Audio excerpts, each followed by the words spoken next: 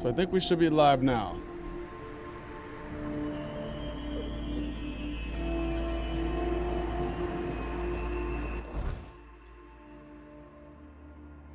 Alright, so we got a couple things we gotta do. The last thing we did in this game was we beat the Thriger guy. Thrivegi. During this quest, Divided We Fall. Now, let's do 2 of these little side quests and then continue on with the main quest. So I want to do light reading first. Just gotta come over here and take the journal back to this lady.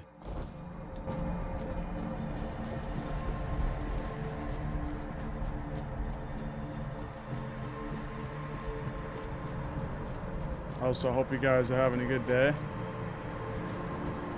I have quite a bit of time this week, so I'll probably be streaming a good amount this week.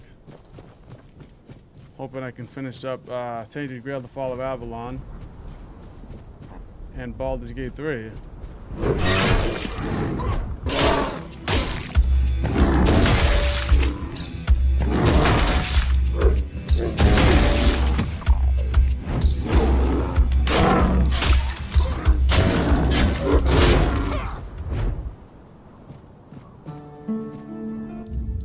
And let's just double check that difficulty Explorer. Okay.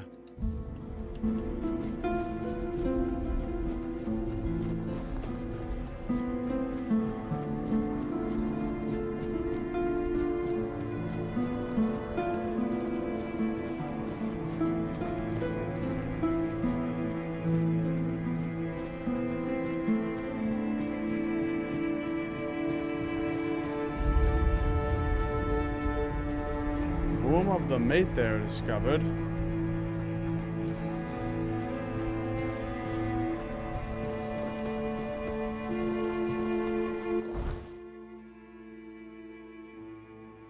Must be a cave down there.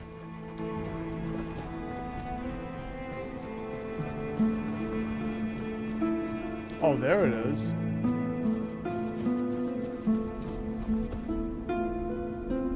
The womb of the mate there.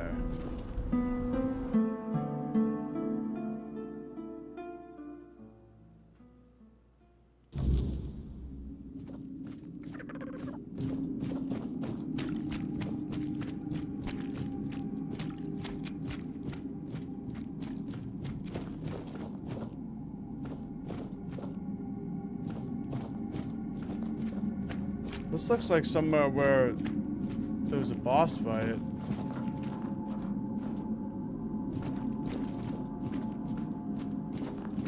I don't think I've been here before. Orvath, fierce warrior, pure of heart, one of the most loyal among the Dalriada, a legend among their people, always there when he was needed, never missed a battle. Crushed Pilgrim's Bone.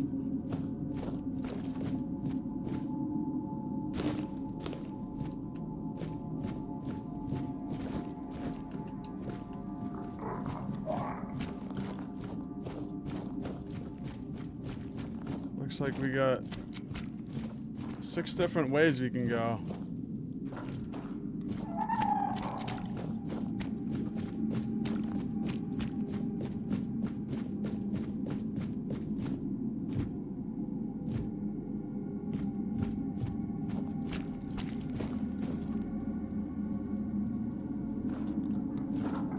This is a very strange little place. I feel like there should be like a faction here or something.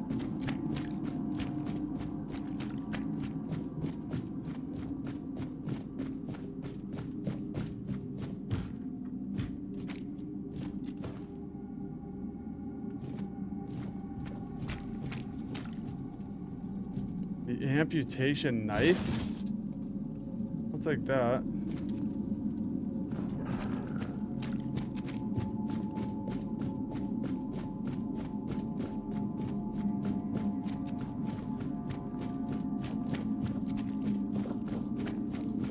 Hopefully that doesn't bug something out in the future.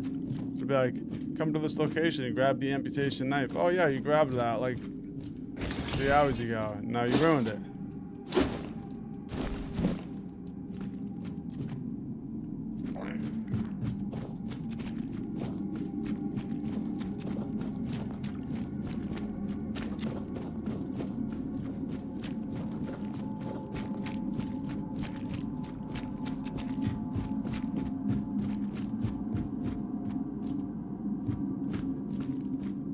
Really nothing in here. This is weird. Okay, well, let's just head out. I'm assuming these 2 rooms will be the same.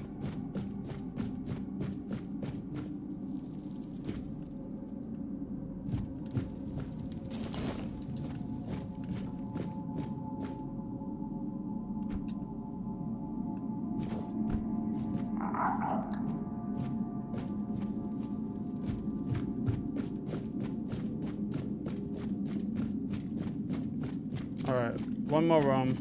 Might as well check it.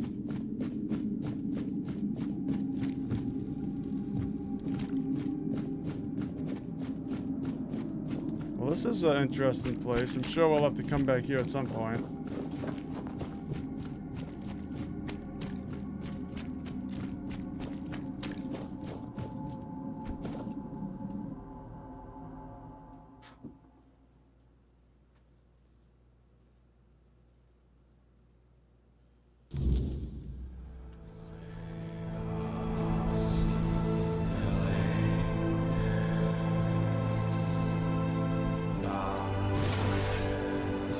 These things. These guys are so hard to hit. Stop moving around like that.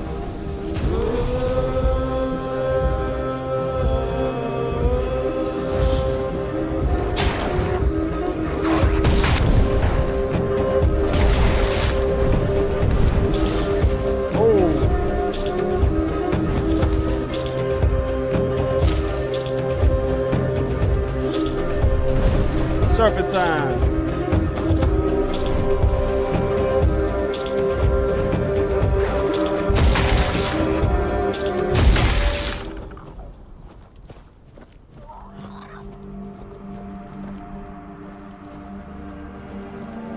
Alright, we got a mystery mark up here. Down there, I should say.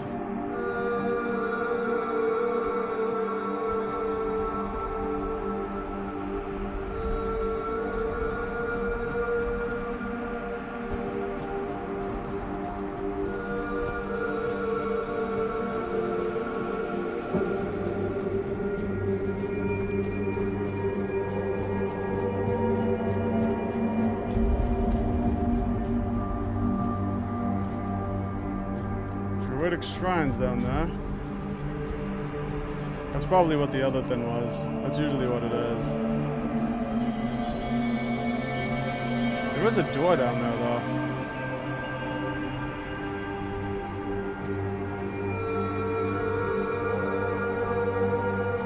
Maybe we'll go there for a quest or something. If not, we'll have to come back.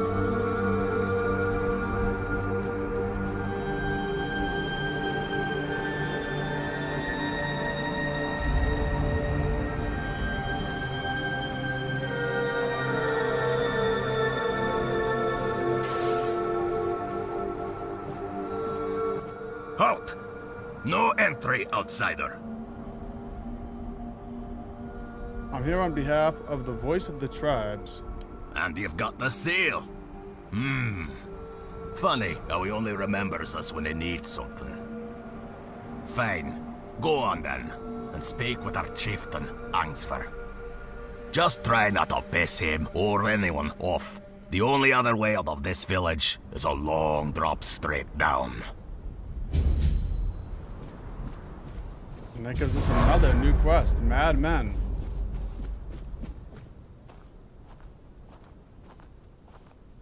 You don't belong here. Mother speaks and I listen. She says you must be tested.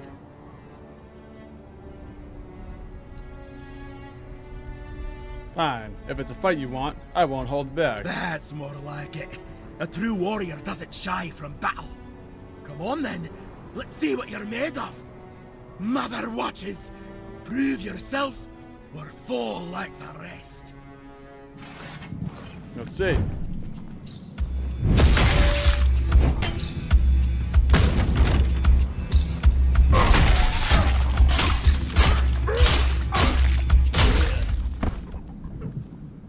Oh, that was pretty easy.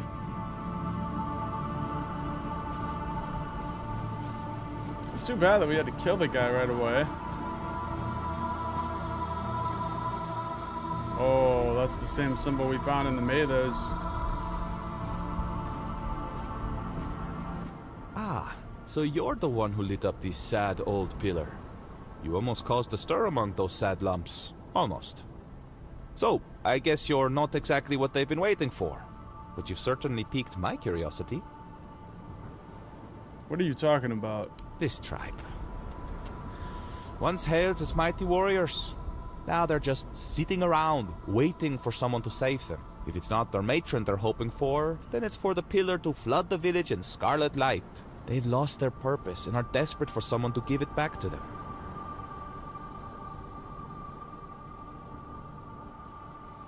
What's a matron? That's what they call their priestess.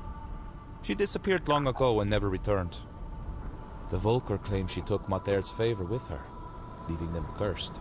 They act like a spoiled child whose mother suddenly got cross with them, and they can't understand what is happening. It should be amusing, but somehow it's not.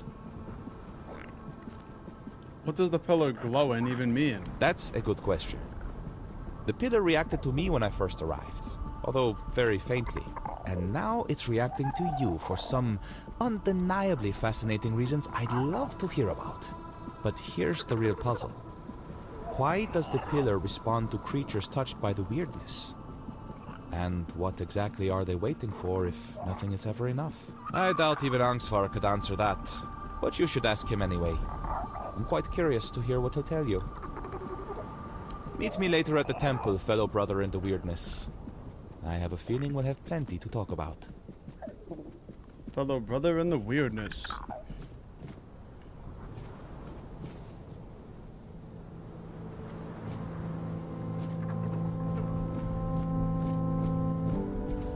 Alright, well, let's stay on track.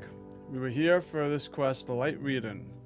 I have Gitta's journal. I should take it back to her. So let's do that.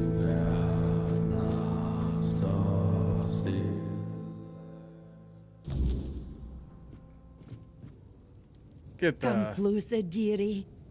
My, what a fetching lad you are. And all the way out here in the Forlorn Swords.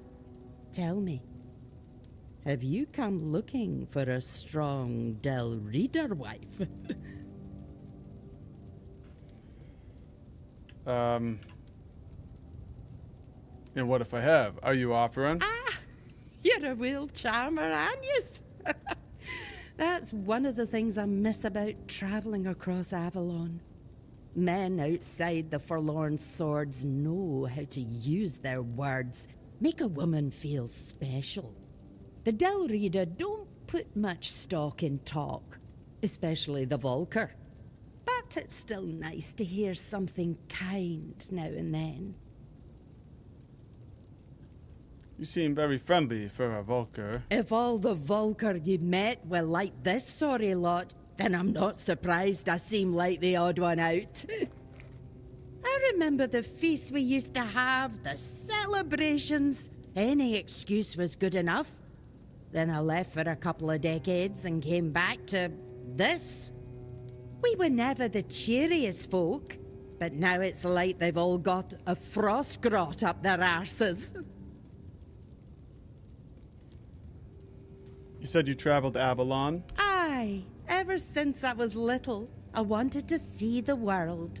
I tried joining the Stone Wardens, but I've got two left hands when it comes to their craft. So, I did what many young Del Reader do when they want a taste of freedom. I became a mercenary. I loved the road, but then the years started catching up to me, so I came back and set up my shop. You didn't think of staying outside the Forlorn Swords? Hush, no. This is my home. Always has been. I bore a son and daughter here. Left them to be raised by their fathers into proper Volker. But I came back from time to time to visit. I always knew I'd return one day. But it was when I met my grandchildren that I truly knew it was time to leave wandering behind. Do you miss the world outside the Forlorn Swords? I do sometimes. But these days, I'm content just reading about it. Oh, which reminds me, I've been waiting for my journal to be delivered. I heard from a friend that they wrote an article about me. But everything arrives late in this blasted village. Would you be so kind as to check the road and see if the merchant is on the way? I already found him. He's dead. Alright, that marks it off. Did you really help kill all those men? Ah, so you've read the article. My, now I really do need to catch up on it.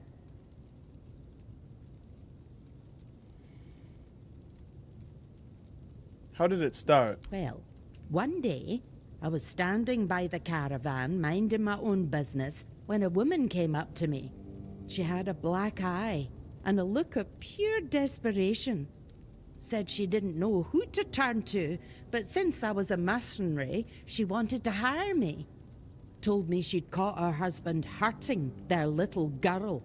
At first, I told her to go to the chieftain. Among the Del Reader, that's an offence that gets you made nameless, beaten black and blue. But she said it didn't work like that where she came from. She could have just left. That's exactly what I told her. Leave the bastard, take the girl, go back to her first family.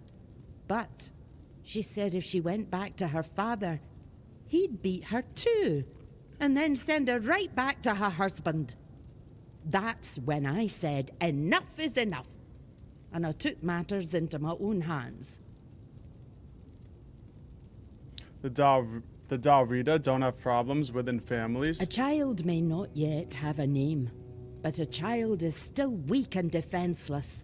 To harm one is to lose your honor, your hands, and your name. As for adults, a Dalrida who's earned their name belongs to no one but themselves. They come and go as they please. And to strike your spouse? What honor is there in hurting the one who loves and trusts you above all else? No honor in that. And the other woman? In time, I learned to spot them myself. Some didn't want to talk. Others didn't trust me. But then there were those desperate for any help at all. So, I helped. One way or another. We just asked her this. Alright, let's ask her this. You're the wandering Black Widow. Did you really help kill all those men? Ah, so you've read the article. Alright, well, it's pretty much the same dialogue options, but let's say what you were doing was wrong. According to whose law? I've never been good with Camelosian law. Too complicated, too many big words. Dalrida law is simple. Those who lack honor deserve what comes to them.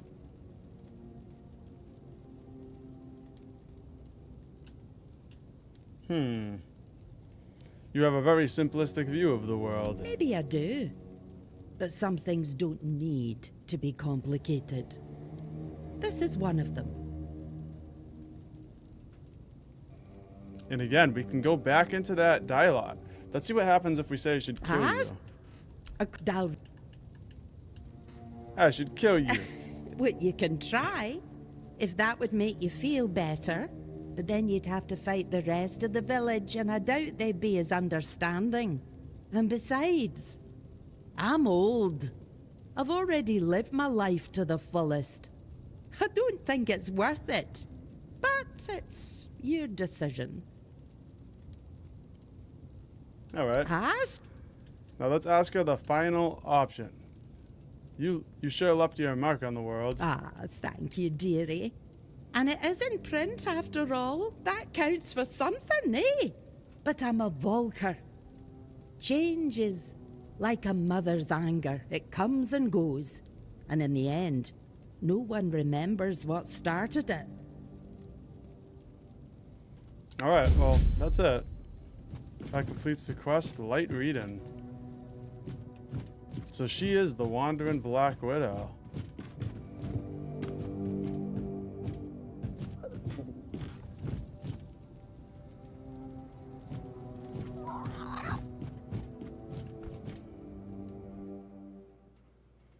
Alright, so for our next quest, we did just get one while we were here. Let's see what that is. It's Mad Men. It seems that if I want the Volkers to join the moot, I should speak with Ansgar. Okay. That's the, I think this is like part of the main quest. This is gonna progress, divided we fall. We might as well just do it while we're here.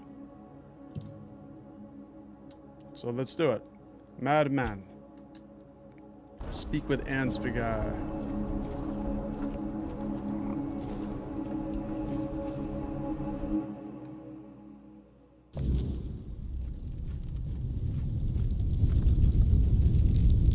Look at that hair.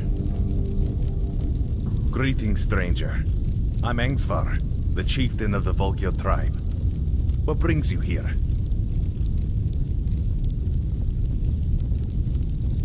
Gervano sends me. He wants you to attend the moot. Really? Me? A representative of the madmen forsaken by Mother? Does he think I don't know we're the joke of the other tribes? What? Does he want them to laugh in my face instead of behind my back? Madmen? That's what we are in the eyes of the other Dalrita. Sure, they respect our berserker's fury, when it's not too frequent, and when it happens to serve their battles. But deep down, they see it as madness. They're afraid that in our rage, we might mistake them for the enemy. Gervano wants the tribes to come to an agreement about Camelot. An agreement? For centuries, every tribe has only looked out for itself. A single conversation isn't going to change that. Besides, with the others there, we'll never be treated as equals. That's just the way it's always been. Unfortunately, I must refuse. The vocal tribe will not join the moot. We have our own issues to attend to. Can I help with something? There is one thing, but I'm not sure you can do much about it. It's embarrassing to ask an outsider for help, but I have no other choice. Not far from the village, there's a hill that used to be the seat of our elders. At least, it was. Until bandits moved in and likely killed everyone there. They've destroyed the bridge, fortified the stronghold, and now they sit there, practically spitting in our faces. They took over the land of the Dalrita, right next to a village full of warriors. I know. We've fallen far. Once, we were a proud tribe. Now, we're stuck watching petty thugs parade around our own land. Mother is clearly showing us what she thinks of us. You didn't try to retake the elders' seats? We did. We lost too many good warriors. We underestimated them. On top of that, many Volkir left to join One Eye.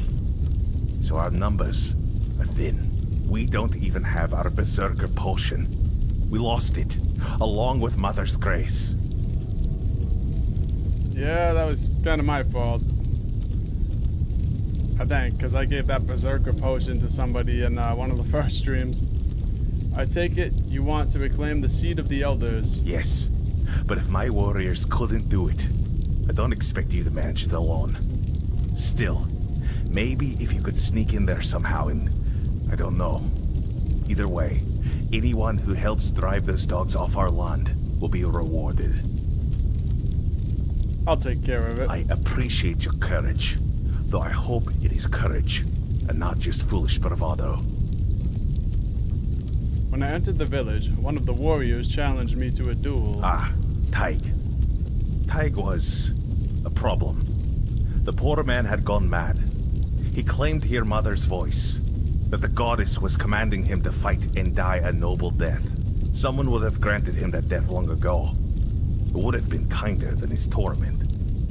But defeating a madman in combat brings no honor, so he suffered. And we suffered alongside him. Your act was an act of mercy.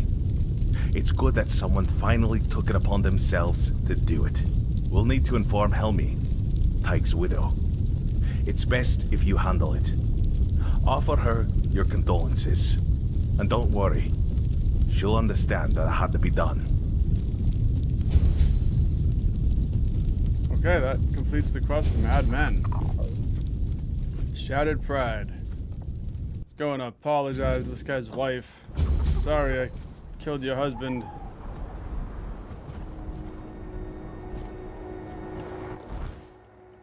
Where's it bringing me? Oh, it's way down here. Actually, we get two quests. We get Shattered Pride and Condolences. So this is reclaiming the lost part of their village. Let's go offer our condolences first.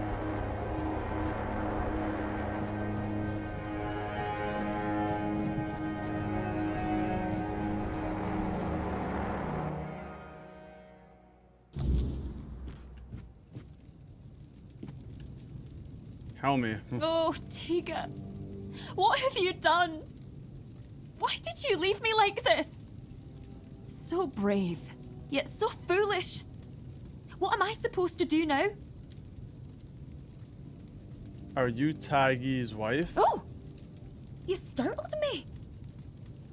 Barging into a Dilrida woman's house without knocking. You're lucky to still be breathing. Wait. What? You're the one who gave him a good death, aren't you? I'm Helmi. Yes, Tiga was my husband. And I suppose I should thank you. I'm sorry about the duel. I'm only sorry that Tiga is gone. But I am grateful to you. You acted honorably, allowing him to challenge you. No one else was willing to do it. The Dilrida think fighting a madman is dishonorable, as if madness could be caught like a sickness. Madder, help me, it's utter nonsense. My poor Tiga. And Scar sends his condolences. He'd be the first I'd like to kill. But without my husband and without my calling, I don't know what would happen to me if they cast me out. Well, I'll manage somehow. I've survived one heartbreak with Mother. I'll survive another. Now, please, just leave me alone. Alright. Taigi was yelling that Mata ordered him to kill me. Do you believe that? I don't believe Mother was speaking to him. And I know what I'm talking about. Before I got married, my greatest dream was to become the Volker matron. But I believe that he believed it. That's why they thought he was mad. If I had become a priestess, Tiga would still be alive. I would have loved him from afar, but at least he'd still be here. You couldn't have predicted it. Don't blame yourself. It's hard not to. Maybe there was something I could have done. Maybe I missed some symptoms, signs that his illness was getting worse. It's nice of you to try and comfort me, but I need to deal with my grief on my own. Though I'll admit, right now, I'd gladly kill half of my tribe. Especially those who refuse to grant him a good death. You don't think Taigi was mad? Maybe he was. He definitely hadn't been himself lately. You see, my Tiga was never a particularly pious man. I sent him to appease Mother with an offering once when my health began to fail. I won't lie. I was frustrated with my own weakness because going to the temple had always been both my duty and my joy. But Tiga went there because he loved me deeply. That's when it all started. I recovered, but he kept going to the temple. Sometimes multiple times a day. He said Madder was speaking to him and that it was his duty to listen to her. Why was he visiting the temple so often? He said the fate of our marriage and the fate of all the Volker depended on it. The problem was he started taking all the food we had and we began to go hungry. That's when the real arguments started. So what fate of our marriage was he even talking about? Now that I think about it, it was such a stupid reason to fight. I should have gone with him, found out what he was talking about. But what's done is done. Teague is dead. I will go to the temple. Maybe I'll find out what caused his symptoms. Go ahead if you want to. I've been there myself, but Madder didn't say a word to me, as you can probably imagine. But who knows? Maybe you'll get lucky. Maybe there really is something that reveals itself only to the chosen. If you find it, kill it for me. And take his memory. Okay. Why did you want to become a priestess? I'd be lying if I said it's the dream of every little Volker girl. It's the most respected position for a woman in our tribe. But it's also the heaviest responsibility. If Madder's voice truly exists, it doesn't speak with words. You feel it in your soul. It's a calling. And her voice was screaming inside me. I truly wanted to give myself to her. But the elders decided I wasn't fit for the role. And then there was Tega, whom I learned to love in time. Being a matrone doesn't seem like an easy job. Easy or not, it was my calling. And I truly believed I was the right choice. But the elders said I was too hot-headed to bear that responsibility. Me? Hot-headed? Can you believe that? I can tell you really care about this, and you're not afraid to show it. I'm just being honest. There's nothing wrong with wearing your heart on your sleeve. If every Dilrida was as honest as I am, our tribes would have united and supported each other long ago. No one's going to try and convince me otherwise. Alright. That completes condolences. And gives us another quest. When gods speak. I thought this was going to be this quick little side quest, and it's just giving us more and more side quests. When gods speak. Let's see how far that is. Alright, I think it's gonna be right up there. Let's just go do it real quick.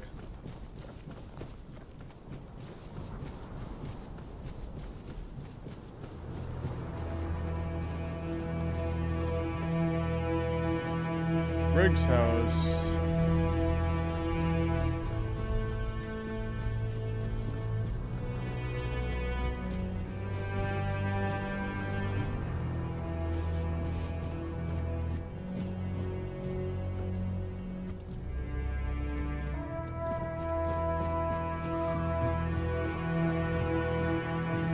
Seems to be a dead end.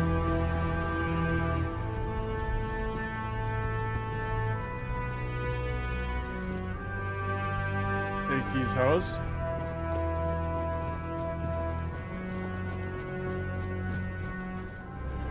Okay, here it is.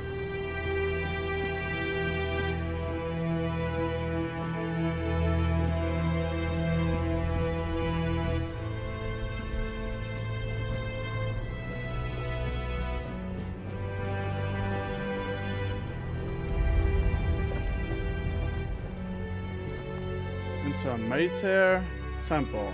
I think that's how they pronounced it, Mayter.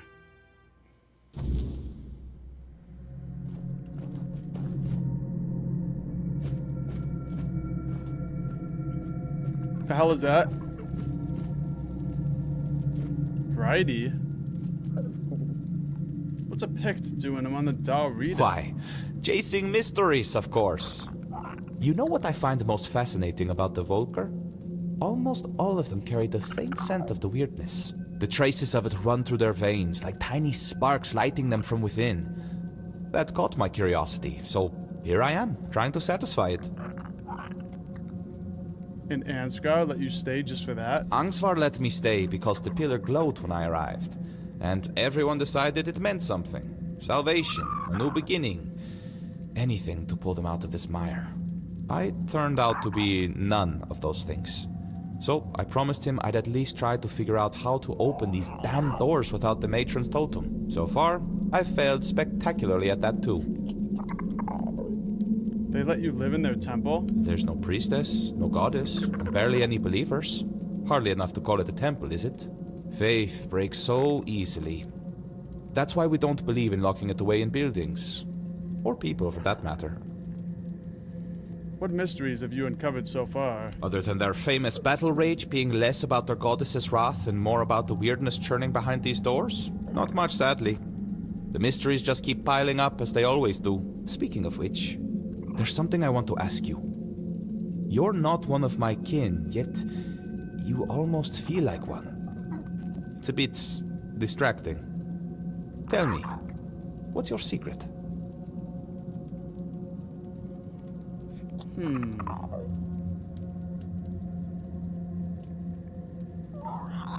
How do you know I'm not a Pict?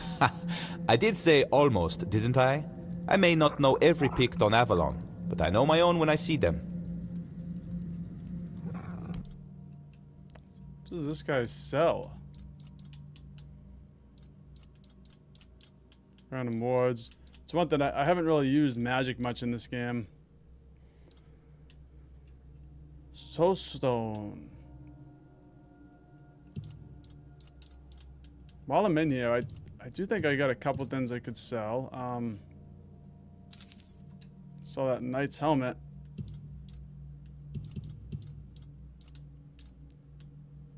Might as well sell this. I'm not gonna wear that.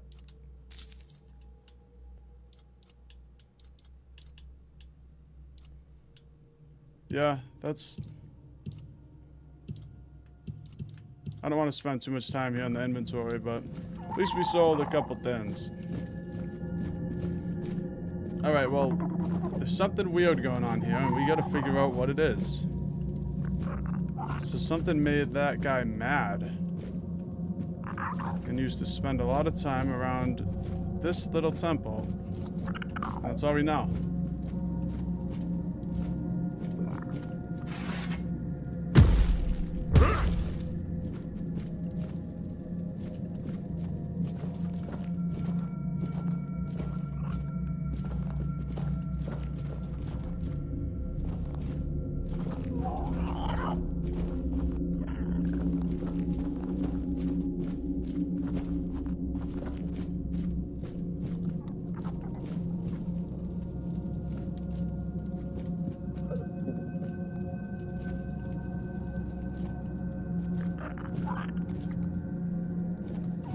Trying to talk to him, but this guy is knocked.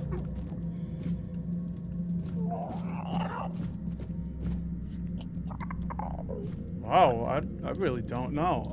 Let's pull out our pickaxe.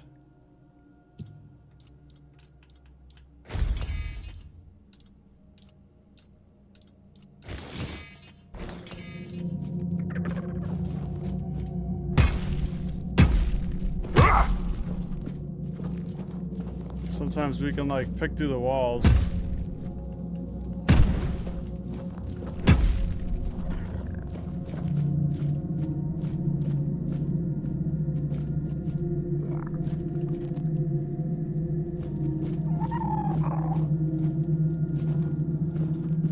Huh. Maybe if I use magic on the door?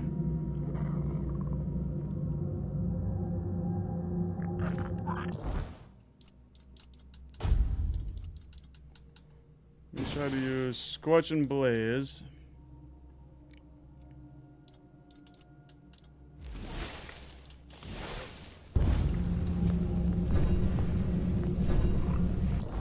Oh, I can't use it. Price 12 spirituality. I need something. Yeah, Flame Torrent. I can use this.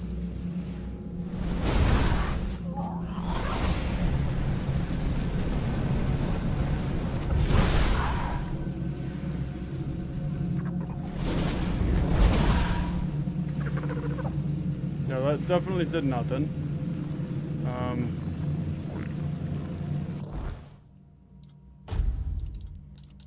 Let's see, anything else?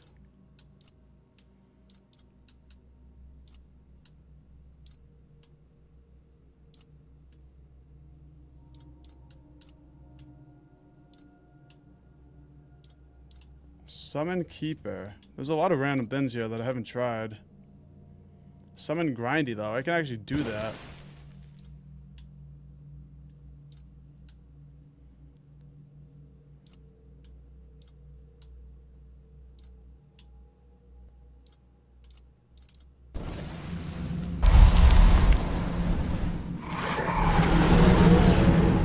There he is. Sweet. My first summon. That's not why we're here.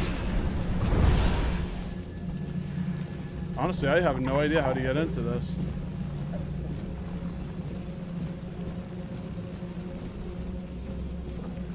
I don't see anything suspicious in here.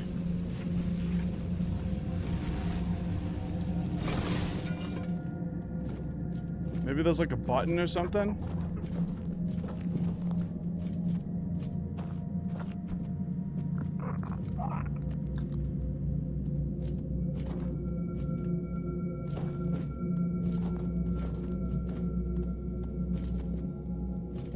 There's got to be something, because that's usually what it is when they say investigate these places, and it looks like this. There's nothing obvious to interact with.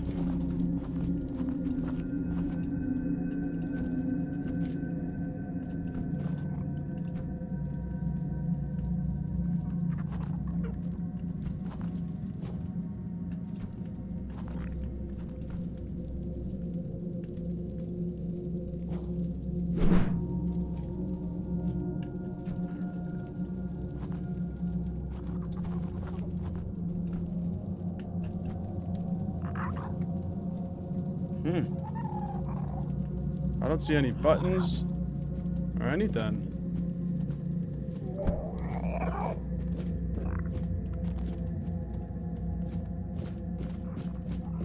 Alright, we'll come back here in a little bit. Just so I don't want to spend like too much time looking if I'm not going to find it. Maybe we'll find some more clues later on. Now let's just do the other one that was right next to us. Here, Shattered Pride. I can help Volker reclaim the lost part of their village. We'll have to come back over here, find out how to open that door after.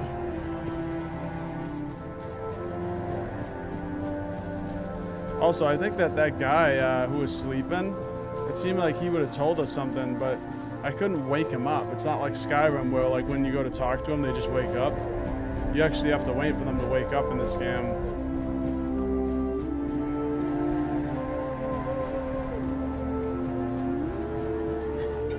Don't get too curious. Alright. Let's actually put a fire down. Level up. Spirituality. We get 5.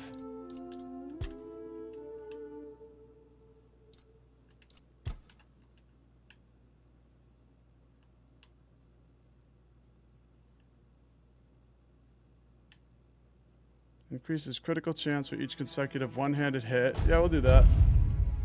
Strikes of luck. Alright, now that I got 5, I got 5 practicality, which means that I can use the Flaming Cloak.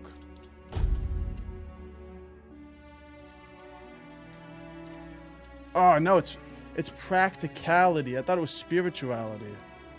Never mind. I need 5 practicality to use the Flaming Cloak.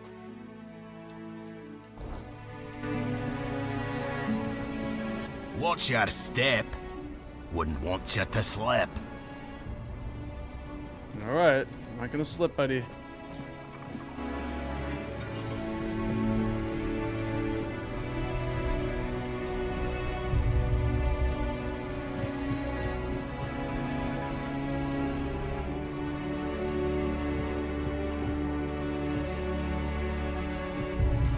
that kind of sucks.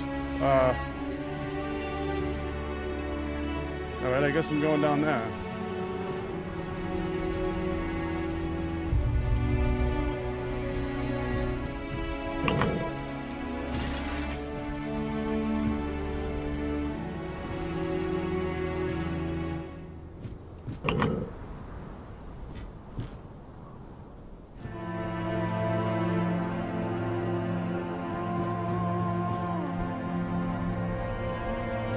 There's a little cave here. This is an unmarked cave. Elevator pass. I found a couple caves called elevator. Yeah, I found 2 caves called elevator pass and 1 called mine pass.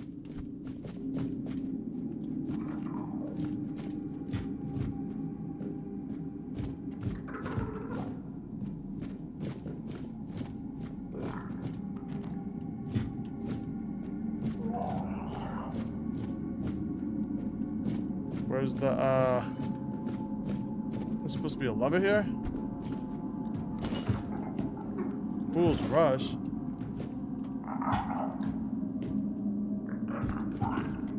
Okay, well, let's go this way.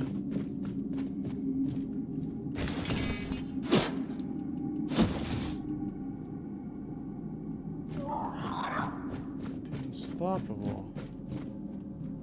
Oh, here's the lever.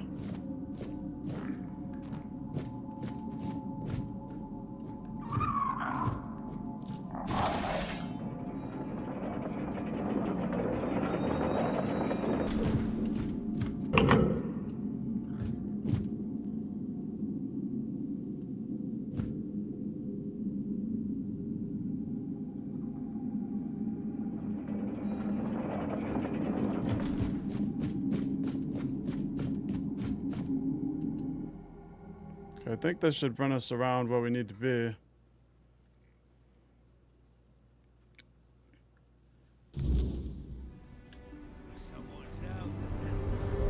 There's a lot of people up here.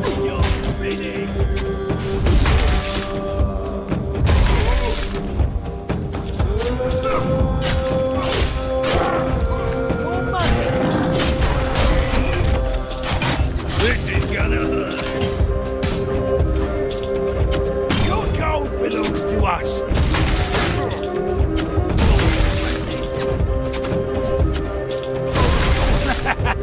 This is my lucky day.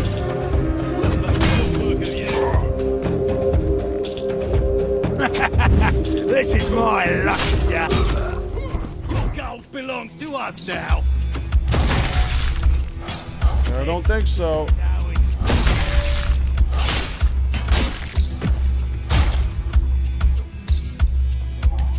This is going to hurt.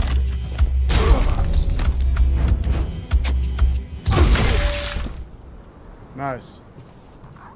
Those who took the old village have been dealt with. I can inform Ansgar. Troublemakers have been dealt with.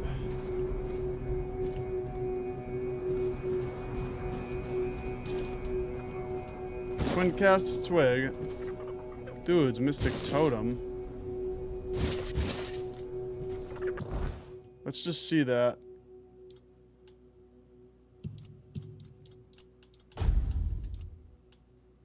Dude's mystic arm. It's actually not bad. It's the same as mine.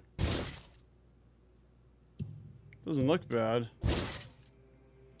I'll keep mine though.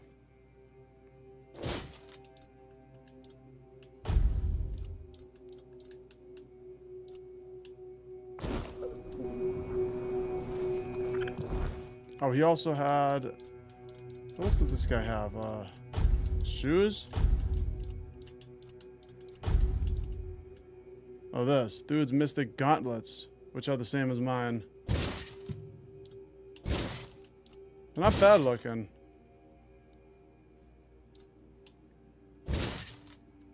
I'll keep mine though.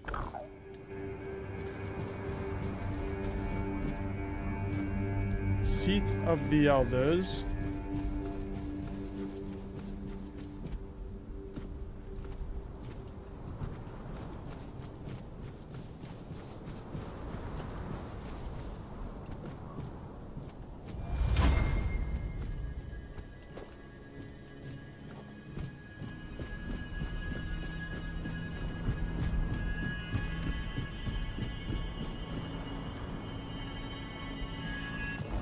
Whose little fort is this?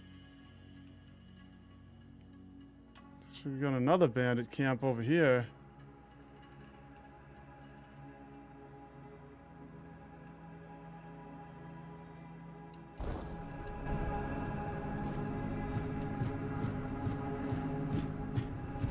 Let's just go back so we don't get distracted.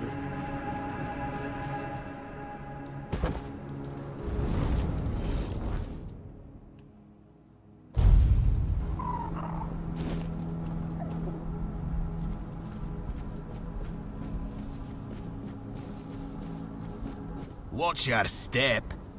Wouldn't want you to slip. I'm not slipping, don't worry. Guy's awfully concerned about us.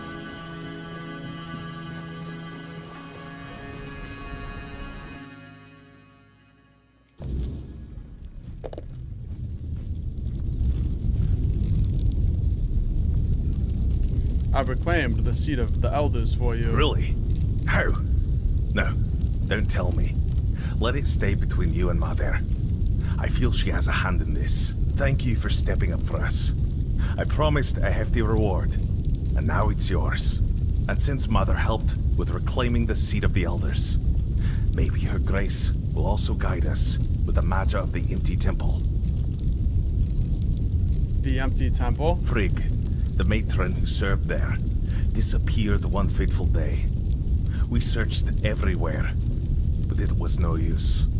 It was like she vanished into thin air.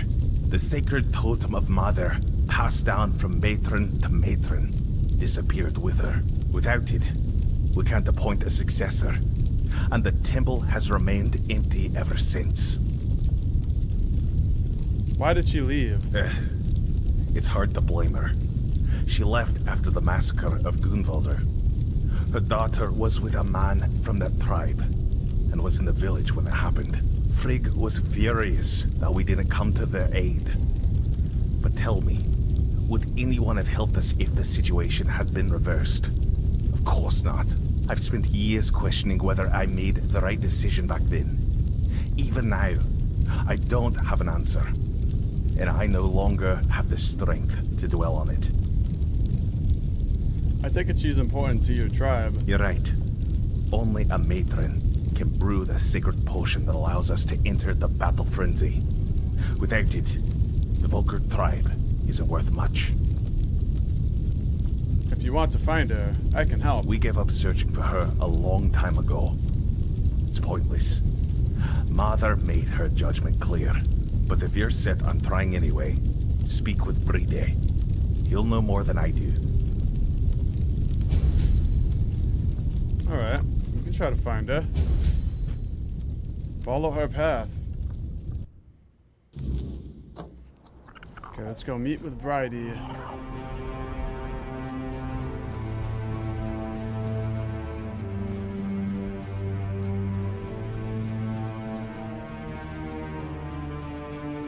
I really want to figure out how to get into that door too in that temple we went in earlier.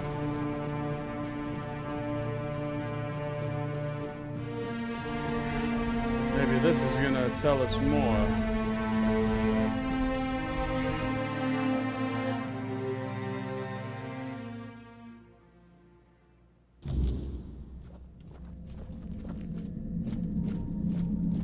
It's always a pleasure to see you, fellow outsider. What brings you here today?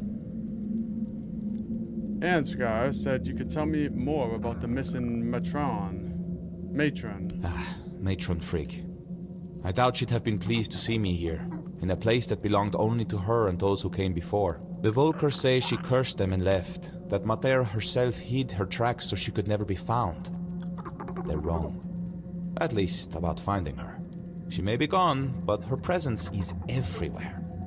You just need to follow it. What do you mean? You've seen it by now. On Avalon, the weirdness is always there. Thick in some places, thin in others, but never truly gone. And everyone leaves their mark on it. Some faint, some strong, but someone like the Volker matron, she'd leave a trail bright as a blaze. You just need to find it.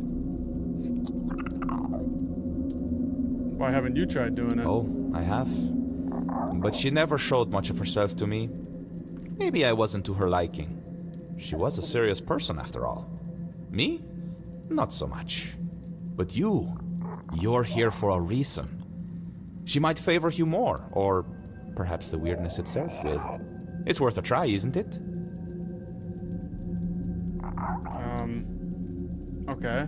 How do I find it? First, you'll need to sharpen your senses to the weirdness. I have something that can help, but before you set out, I want to ask a favor. When you find the totem, don't go running straight to Angsvar. Bring it here instead. If a new matron takes her place, these doors will close to both of us forever. And I need to know what's behind them. I'll repay you, I promise. Answers and more. Alright. Excellent. I can hardly wait. Here, ether bloom. Woven with ethereal cobweb and just a hint of wolfsbane. You'll need to smoke it. Be brave. I need to smoke it? Brady told me to smoke the ether bloom he gave me in order to locate Frigg.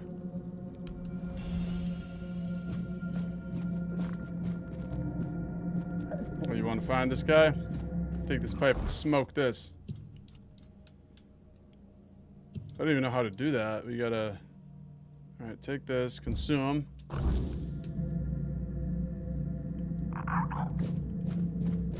Alright, I consumed it.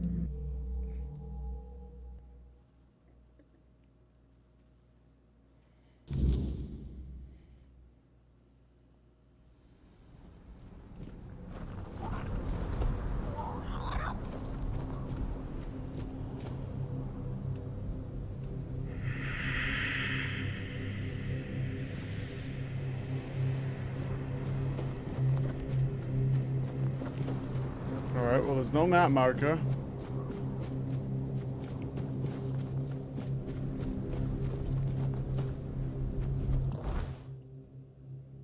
Is that pipe supposed to be helping me? Oh yeah, it is. Follow her path.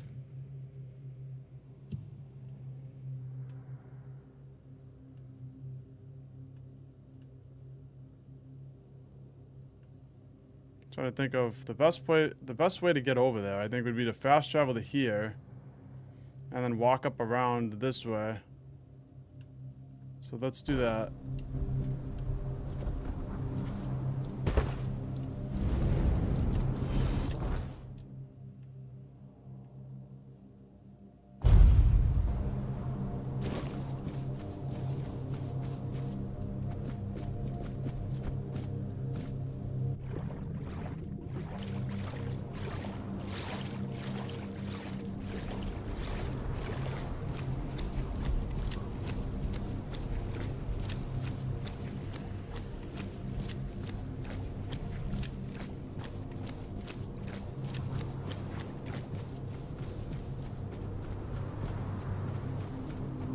There's these nasty snails.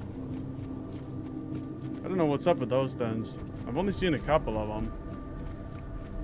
They seem to be friendly though.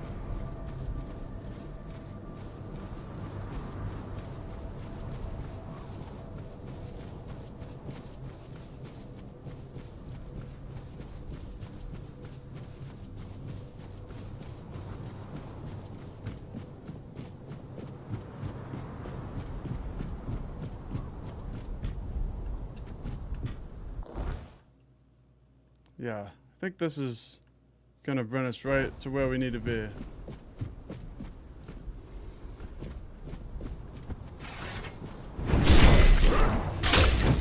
Only question is, do we go left or right at the fork?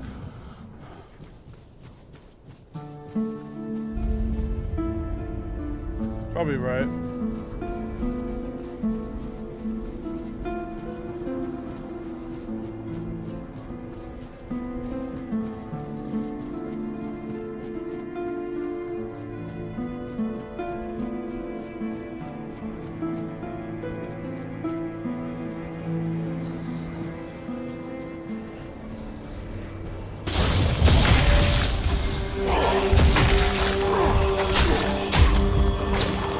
Nice.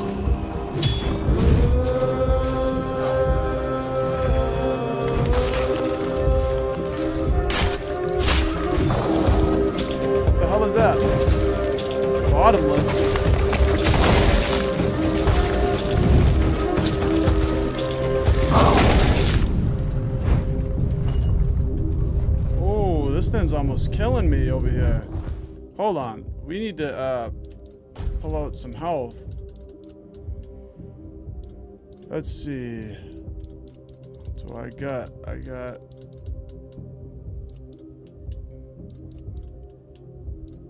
Nothing good, not really. Typical.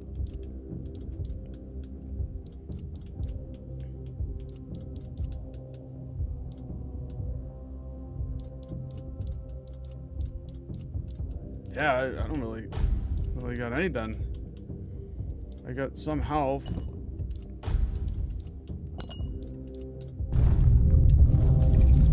At least I got that.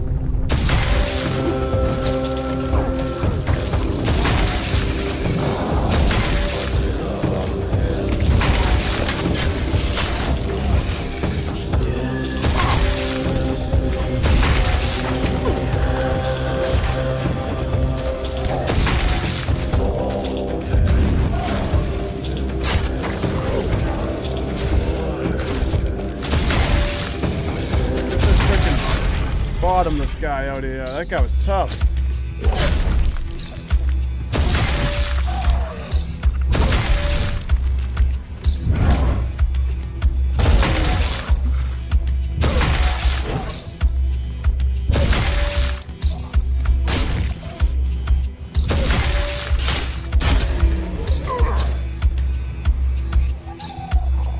Oh, what's that?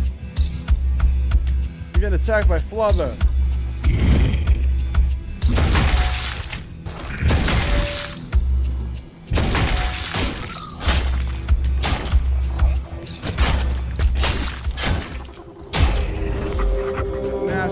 Oh, get that nasty thing out of here. How many forms does this thing have? This is now the third form.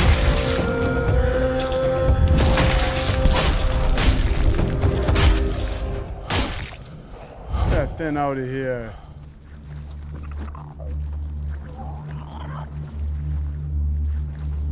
Oh, so it's a different creature. Okay, so this is the white. And this is the bottomless. That is a weird thing.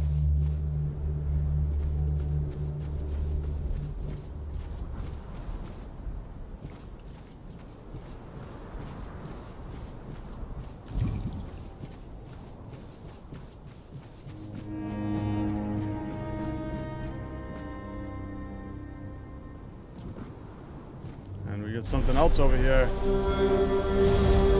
What is this? The Ice Weaver? What is that?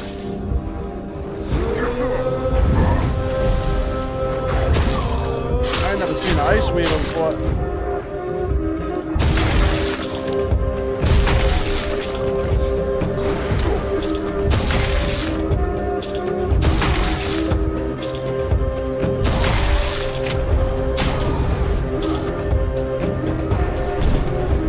Oh no! This thing's gonna kill me. I need to have some health. Let's see, anything I can heal with? I got some sage. It does practically nothing.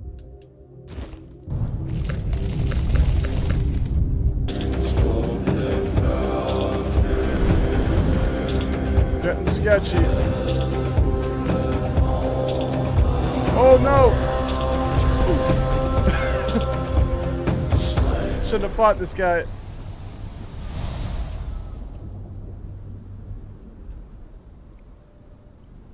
It's a freaking guy, man. Almost got him. Ha! Look at my health. Wow. That guy was tough.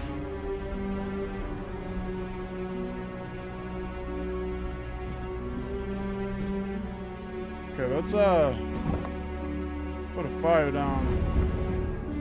Because I definitely need some food after that and some health. Real practicality.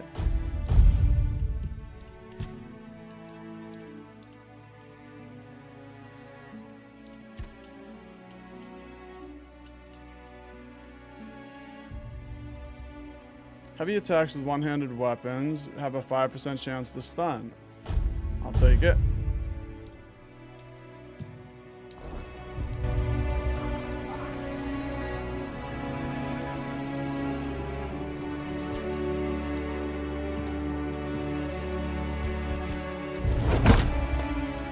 Some tasty food.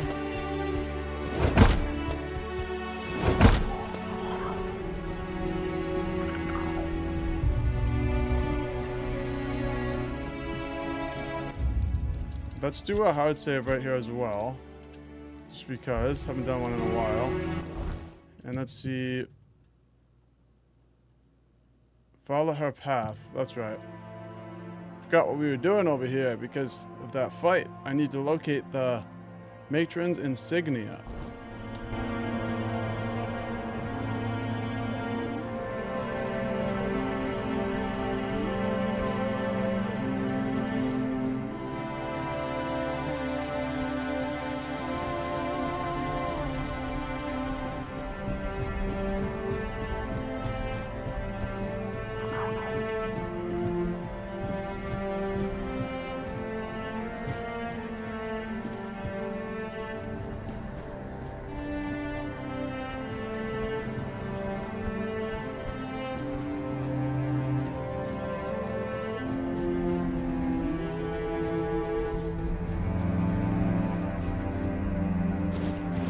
Some beef. That's what I need, is some meat. So I'm gonna be on the lookout.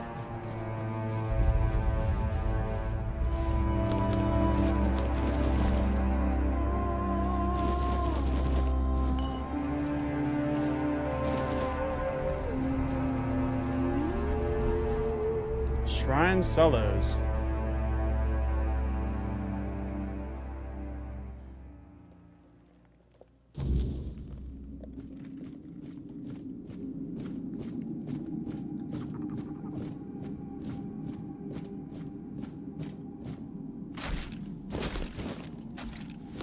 Take that meat.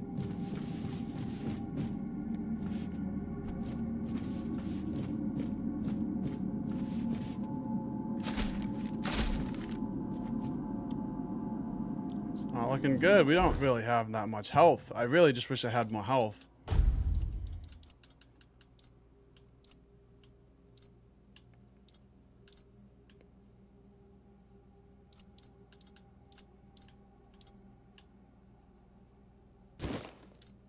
Put some pork in our slots. And fish fillet.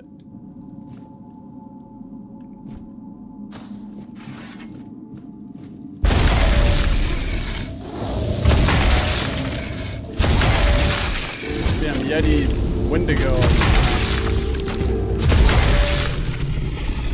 That's it. I mean, that's what he looks like. He's like a Yeti Wendigo thing. Who's this? Oh, that's Frigg. Matron's insignia.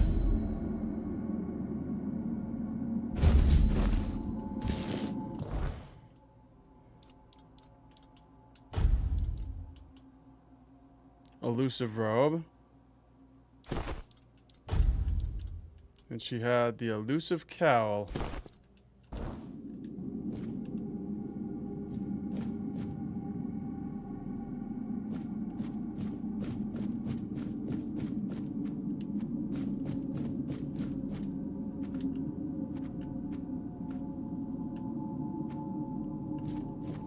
So we can go up that way or we can mine this.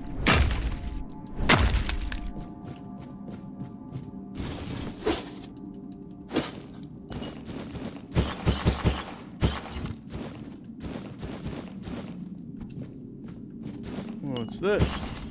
Some more health. Nice.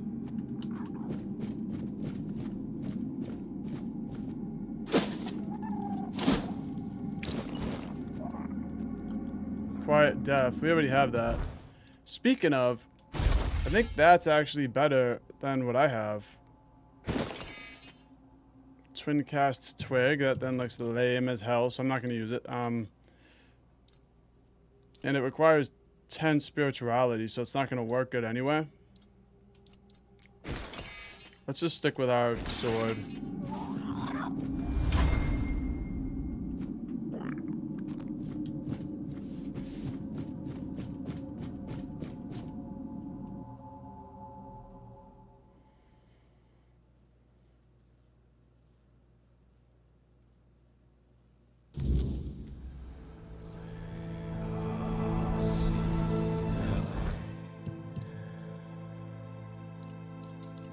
Okay, the forked path. I should bring the matron's insignia to Ansgar. I can also show it to Bridie. So, it's one or the other. I think we should just show it to Ansgar because this Bridie guy is... I have no idea who that guy is. He's just some random dude who's been hanging out in their temple.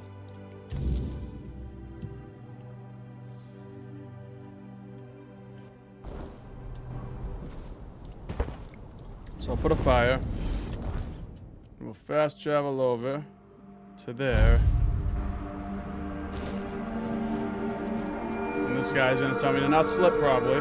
I'll be keeping my eye on you. Yeah, we know. He's always got something to say.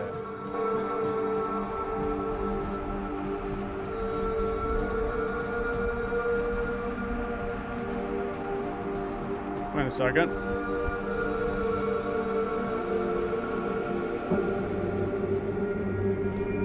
When I saw this, I thought,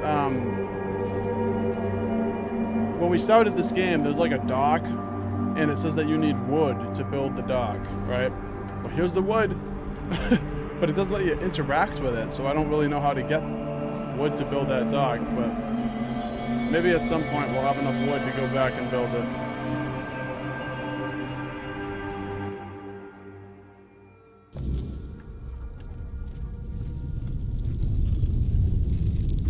I found your matron. She's dead. With our luck, it couldn't have ended any other way. But the totem, was it with her? If so, we can at least name her successor.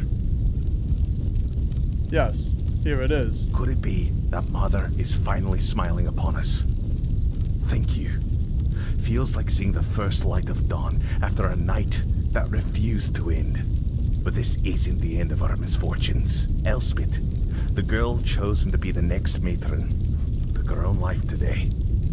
Threw herself onto the rocks. Why would she do that? Hard to say. It's been a dark time for all of us. But maybe she had her own burdens. Ones we never saw. Shame she chose such dishonor. Shame she did it. Are you sure no one had a hand in this? Certain. She was well liked. Nobody would have had anything to gain from her death. And I refuse to believe that any Volker would kill their own kin.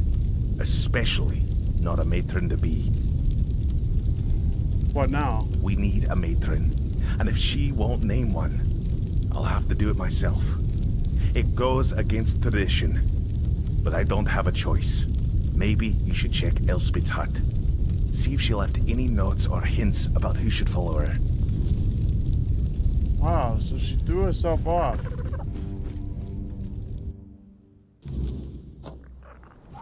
So this lady commits suicide on the rocks. We gotta go and investigate. Was it really a suicide? Or was it foul play?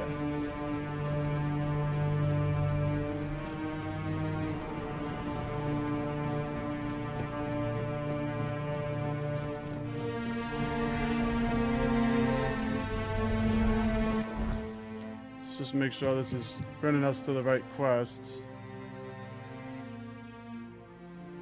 Ansgar asked me to investigate Elspeth's death.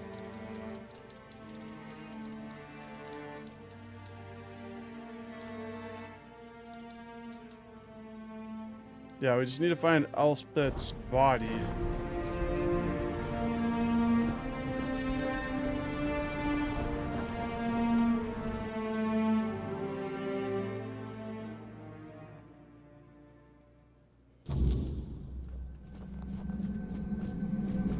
It's always a pleasure to see you, fellow outsider. What brings you here today? I have the totem.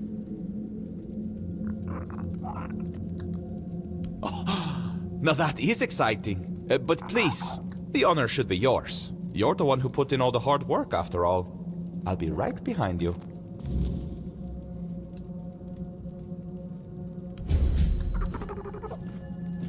Then on the doorstep, I found the matron's totem. I can finally see what lies behind the doors.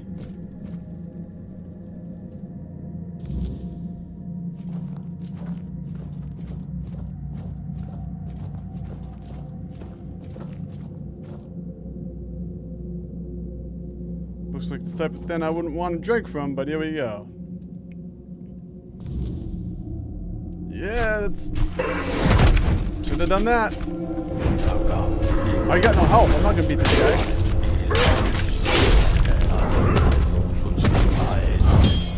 I'm just kidding. I'll beat him.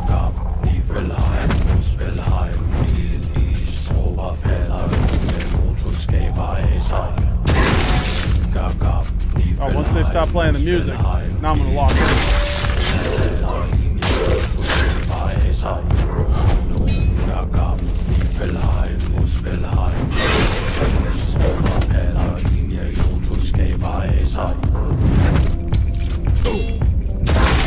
Oh, he's got a reach. He's got that like back sword attack. It's weird.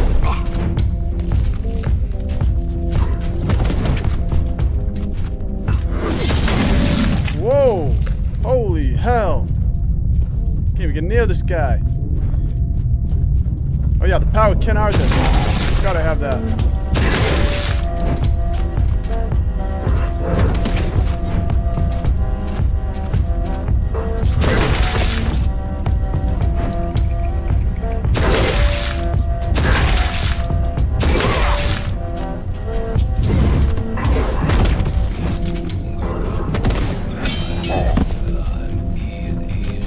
Oh, I thought he just killed me. Hell away from me. Hold on, we need to eat some more fish or something. Got any health? Oh, we got 1 health. Let's see. Just give me a second to eat some beef, buddy. He just took all that health, right? The second I took that, he just took it. Okay,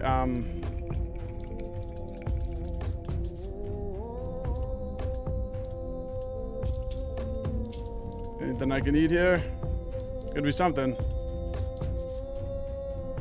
Still has 5 health over 10 seconds.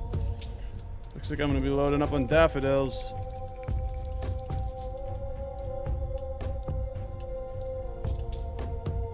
Still has 6 health. Taking some shrooms too. Here we go. Oh!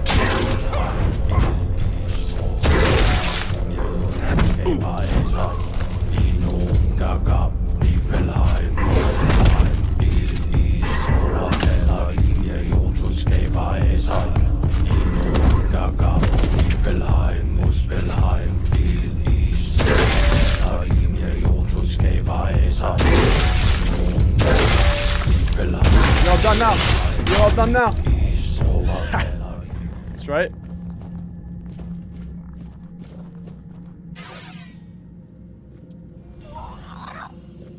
Sweet.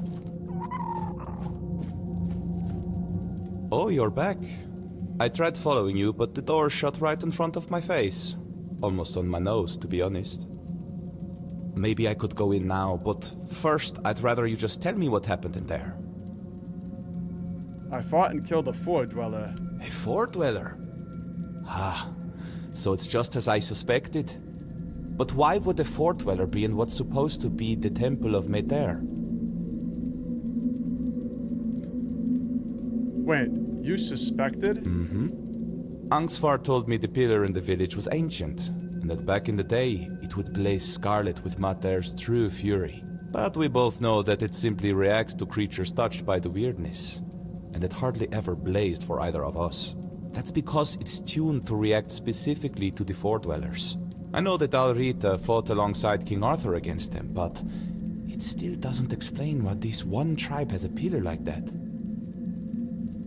It has something to do with the potion.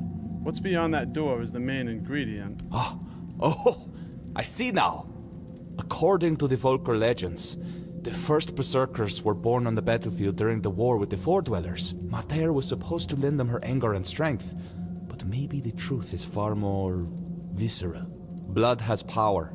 The Druids always knew that. And the blood of a Four-Dweller must have been the purest weirdness, the purest intent. If you believed it could make you invincible, then that's exactly what it would do. They were drinking blood? That's disgusting. War is disgusting. Blood, rot, viscera, it's all part of it. What happens in war is never pretty. I mean, yeah, but just because war is disgusting doesn't mean you have to be drinking blood. So it was a real Four-Dweller I fought? Maybe, once. It could have been a captive, brought here by the Dalarita and hidden in the vault. But there's no way it survived for 600 years, being bled over and over again. Nothing could endure that. At least, I hope not. I think it's an apparition of the weirdness. Same with the blood.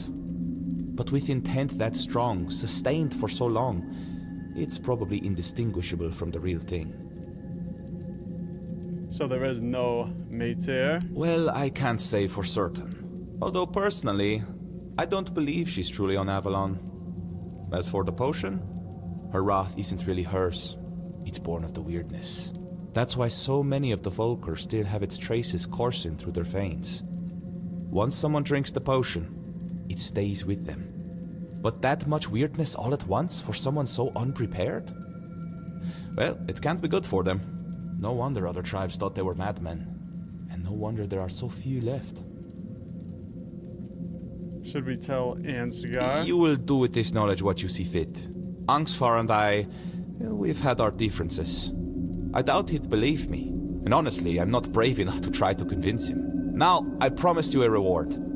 I'll give you something he refused, but it might be of some use to you. I've managed to create a recipe for something similar to their potion. It's not as potent, but now that I know what it is, it's far less damaging to the body. Take it. You look like you've still got a long journey ahead of you. Why did Ansgar refuse this potion? The potion is sacred to the Volker. What I've made isn't. He worried that instead of giving his tribe a new purpose, it would only hasten their decline. And I think he might have been right. Okay, thank you. Don't mention it. It's been a pleasure meeting you. I think I'll stay here for a while and see how things unfold. After that, I'll find another mystery to chase. Who knows? Maybe our paths will cross again, fellow traveler in the weirdness. In the meantime, try not to get into too much trouble. Unless it's something interesting. Goodbye, fellow traveler in the weirdness. Those Four-Dwellers are crazy. They put up a serious fight. You know what I really need is some health, because next time I get into a big fight, you know, it's getting sketchy, because I'm over here eating daffodils and mushrooms, and they barely hear me at all, so I really need to go somewhere and buy some health.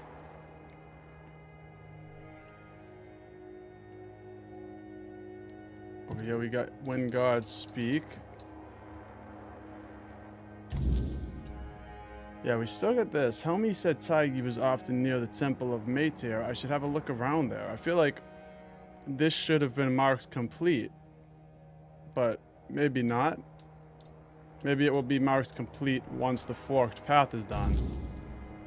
Which reminds me, that was the original. Then we went, when we were going to that cave, we were going to look for Elspeth's body. And that guy Ansgar said that she committed suicide. She threw herself off the rocks.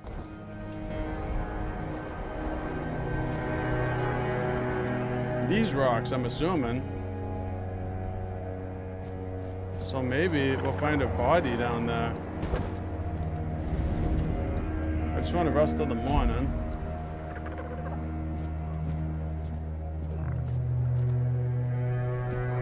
I mean, that's a really high drop, so I don't think we're gonna find a body if she threw herself off these rocks.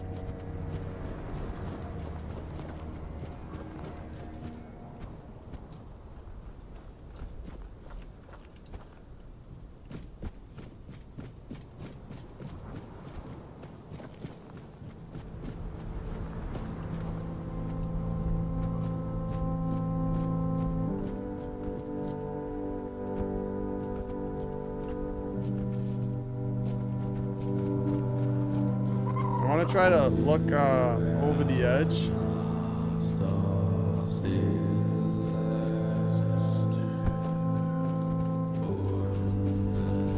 Because I won't be surprised if we do see her body down there somewhere.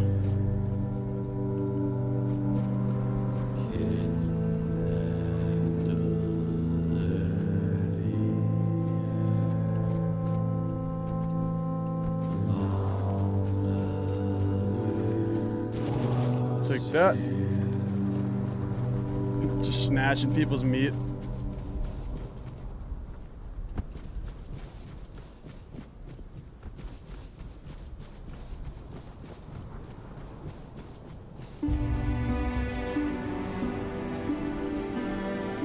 Was it these rocks?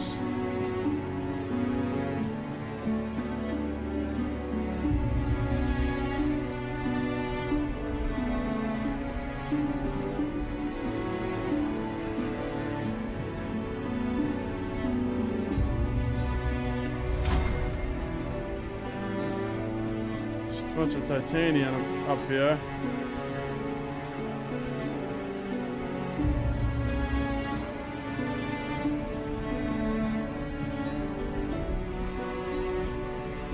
Okay, that's it. I don't think we're gonna find a body, so that would be kind of cool if we did though.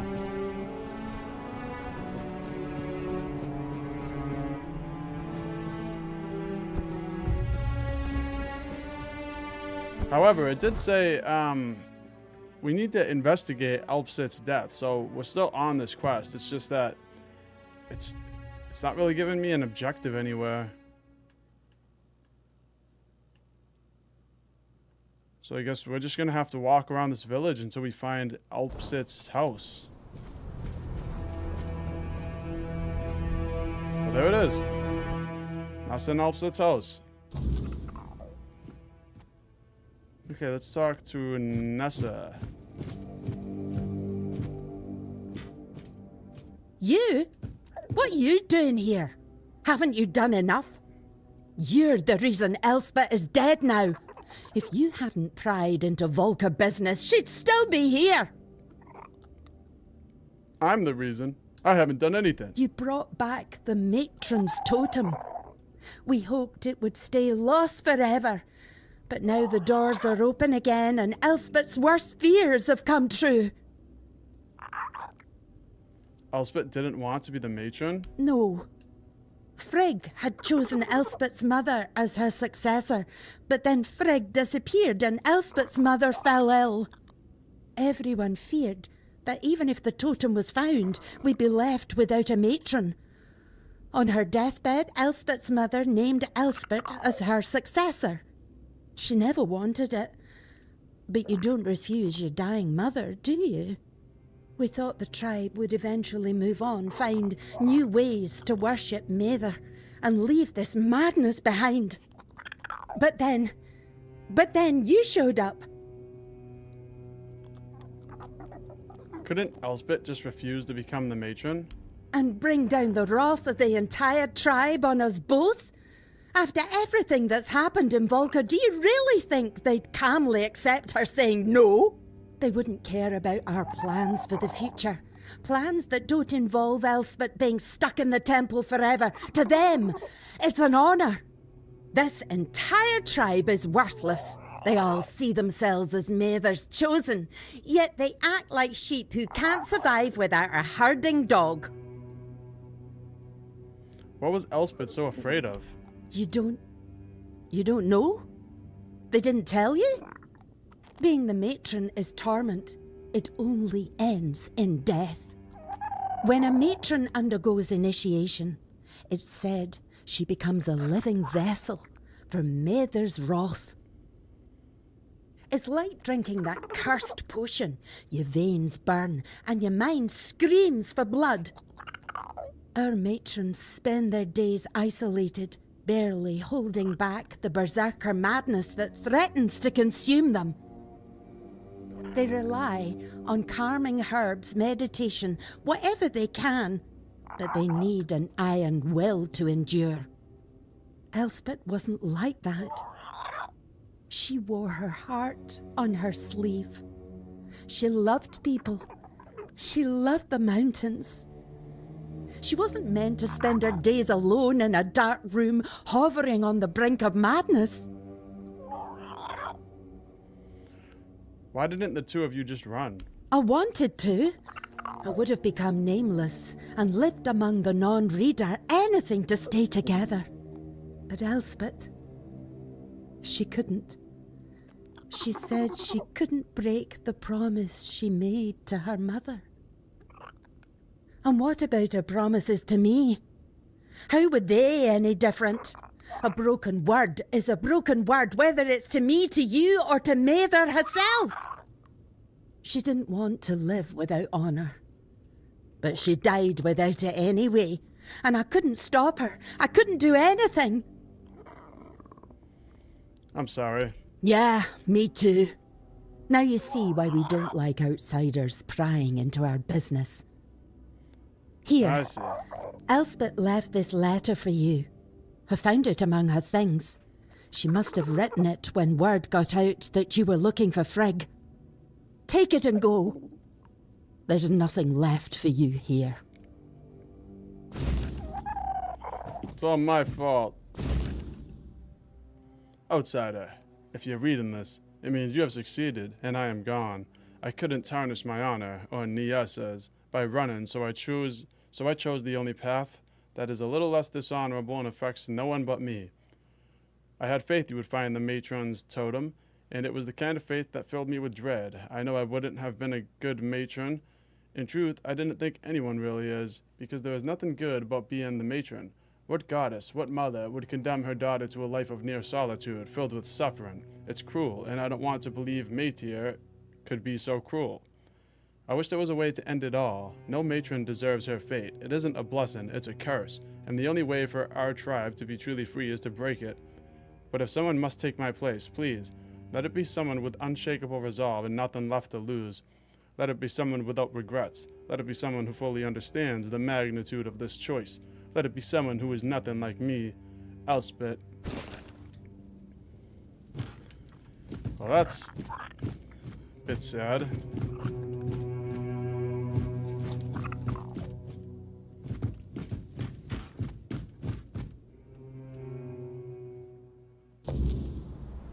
So she jumped off the rocks.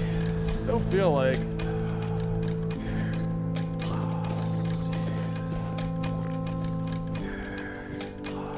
Elspeth's body must be somewhere. Unless they just like removed it from the game and were like, yeah, she jumped up. But I don't know. I would not be surprised if we walked down there and found Elspeth's body. And I kind of want to, because I don't know, I just think it would be cool to find a body. Then we could wrap it up once and for all. See where she ended up. Okay, the forked path. I should probably show Elspeth's letter to Ansgar. Let's just go do that.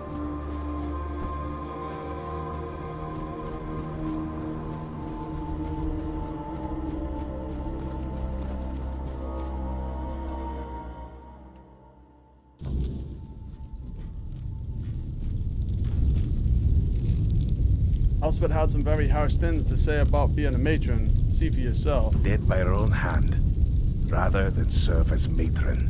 How could she do this? We needed her. The tribe needed her. And now what are we supposed to do? The tribe cannot survive without a matron, but I cannot force anyone to take the mantle. We've seen what can happen. Find us a matron stranger.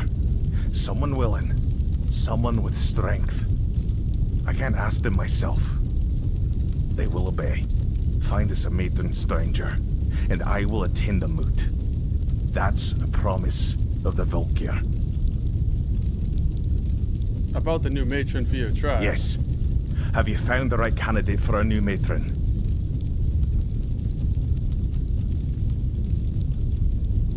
Helmi should, yeah. Helmi, I think that's the, I'm trying to think of who Helmi is. Not the Black Widow. Make the Wandering Black Widow the matron.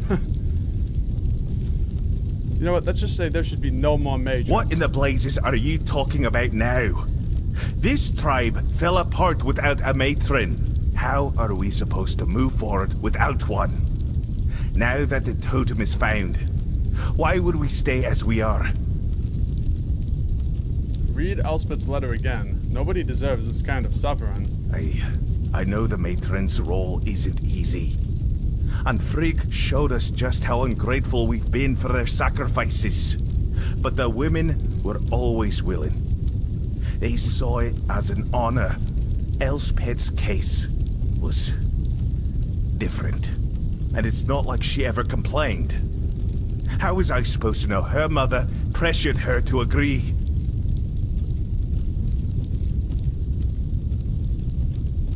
None of the matrons knows what they're agreeing to. Not really. They know enough, yes. It's a heavy sacrifice. But we don't force anyone into it blindly. Elspeth was an outlier. Her mother pushed her into it. And Elspeth made the mistake of building a life she couldn't sacrifice. But she still knew what would happen when the totem was found. There is no Volkir without mother. And no mother without a matron. Your Mater's wrath is just bottled weirdness. Careful. You're inching dangerously close to blasphemy. You've helped us, but my patience has limits. It's true. There's a specter of the weirdness, a foredweller, in the temple. Your potion contains its blood. You went into the temple? That's forbidden. Only a matron is allowed in the inner sanctum. You're not listening. I am listening. What I'm hearing is madness. Our tribe is supposed to be Mother's chosen, with her wrath flowing through us. What you're saying makes us exactly what Camelot has called us for centuries. Barbarians. Drinking the blood of our enemies? How does that make us better than the beasts?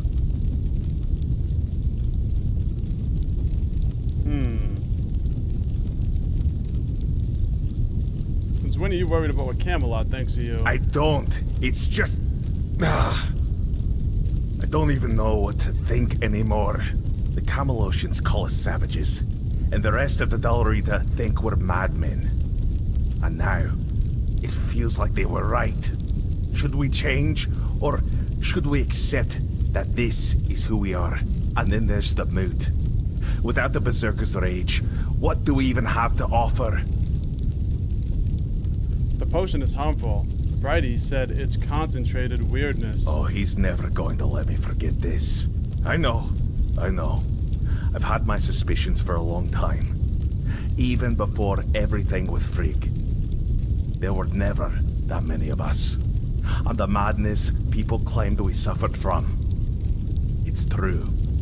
It's taken more of us than I'd like to admit. But without it, we're no one. Our tribe might as well be nameless.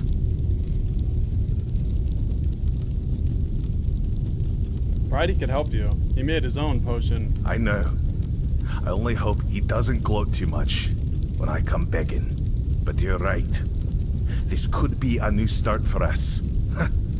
Let everyone see our fury one more time. Thank you. I'll bring this to the rest of the tribe. And then, we'll see. And I remember my promise. I will attend the moot. We'll see what comes of it. I'd gladly see Camelot crushed, but not if it cost us what little we have left. And I suppose we'll finally put Bride's potion to the test. It's not sacred anymore. Maybe it's time we stopped dying for it and started sharing it.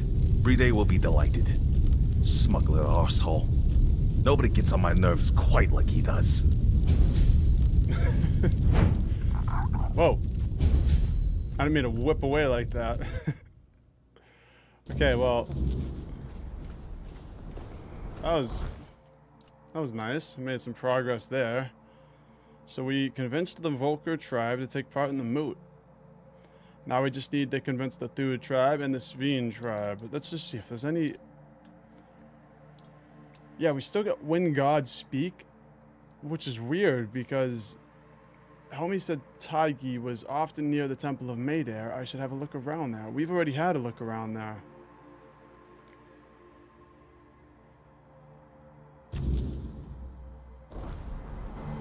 Yeah, we've already had a look around there, and there's no more objective. Well, the objective points us to the temple, but...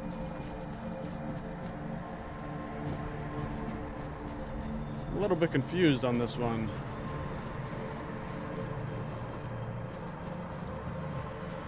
You know what I'm going to do? I'm going to go into the temple one more time. And we're going to go back into that room and just see if we find, like, this guy's body or something in there, or something that we missed.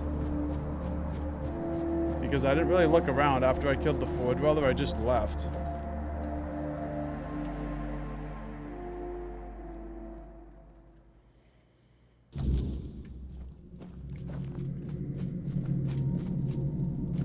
Oh, I can't go back in there.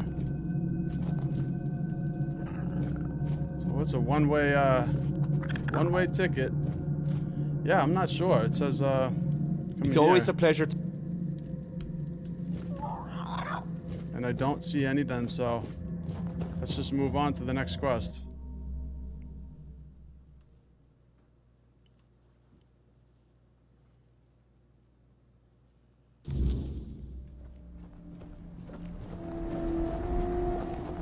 Now, actually, either that, or maybe if we talk to Helgi, maybe it will progress that quest. So let's try to find her. We'll talk to her, and if it doesn't, then we'll just move on to the next one.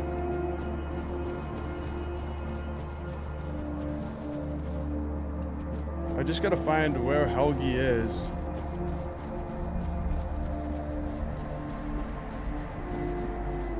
That's Gita's.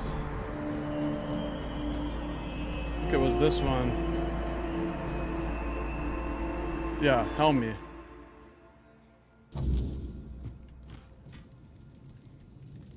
Nothing.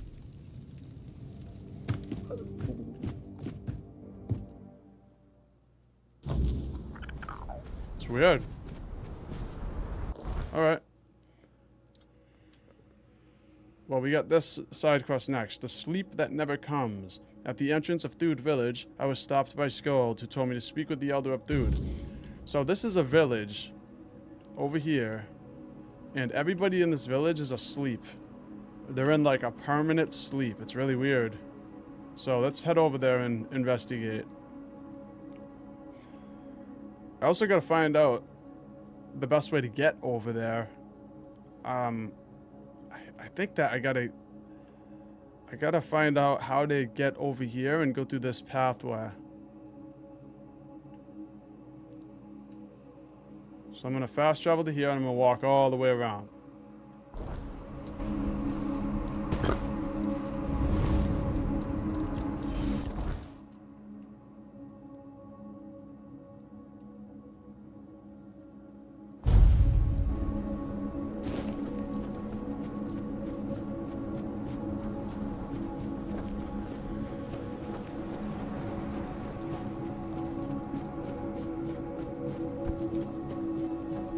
Over here there was a little cave, and it was like elevator pass or mine pass.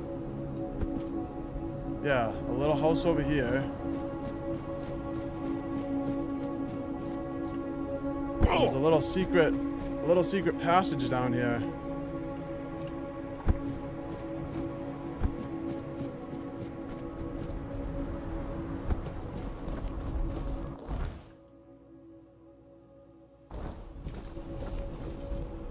Elevator pass. So let's see where this takes us.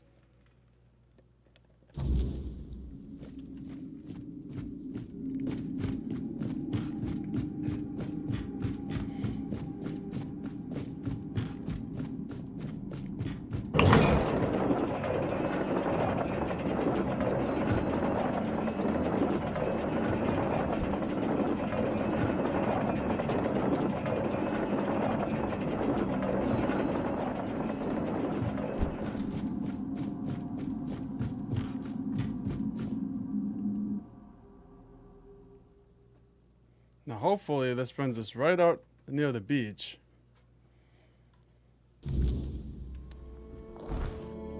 Yep, it's exactly where I want to be.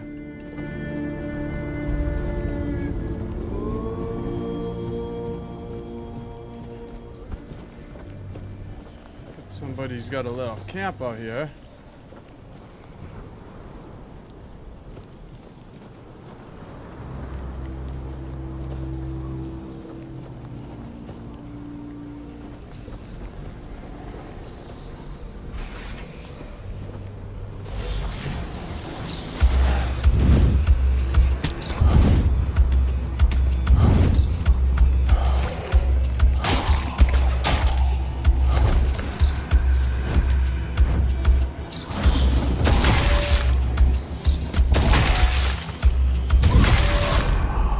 See you later.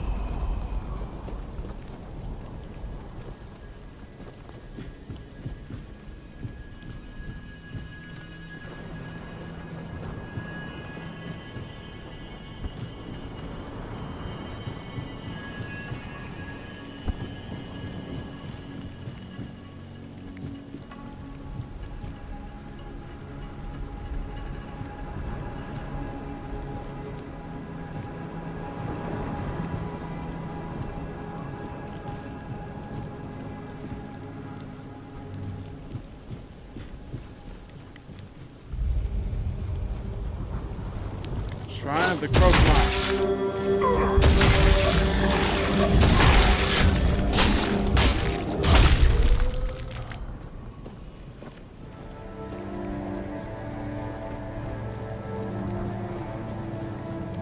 We do got points available and Arthur's memories available. Maybe we should talk to our boy Arthur.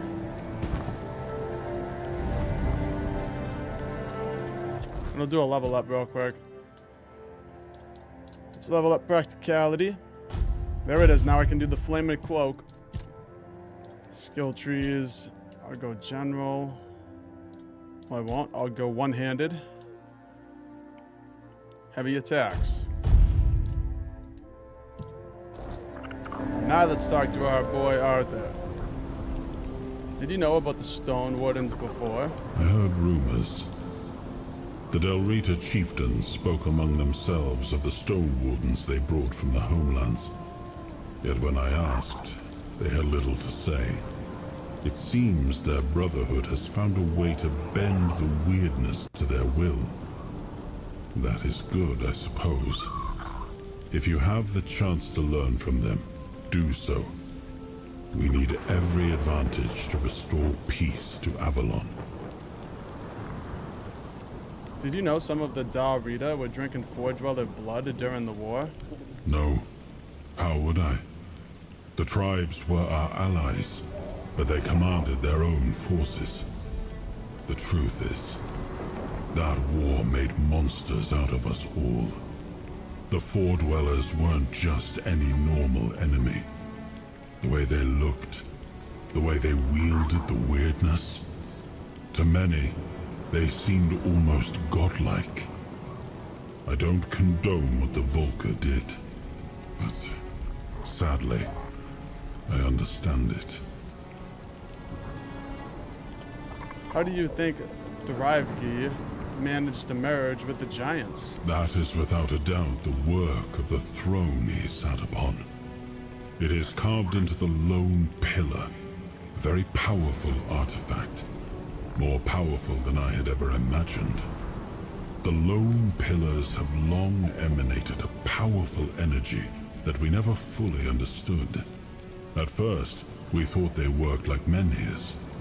But when they showed no such properties, we paid them little mind.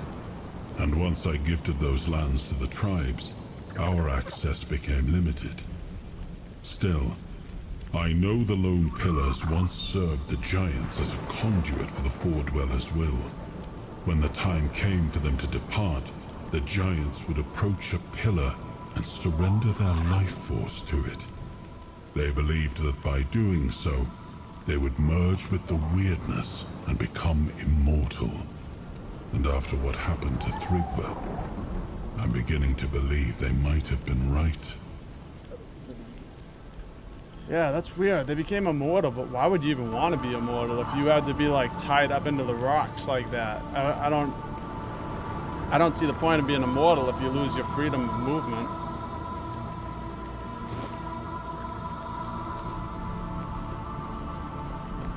I don't even think being immortal would be like, I think being immortal would be a curse. I would never want to live forever. I feel like that would be terrible. Like that would be cool after like that would get old after like the second generation if you really think about it, because everybody you ever knew would die and you'd still just be alive. And I feel like that would get so depressing if you really did live forever.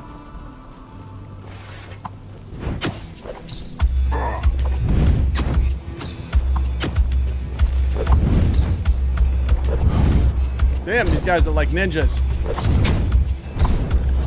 Just can't hit them. Alright, I got him. What the hell?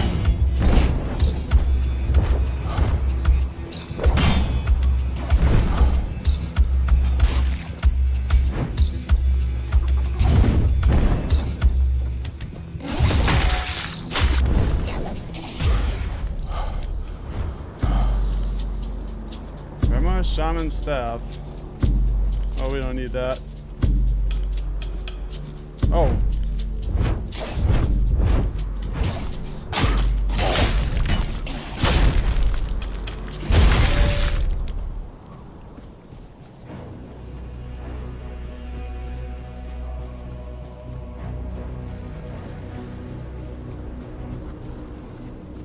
I think we're heading the right way.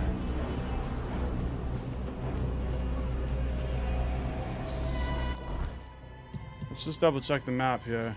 Yeah, we made it across. We'll be up in the village pretty soon.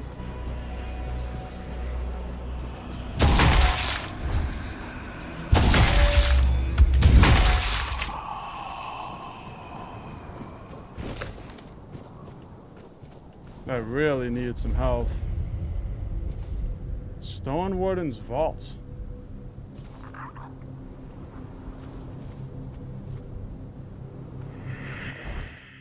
Is it a marked location? No, it's unmarked. Oh no, it's marked.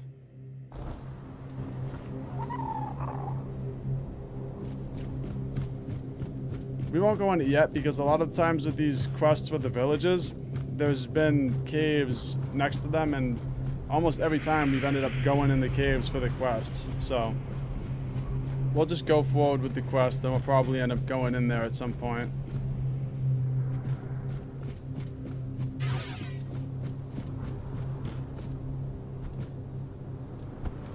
Oh, those things. I got no health either.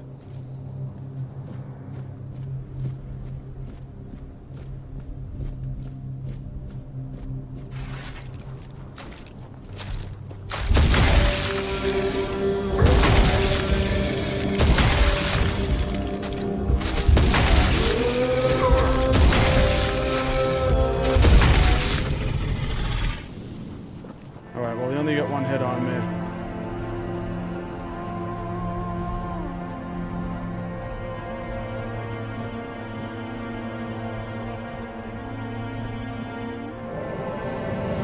What the hell? I never seen this.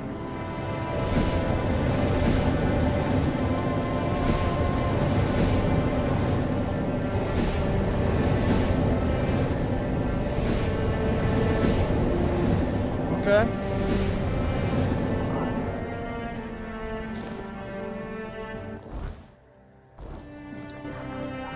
There was a little mystery mark down there, though. Maybe it's up there. We'll see. Ah, it's kind of fun, though, bouncing around here.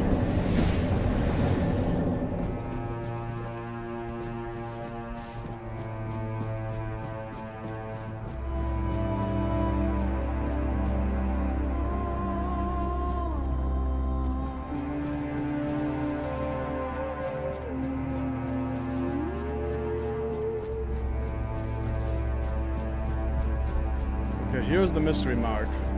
It's a shrine.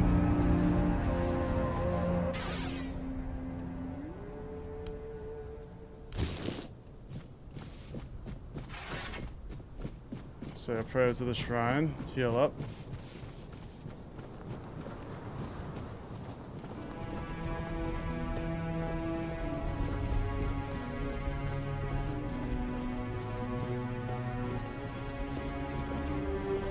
So this is the village.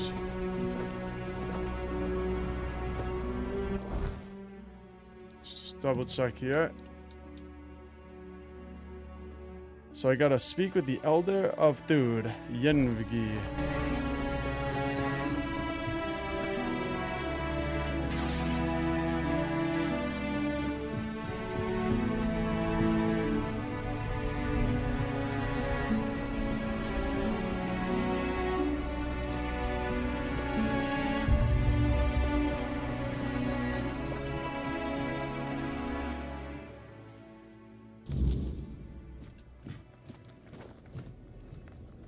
You are here, Walker in the Weirdness. Your arrival heralds change.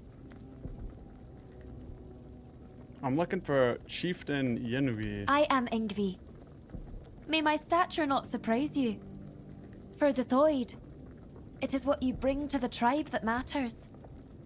I bring myself, my skills, and my devotion. I am my tribe's servant. The voice of the tribes calls you to the moot. I've heard the voice, but I cannot answer its call. The members of the Thoid tribe are preparing to fall into sleep, and it is my duty to ensure their safety while they do. What is this sleep? We sleep to dream the mother's dream. It is sacred to the Thoid. Until now, only Senya has dreamed, and before her, a long line of devoted and sensitive Thoid warriors.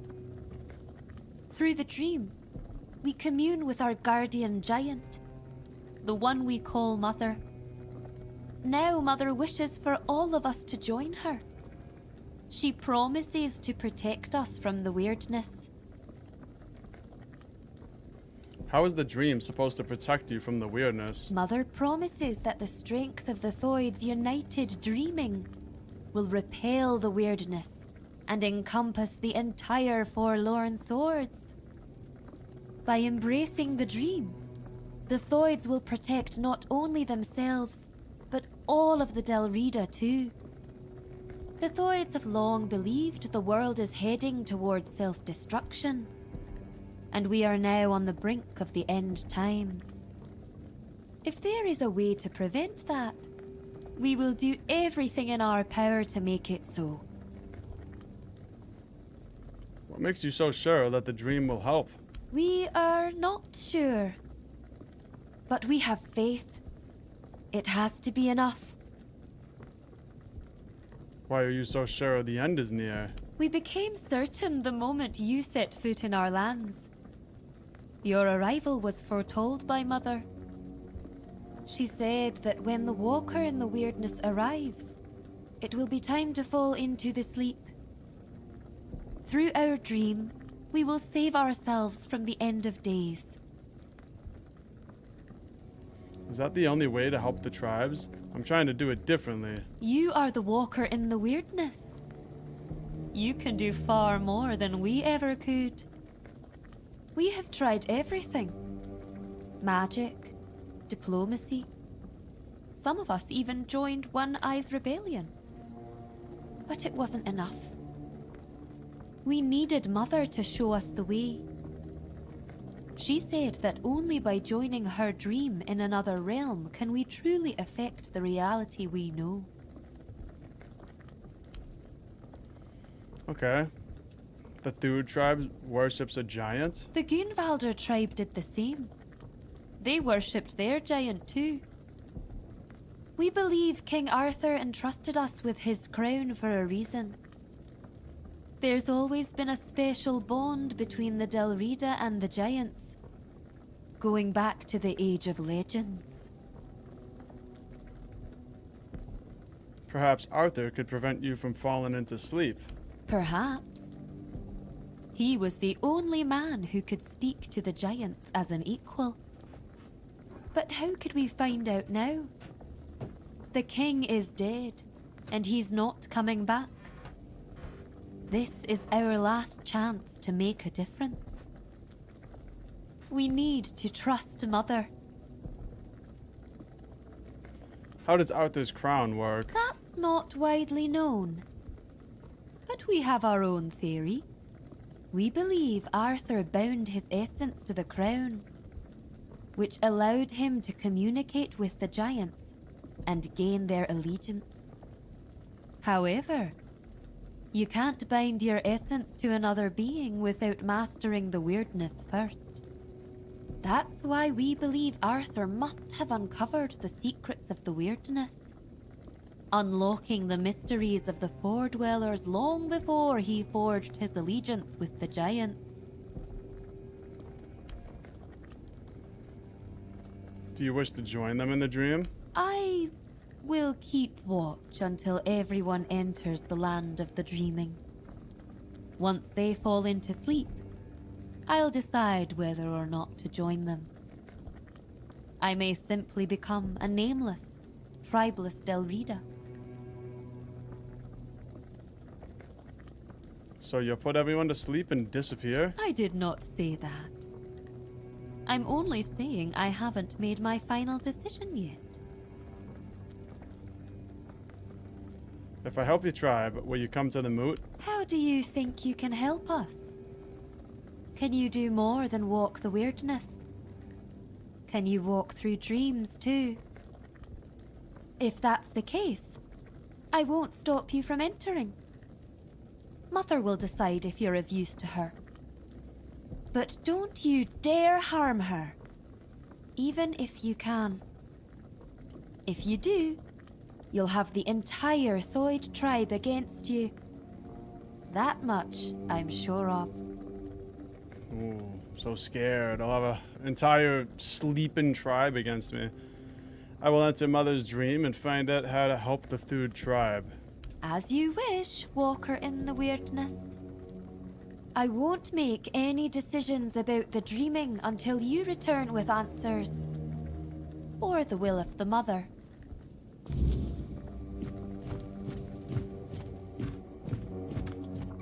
Let's find these sleepers.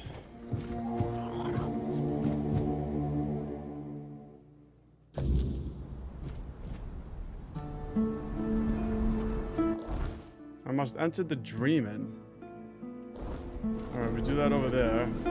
I haven't actually seen anybody else in this camp. I kind of want to see someone.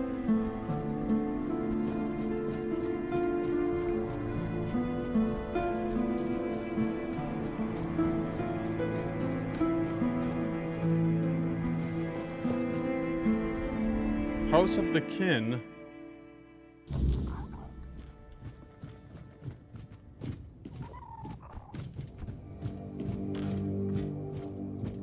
Where is everybody?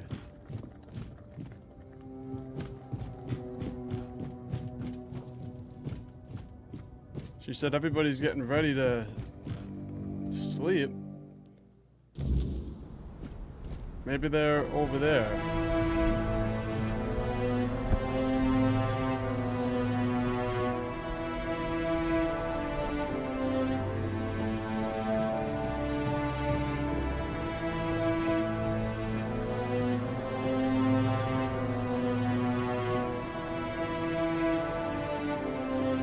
Dreaming. Alright, I'm going into the dreams. Like Freddy Krueger.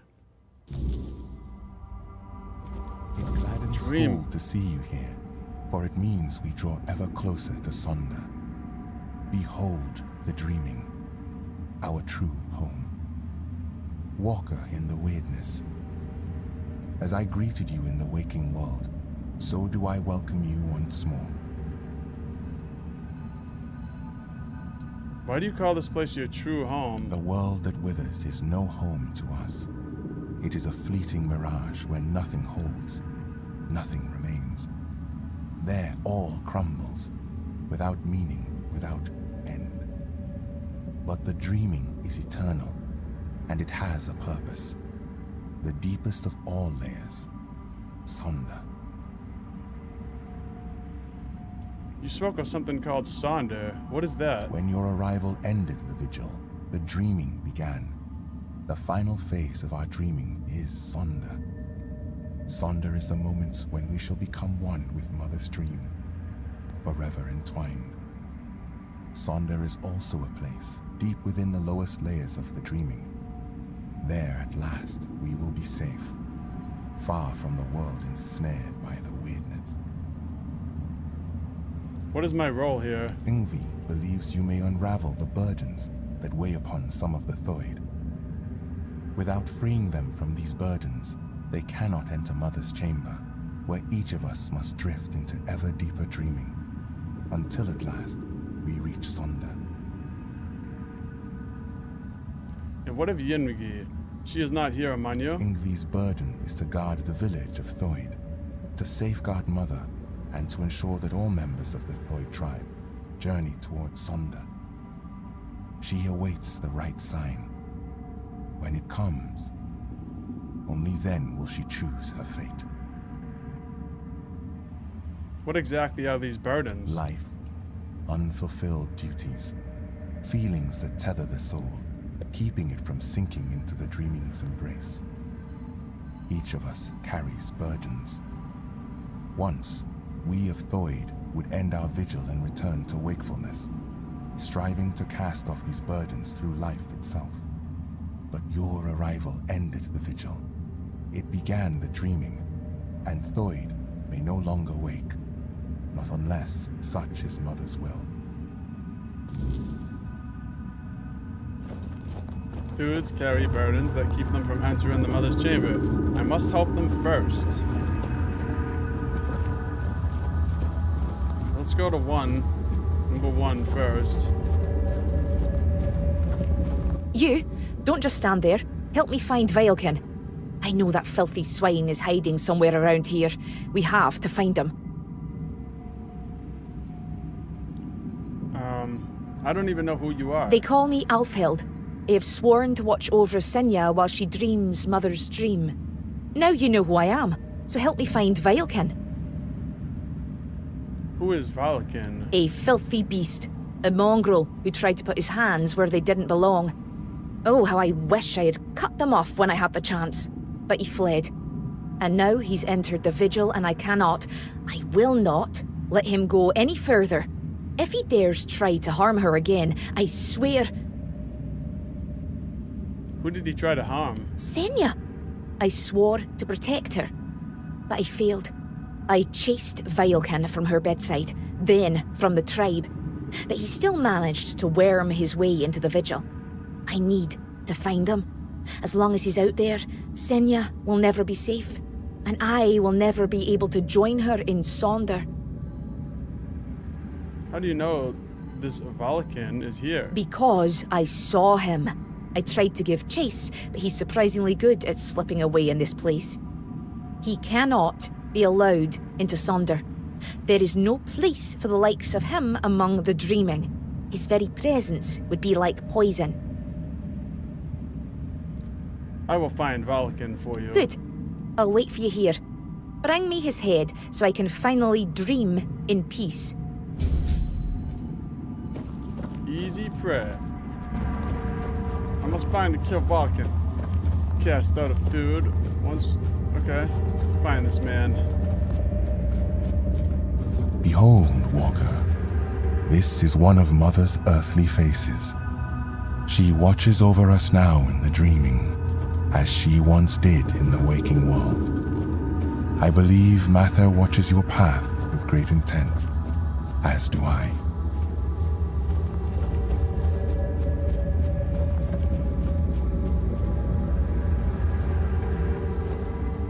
The store wasn't here before. I don't think.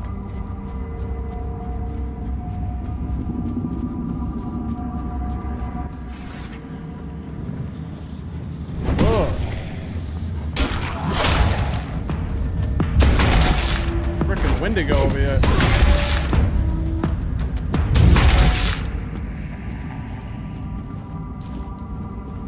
That's what he kind of reminded me of because he was so lengthy.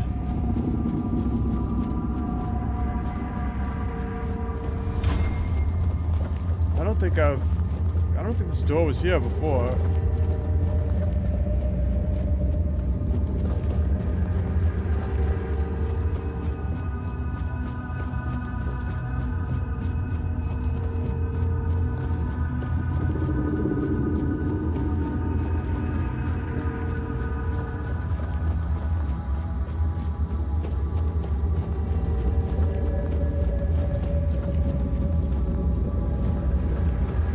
Have you found him? Have you killed him? Yes, here's Vulcan's head. Oh, thank Mother. Senya is finally safe, and now I can see her again. Thank you. Wait, who are you exactly? You look like an outsider, yet you entered the dreaming. Your people call me Walker in the Weirdness. Walker in the Weirdness? You? Oh, thank Mother. That means the vigil will soon end, and we will all be together. And I will see Senya again. You seem to miss Senya a lot. I do. I swore to watch over her in her sleep, and it has been an honor, but I miss her presence. I miss the sound of her voice. She's so still when she dreams. I wish she would smile again. Have a good sleep, I guess. Thank you, Walker in the Weirdness. Now that wretch is finally gone, I surely will. Sweet. Alright, well, we did the first one.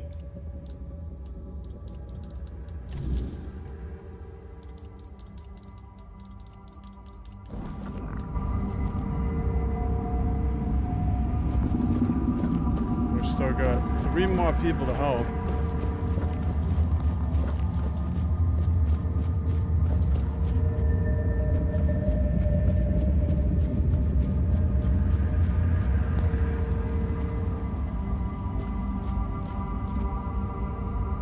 Walker in the Weirdness. You're here. Finally. You have to listen to me. That's why I'm here. What troubles you? I need to speak with Yngvi. But ever since the dream began, I can't leave this place. She must hear this before it's too late. If I help you, will you enter Sonder? That's exactly the problem. Sonder is a trap. No one can go there. Especially not Yngvi. Please, I'm begging you. You have to help us. Sonder is a trap? What do you mean? The Giant Mother, the one we believe to be Mather, wants us to become her children. To surrender ourselves to her care. But why did we ever assume she was Mather? Our Mother Goddess was a warrior. She gave us the strength to stand against adversity. To unite against those who seek to destroy the Dalriada. And what is this dream, if not turning our backs on our kin? On the other tribes who still fight? Are we to crawl under Mother's skirts while the world burns?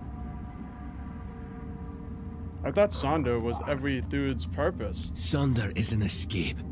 And now, I see it clearer than ever. If we flee into Sonder instead of standing and fighting, we are no longer Dalriada. There is no honor in this. We are on the verge of losing everything. Our identity as Tuid. Our very souls. Yeah, I mean, I feel like this guy is definitely right. So you want me to relay your message to Yngvi, that's all? I don't know if it'll be enough. But you have to try. Tell Yngvi that Rune reminds her of the duty of every Dalriada. We stand and fight. We dunny run. The Giant Mother is not Mather.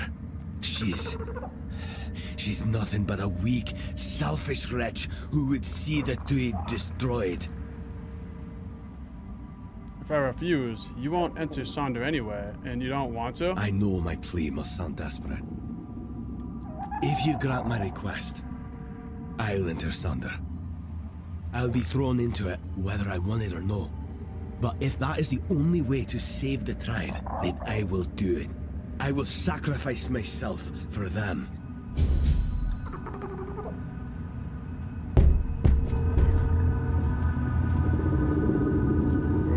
Alright.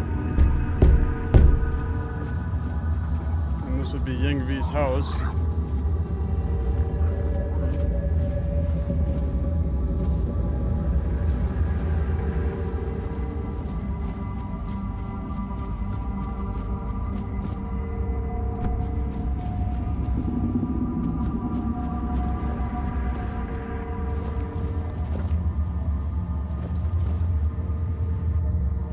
let's go back and talk to her.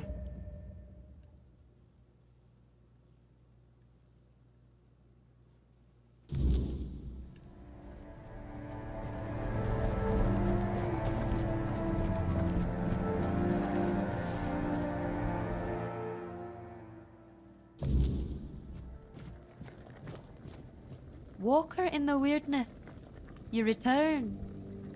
Welcome. The voice of the tribes calls you to the moot. I've heard the voice, but I cannot answer its call. The members of the Thoid... I think we've already been over this. I'm here on Rune's behalf. It's important. Ah, Runa. I suppose that means you simply must tell me whatever it is, just because it is his wish. He has told you, I hope, how much he longed to become chieftain. He tried everything to be chosen. One of those attempts nearly cost me my life. But among the Thoid, ambition is one of the gravest sins. That is why I was chosen as chieftain. I was the only one who did not seek it.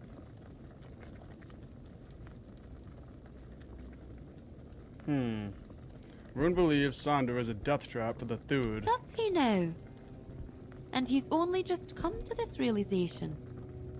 Now that he's in there, and I'm stuck here. Let me guess. He wants to switch places. To take the chieftain's seat while there's still a tribe left to lead.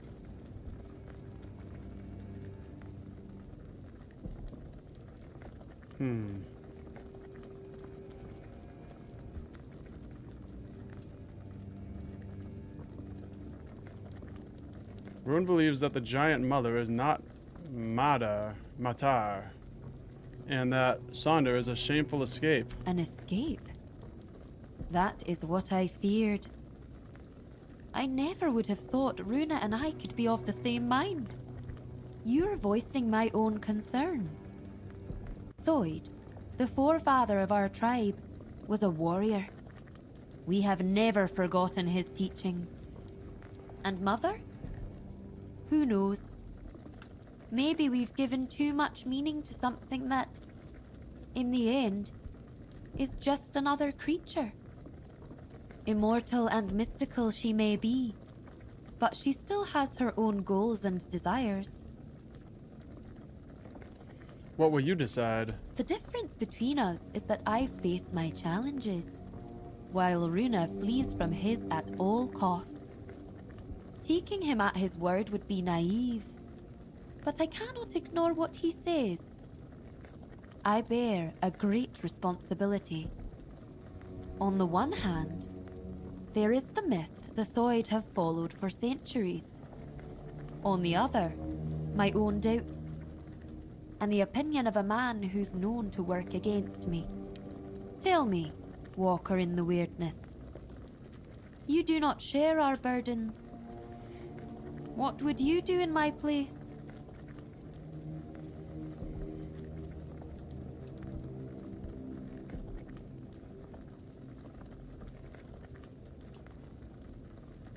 Sonder seems suspicious. You should think carefully before you follow this path. I will. You have my word. You, Walker in the Weirdness, see things in a way the Thoid cannot. We've always placed our trust in intuition. And if mine tells me there may be truth in Runa's words, perhaps I should heed by it. Thank you for your involvement. My duty as chieftain is to hear the voices of my entire tribe, even those who are not respected, like Runa. You may leave me to my thoughts now. I was trying to get this, sorry, I was trying to get this frickin', this gnat. I think I just got it. I don't know why. There was like this little gnat in my room, and like all of a sudden, I've never really had gnats in my room, and all of a sudden there was one gnat and I killed it, and now there's another one. I don't know where they come from, because my room's pretty clean, and it's just this little gnat, and it's like it loves the light. All right. Now that's let's go back to Rune, talk to him. Yeah, I'm pretty suspicious about Sonder, though. I think that Sonder's sketchy. You know, these people are all going to sleep, and they're waking up in, like, some other dimension, and so far, I think all of the, so far, all of the goddesses in this game have been pretty much evil, except the All-Mother. We met the All-Mother, and we don't really know about her. She seemed like she was nice when we talked to her, but I don't trust her. Yngvi has proven herself a worthy chieftain. She heard my plea.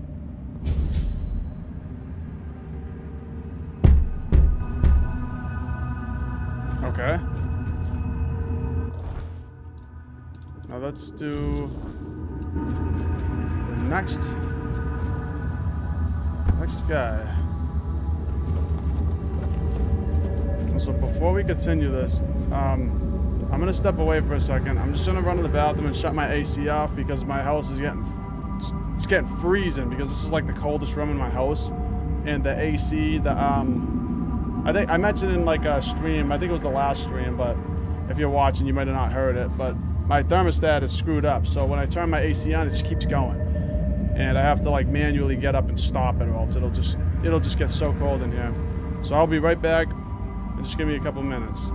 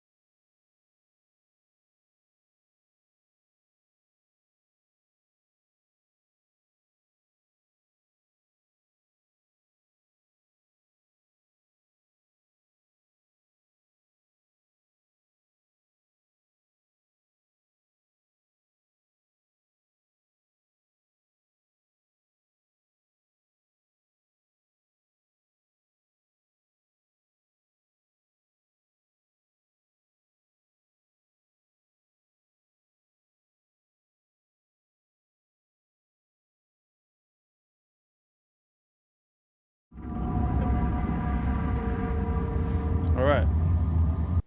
I'm back. Just making sure everything's good.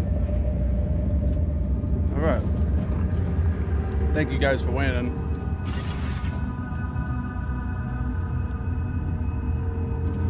Okay, let's talk to this guy. Ryan. You are the walker in the weirdness. You walk where few dare. I don't feel worthy of asking for your help. Tell me what's bothering you. I need help. Not for myself, but for those I have failed. My mate Sidara, my friend Bodil, and I went to the Giant's Barrow. We sought knowledge, a sign that we still walked toward Mother's dream. But what we found instead was ruin. Bodil, our companion, did not return. And Sidara, the White's touch took hold of her. She's no longer herself, not truly. So what needs to be done? Find Bodil. End his suffering. And Sidara, she still sleeps, but her soul cannot rest. They must be freed from this curse. Then, at last, we will have peace. We will join Mother in her sleep. Where can I find them? Bodil's earthly vessel might still be in the White's lair. As for Sidara, she sleeps in our hut, beside me.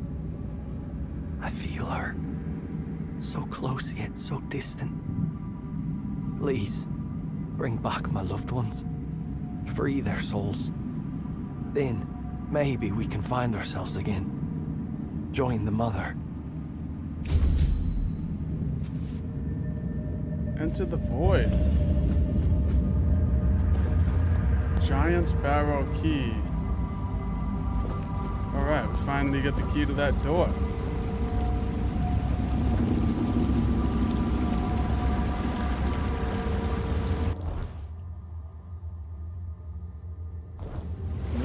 And this is the last guy, I think. Ho ho ho, you're here. Munvarth knew you'd come, even before we headed to the Mother's chamber. And who are you exactly? They call me Jarnsford, because that's my name, Jarnsford. So that's why they call me that. Makes sense, doesn't it? Yeah, it makes sense. Where are you headed? To the Mother's chamber, where we'll dream forever. Munvarth says great black ships that devour the sky will take us there. I don't know if that's true. He makes things up sometimes. Like that time he told me he brought me a giant's tooth. Turned out to just be a regular old walnut shell. Who's Munvarth? He's my friend. A raven friend. I mean, he's a raven. Feathers, wings, a beak, all the raven things. And he's the reason I'm worried. Well, not really him, actually. It's my stupid head. I always forget things. Before I entered the Mother's dream, I told myself, Jarnsver, remember to let Munvarth out. And, of course, I forgot. Damned useless head, and rip it off my shoulders and toss it into the abyss if I could. And this raven, he told you I'd come? Yeah, he talks to me a lot. And sometimes he says things that make me really wonder how he even knows them. When I asked him, he just said it's a raven secret. But funny thing, he only talks when it's just the two of us. If anyone else is around, he clams up like a corpse. Maybe you have some mystical bond and no one else can hear him. You know, that could actually be it. I mean, I never thought of myself as a mystic. I always figured I was just spouting nonsense. But maybe I'm actually speaking in mysticisms. Oh, that would explain why I forget everything. My head is filled with mystical secrets beyond mortal comprehension, and there's no room left for mundane things. Yeah, that must be it. What were you supposed to let Munvarth out of? His cage. And the cage is back at my house. But not here, on the other side. You know, in the waking world. Because we're in a dream right now, right? Sometimes I mix it up and forget where I even am. It's this stupid head of mine, I swear. If Munvarth stays in that cage, he'll starve to death. I left him food, but not enough to last a lifetime. Well, I mean, it'll last a lifetime. Just a short one. You left your friend to die? You don't have to rub it in. I already feel bad enough. Not only did I leave him, but as long as I carry this worry, I can't go deeper into the dream. I'll help and set the raven free. You will. I'd do it myself, but I can't go back anymore. For Toids, dreams are a one-way journey. Both Munvarth and I would be forever grateful. Here, this is the key to his cage. It works like any key. Just stick it in the lock and turn it. I hope I can travel back to the waking world. And please, make sure to apologize to Munvarth for me. About Munvarth? Did you manage to free him from the cage? No, not yet. Of course, I'm not rushing yet. But it's probably best to do it before my friend starves to death. Yeah, we better hop on that. flight delayed. I'll go and feed his little pet raven.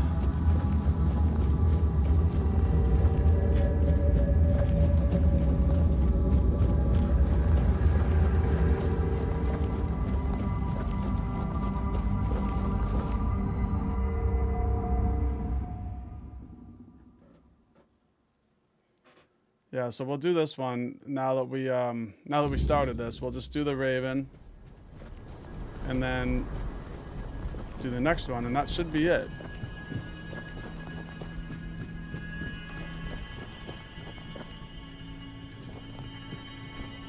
Oh, there he is. Yeah, you see in the real world, there's a giant there. In the dream world, it's like a big door.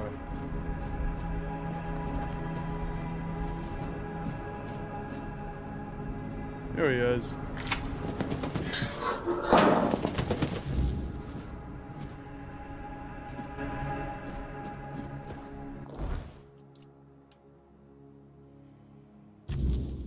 And we also have entered the void. I have to kill Sidara before she turns into a wight. She remains in her and Thyme's home in the Waken world.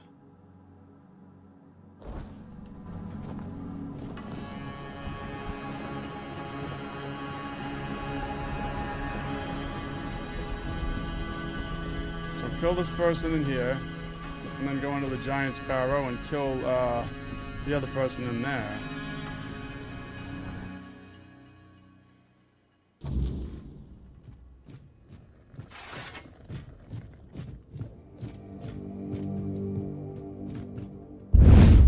Looks like we can talk to her, so let's try. My beloved. It's kind of loud.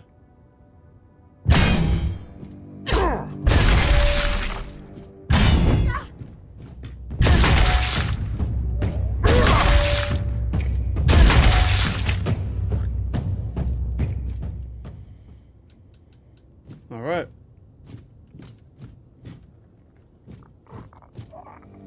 Let's see if she's got like any health potions or anything, because we could use some.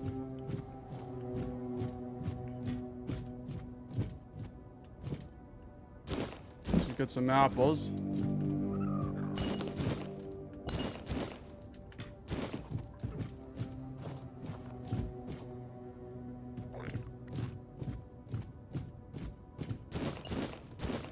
Some bread. Can at least cook some food up.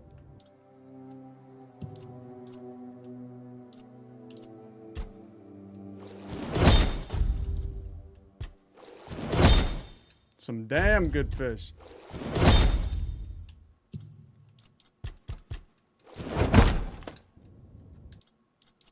I wasn't done yet. It's tasty food.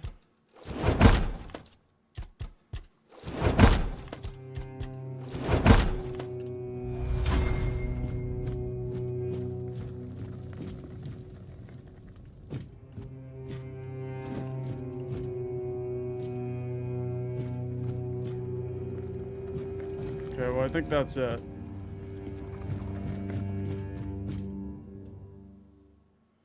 Nothing good in here, really. And the Giant's Barrow is up there.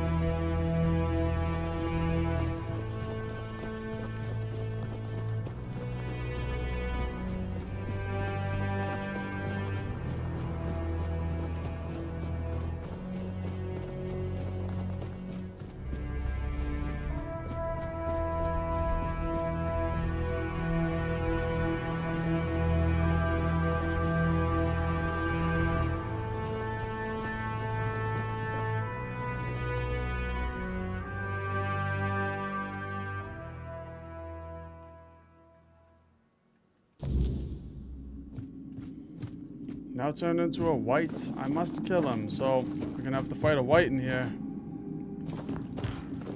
Wight's pretty tough, especially when you get no health. But I actually got, I just cooked those meals up, so at least I got that.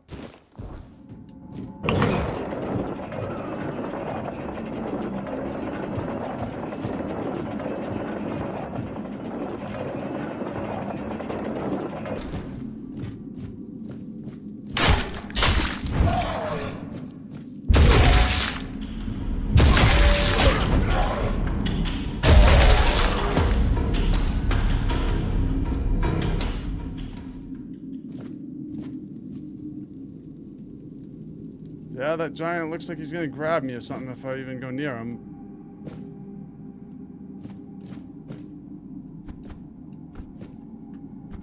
Yeah, he's stuck there. He can't move.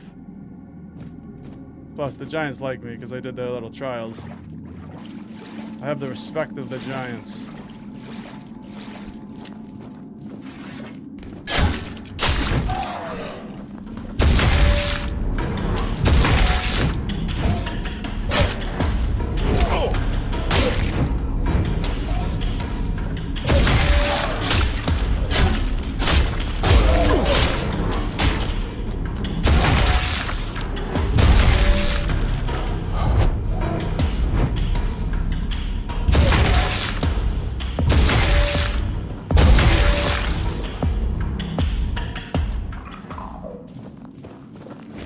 Something to dig up here. Ooh, there's some health.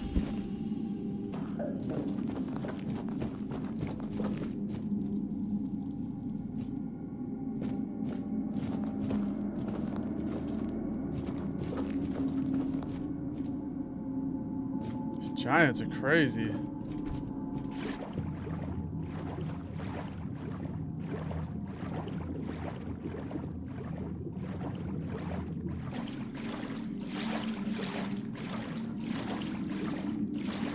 I know that we talked to the 3 giants that we gained their respect, but I don't know if it's like if we have the respect of every single giant now, or if there's still some that will be hostile to us. I don't really know.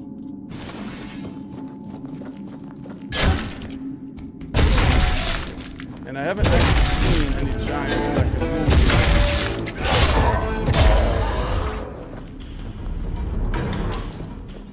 Seem to all be stuck in place, which is good.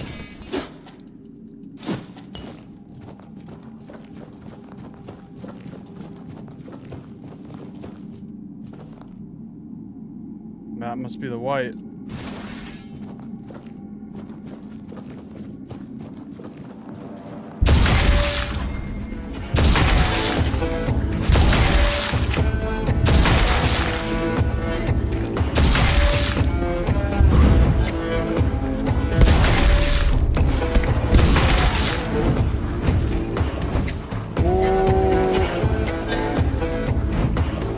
Faster than that.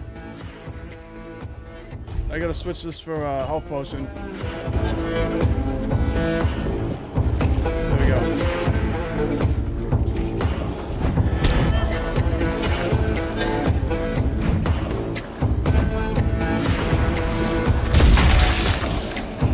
See you later.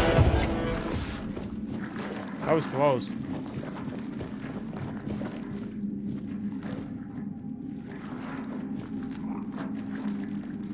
Is that you?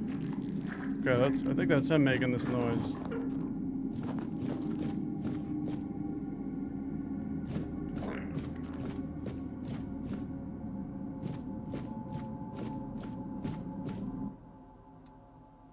Do not mourn our dead.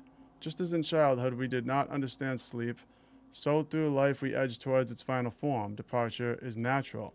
Life was always a gamble. No torches, no incantations, only silence and the hum. Do not stay for what follows. Do not look at dead faces, as they turn hollow in the end.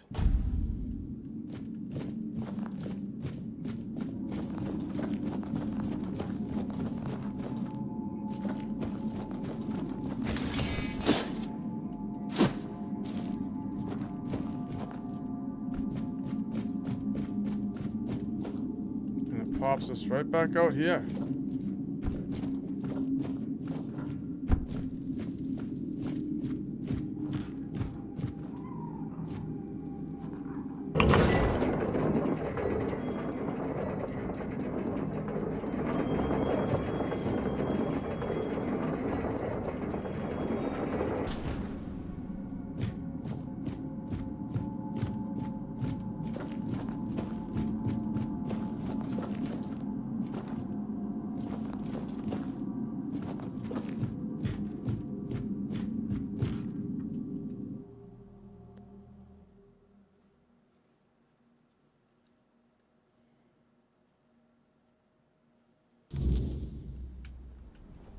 Okay, so now we just gotta return to the dream world.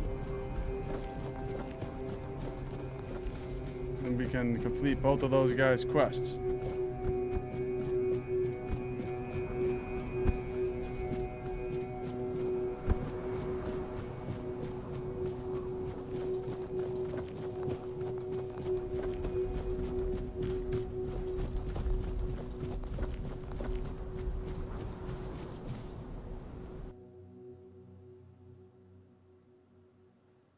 Into the dreamin'.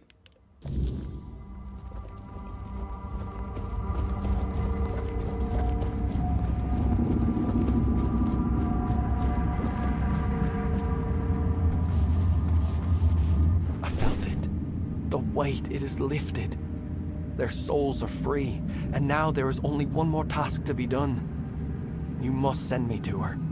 Wherever Sidara may be, I will follow. And I know we will be closer to Mother then. You want me to kill you? Are you certain? More than I have ever been. But listen, my body still clings to this world. The flesh resists what the soul has already accepted. When the moment comes, I may fight. Not because I wish to, but because I am still bound to this place. Still outside Sonder. Do not hesitate. Strike true. And when I am gone, let the wind carry my name to Mother.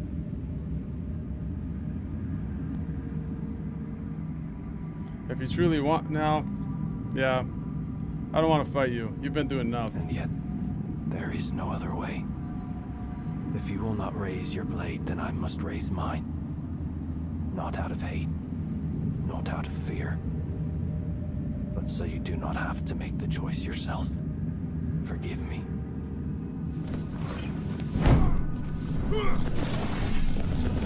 Right, well, you got no choice.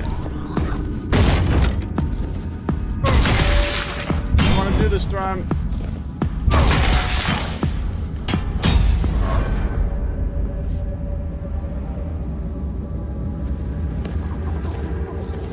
That's too bad. Alright, now let's talk to this guy.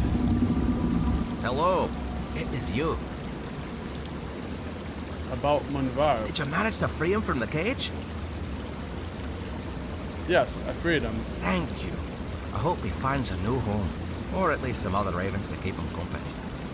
And I can already feel my burden lifting. Now I can join Mother and Senya in their chamber. Alright. Beat both of those quests. I've resolved the remaining burdens of Thude. Skuld awaits me at the entrance to the Mother's chamber.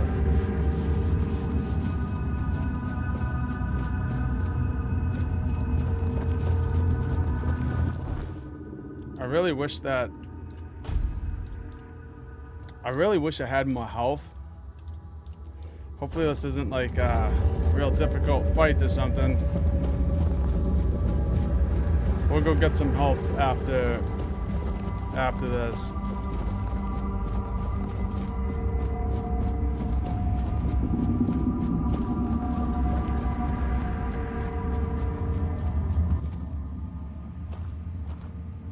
You have come, Walker in the Weirdness. Jarnsfor, Rune, Alfhild, Thrym. You do not yet grasp the weight you have lifted from their shoulders. No matter how great or small their burden, it still bound them, kept them from journeying towards the deepest layer of the dreaming. But now they may step into Mother's chamber, and you shall be granted this privilege as well. After all, this is why you are here, is it not? I want Yngvi to attend the moot. Yes, that is why you will enter Mother's chamber, Walker. The choices that must be made shall be made within. No matter the outcome, you have the gratitude of all Thoid. Were it not for you, we could not have embraced the dreaming. We could not have stood before Mother's chamber. What awaits me inside? You shall see my sister, Senja, and Mother, whose dreams we have shared. and in whose dreams we long to become one. Is there anything I should know before entering? Do not fear.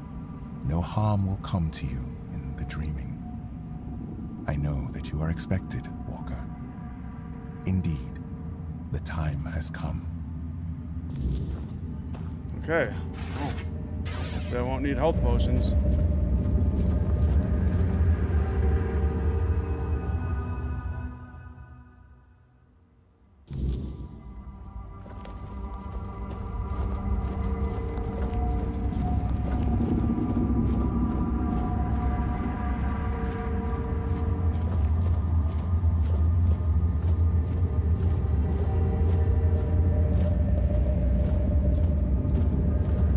Like a pretty nice mother, I guess. I have watched your journey, Walker in the Weirdness. I saw how you helped the lost Thoid children face their burdens, the weight that kept them from entering this chamber. For that, you have my gratitude. But I know you have your own purpose. Now tell me what it is.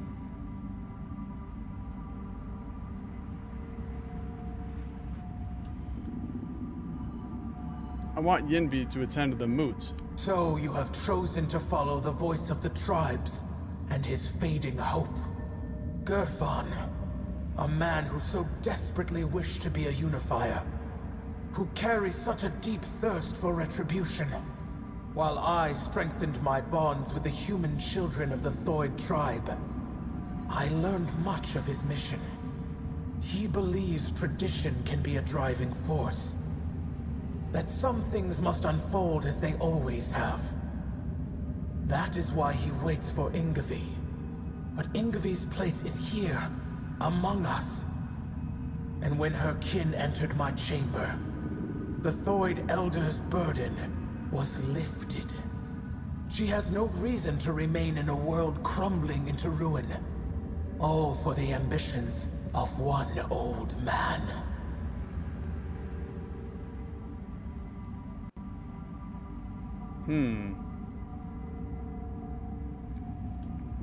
I need Arthur's helmet to prevent the Fall of Avalon. Rebuilding old myths will not undo the inevitable. The past is a graveyard, Walker. If you keep chasing it, if you keep digging up what was buried long ago, you will find yourself in a grave before long. Enough. There is no reasoning with the giant's stubborn nature.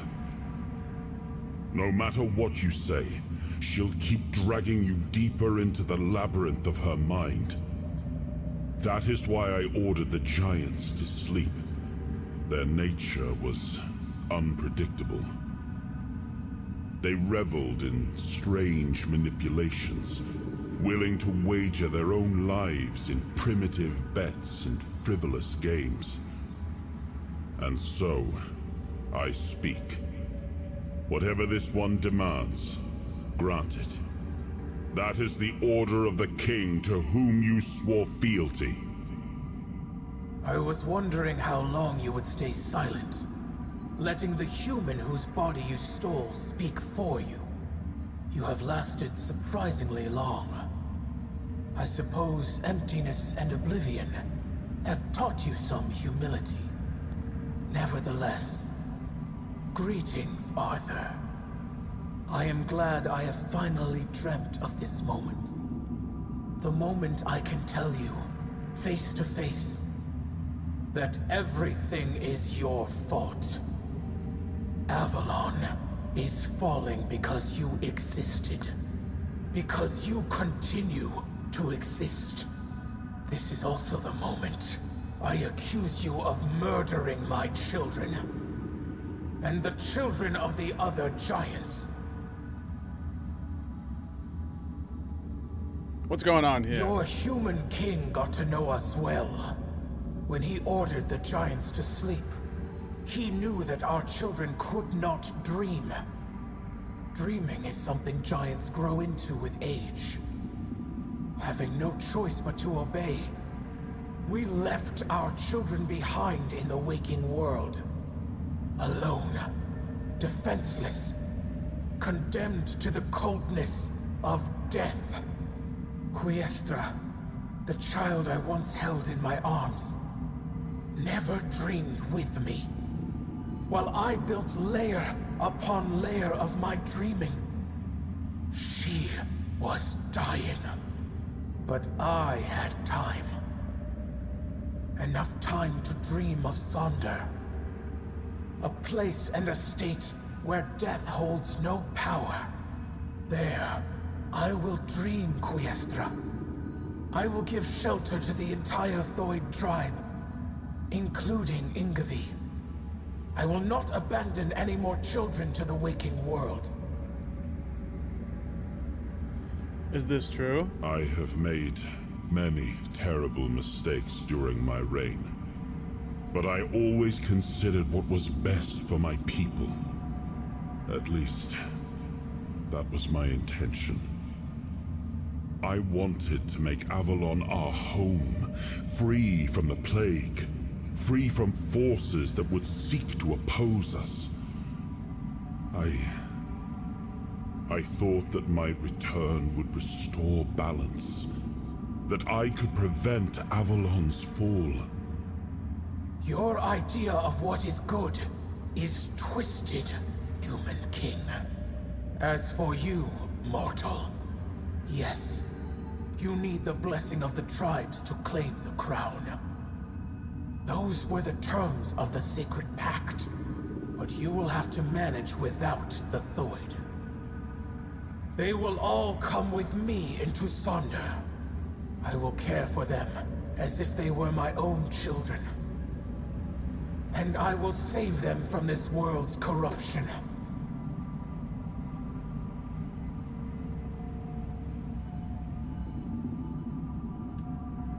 Okay, we got some choices here. Just gotta read through these.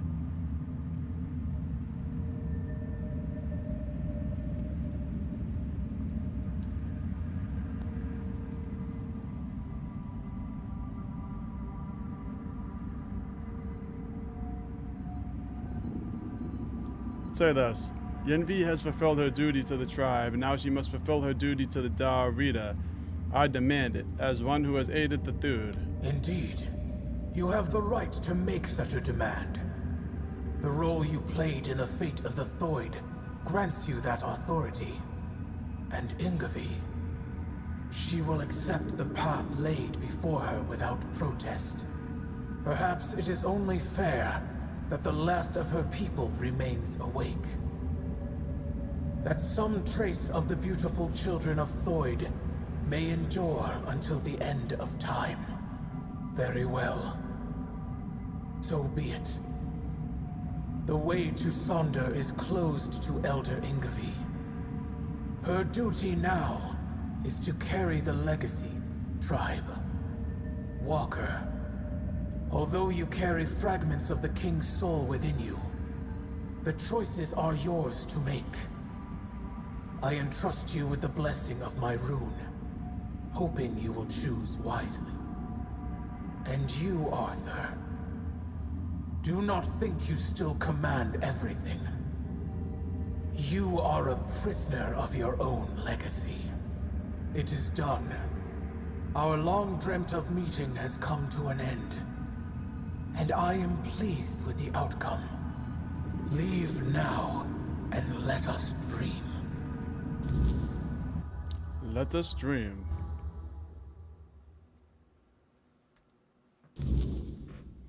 Oh, it's very interesting. I definitely don't trust the giants. At all.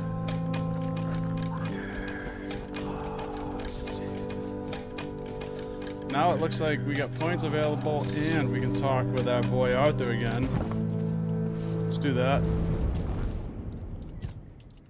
Level up, I'll go dexterity.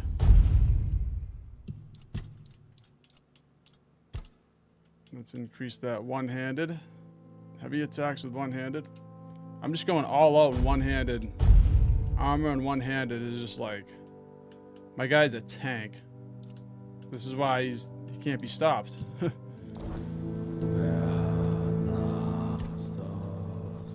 about the mother giant. Why couldn't the giants live alongside of the Daurita?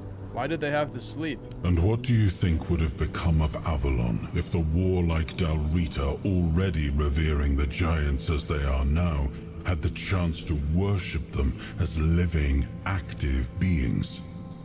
The giants were too powerful to remain among us, especially on lands gifted to the tribes of the Daurita. There were those among us who demanded their complete destruction. That I would not allow. It was already punishment enough that they enslaved their own children and used them as a bargaining tool. I do not blame the Theod mother for her anger. She has every right to it. Is it true what she said about the children of the giants, that you enslaved them? At the time, I saw no other way. We had no way to control the giants, and we couldn't allow them to form an alliance with the Foredwellers. So we resorted to deception. The giants are cunning creatures. Had we not gained the upper hand, they would have turned on us at the first opportunity. I am not proud of it, but war follows its own cruel laws.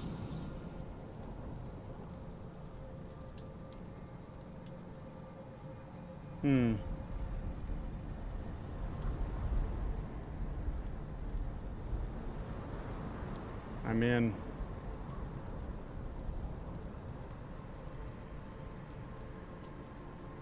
you're right. I believe you had no other I choice. certainly had no time to consider whether it was the right one.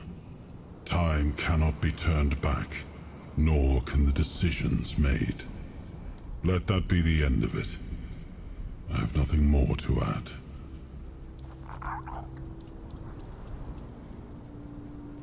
Okay, let's just see where we should go. Sleep that never comes. Yeah, we gotta talk to Yinvi one last time, so let's go do that.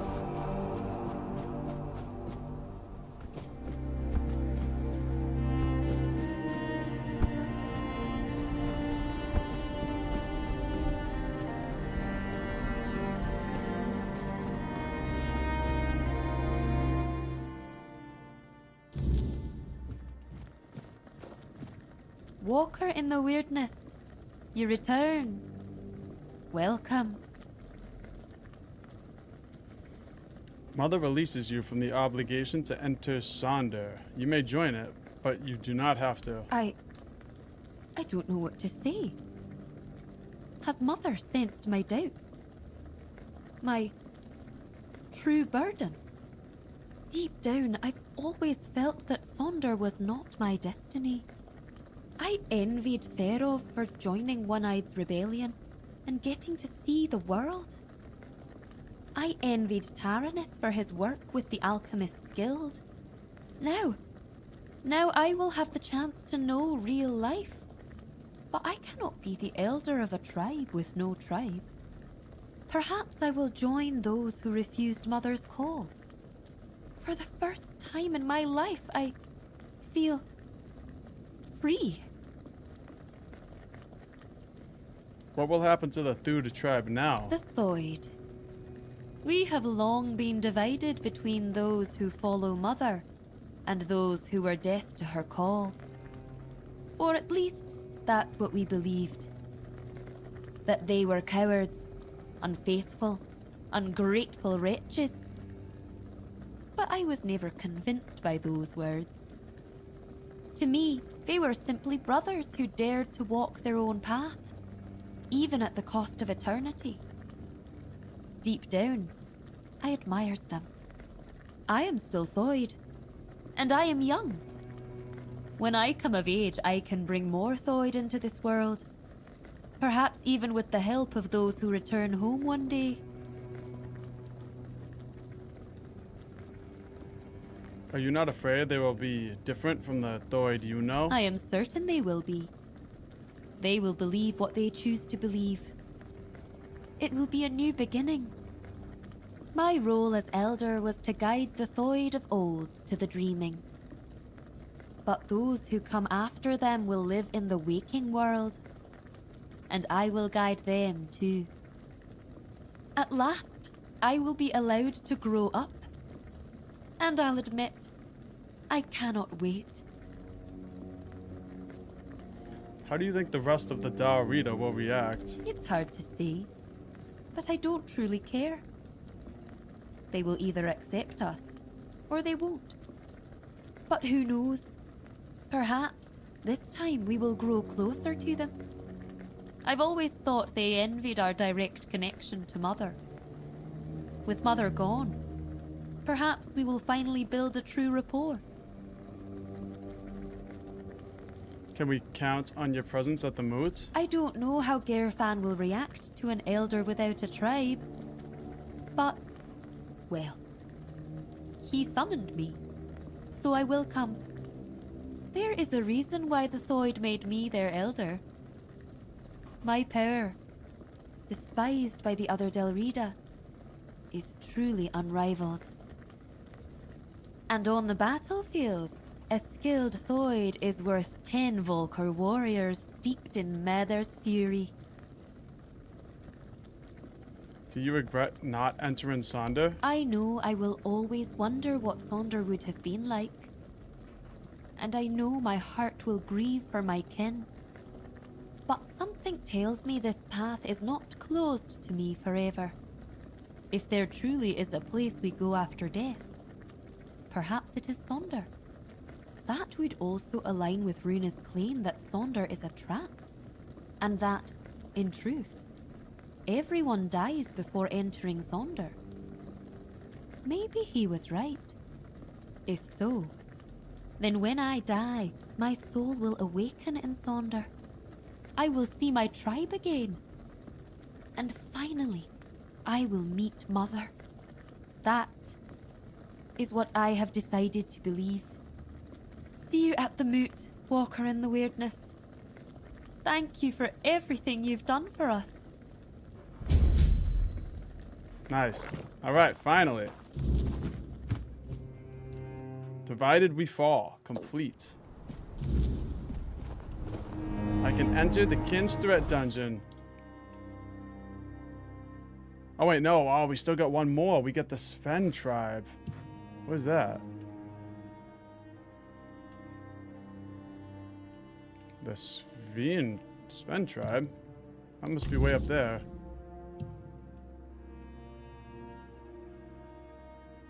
That's right, we still got one more. Alright, well. There was also the Storm Warden's Vault. I thought we were going to go in there for a quest or something, but we never ended up going in there.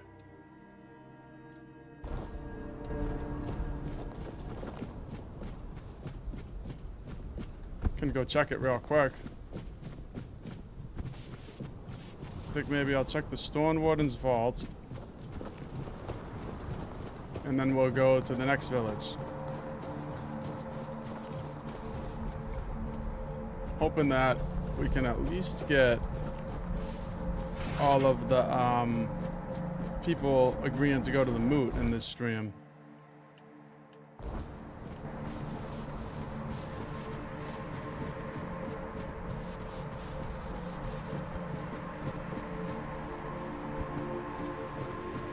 Somewhere over here, there's a tunnel.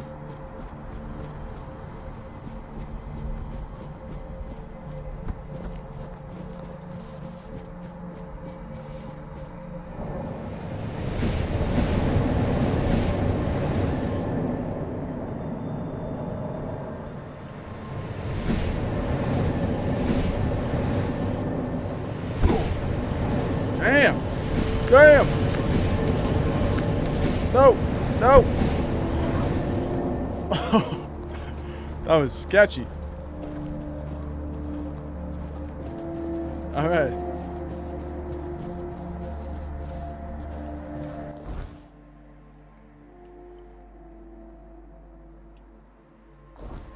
Stone Warden's Vault. I think it's down here.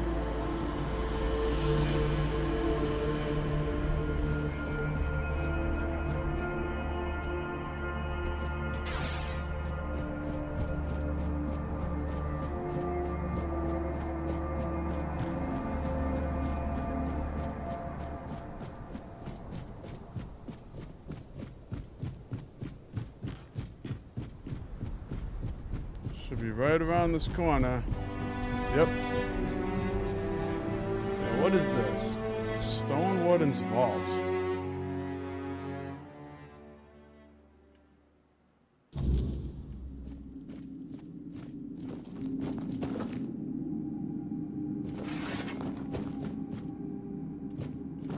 This looks like an important place.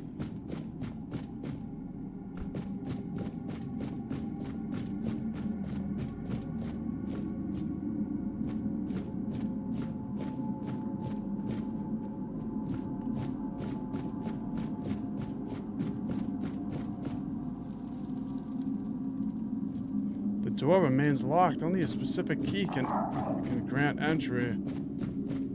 Yeah, so this is definitely part of a quest or something. Something's gonna lead us back here.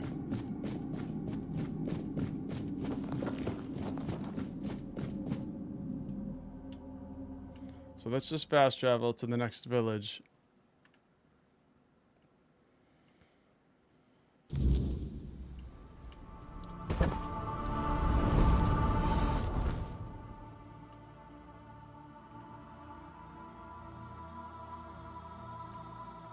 Closest marker is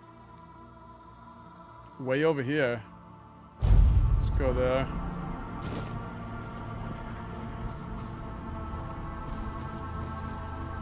And let's take our beautiful horse for once.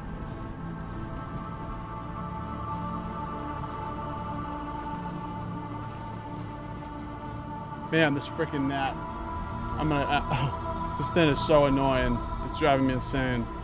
I don't know if you guys can see it on the thing. You probably can't because it's so small.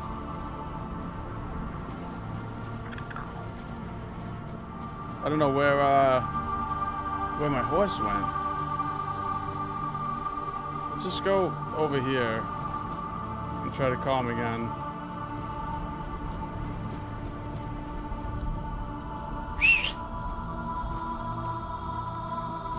Horsey.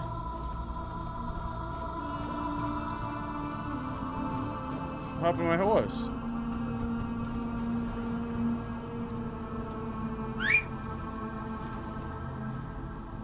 Oh, there she is. Good girl.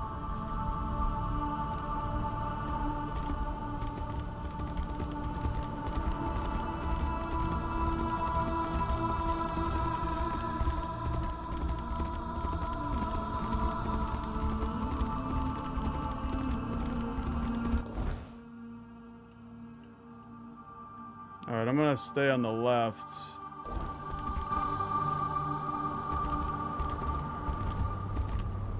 Oh, we got bears. Oh!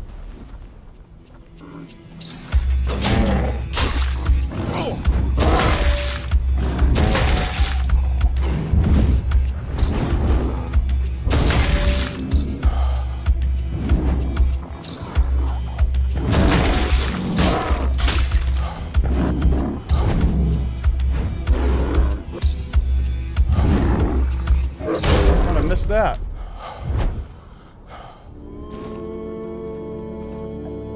That's funny that the bear had venison on it.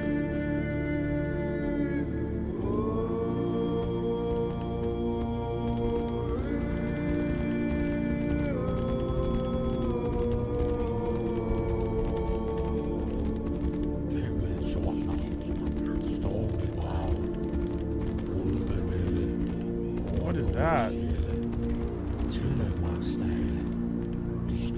I gotta see what that is.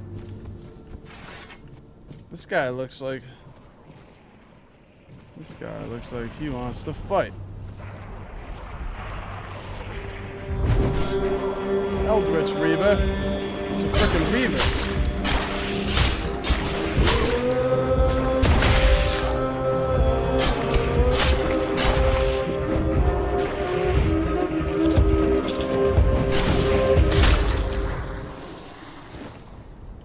Nice. Oh, there's a cave here too. Pick this hideout.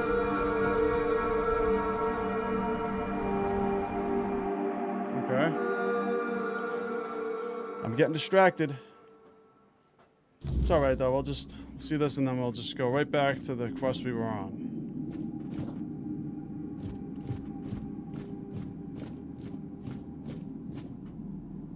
I think I gotta get a new chair for my studio too. I don't know if you guys can hear it, but this chair is like getting super squeaky. Every time I move, it squeaks.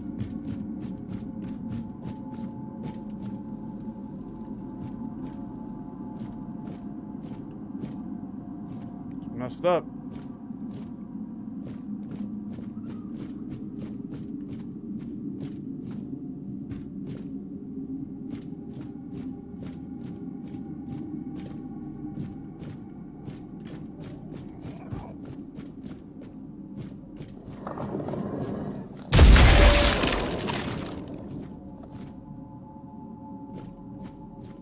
Got a chest up here.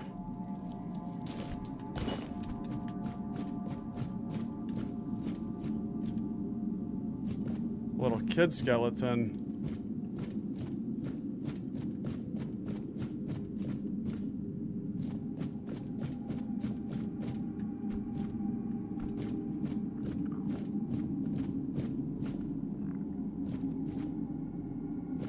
I think that's it.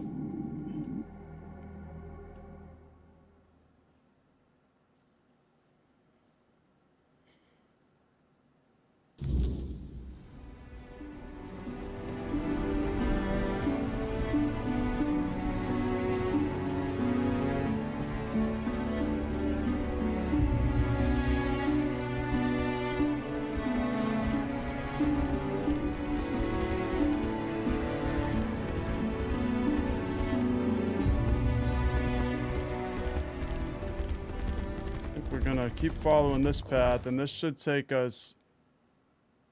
Yeah, we're gonna follow this. Stay right at the fork, on left and right.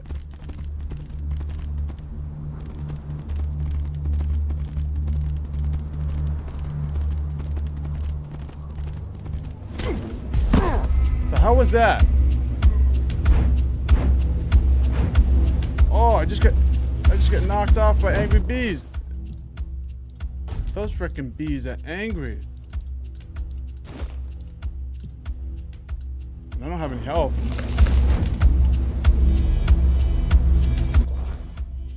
Let's put some more health in our inventory here. I think that's what I gotta do next, is just go back to the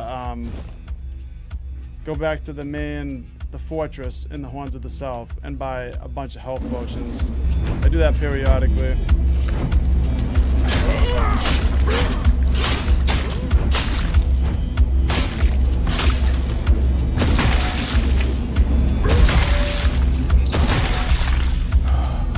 These are some aggressive bees.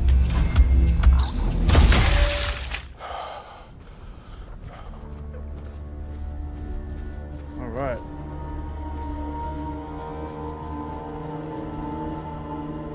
A little camp over here.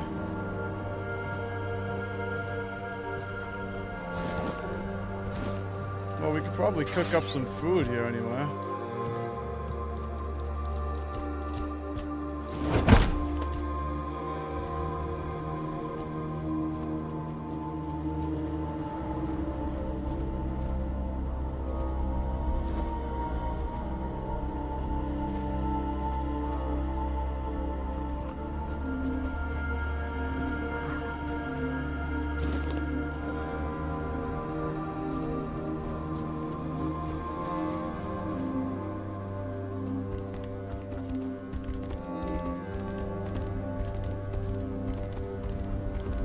Got another mystery mark over there. Looks like it's at the gate. Yeah, so this is just the northern gate. And I was supposed to take a right at the fork. So let's go back. Now I'm just going to turn around. I just got to take a left.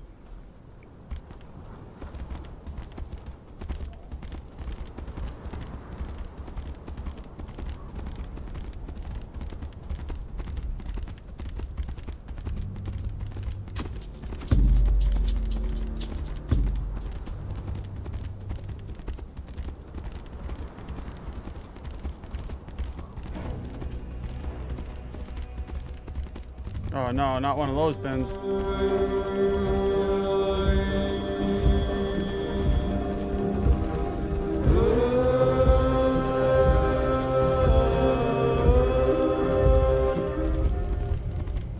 Nice, we made it.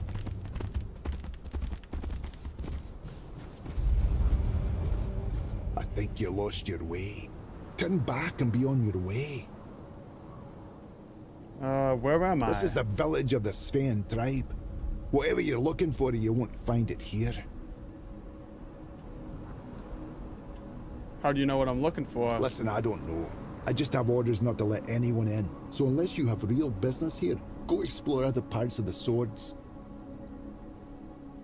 I have a message for your chieftain from Gerfana. You should have led with that. Go on then, and keep it brief.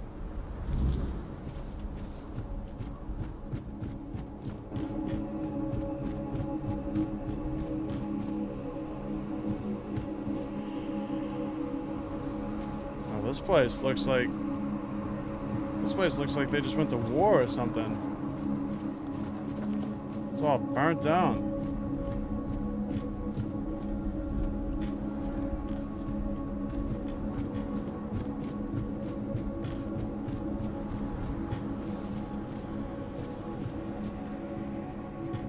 John's house.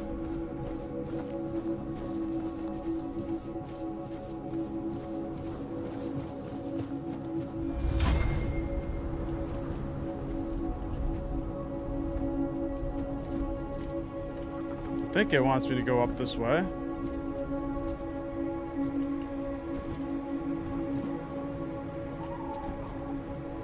My guy can't jump that high though. There's got to be another way up.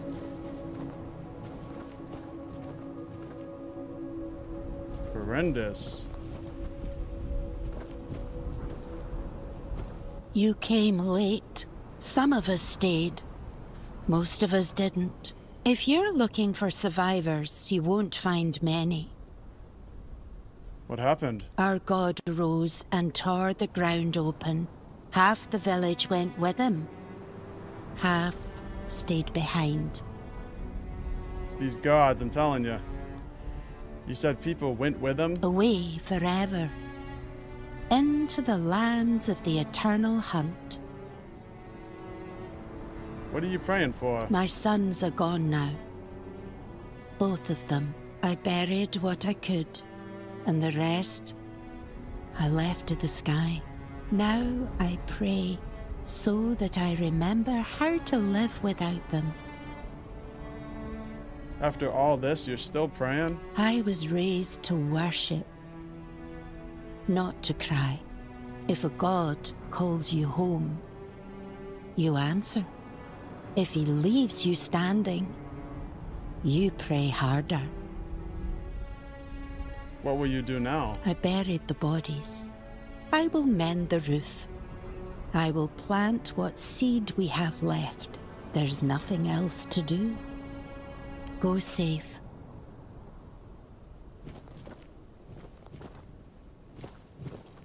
Well, that's pretty sad.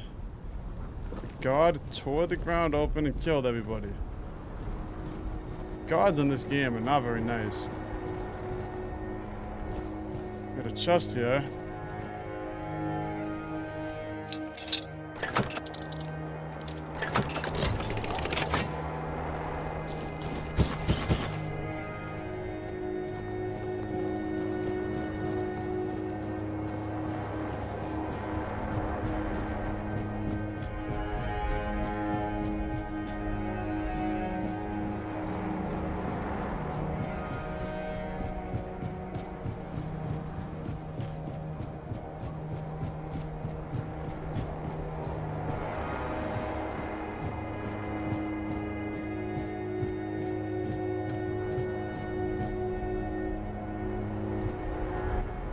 You smell of change, outsider. Good. Change is what our tribe desperately needs. Some roots reach too deep, grow too vast, and end up ruining everything. And you are? Atli, I'm Glearna's apprentice. One day, I'm meant to take her place, if the need ever arises. Are you alright? No, I have a feeling I'm about to lose everything.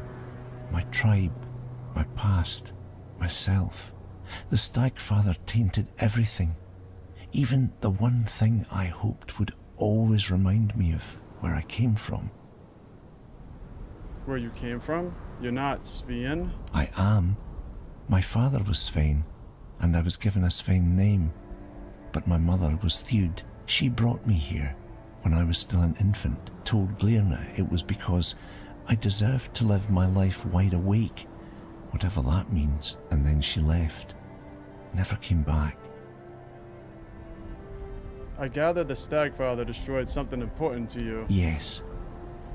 It was a tree. When I was 6, Glairna took me to a clearing and gave me a seed. She said my mother brought it from the Thewd lands, so I'd have something to remember where I came from. She helped me plant it, holding my tiny hands. Said it would grow with me.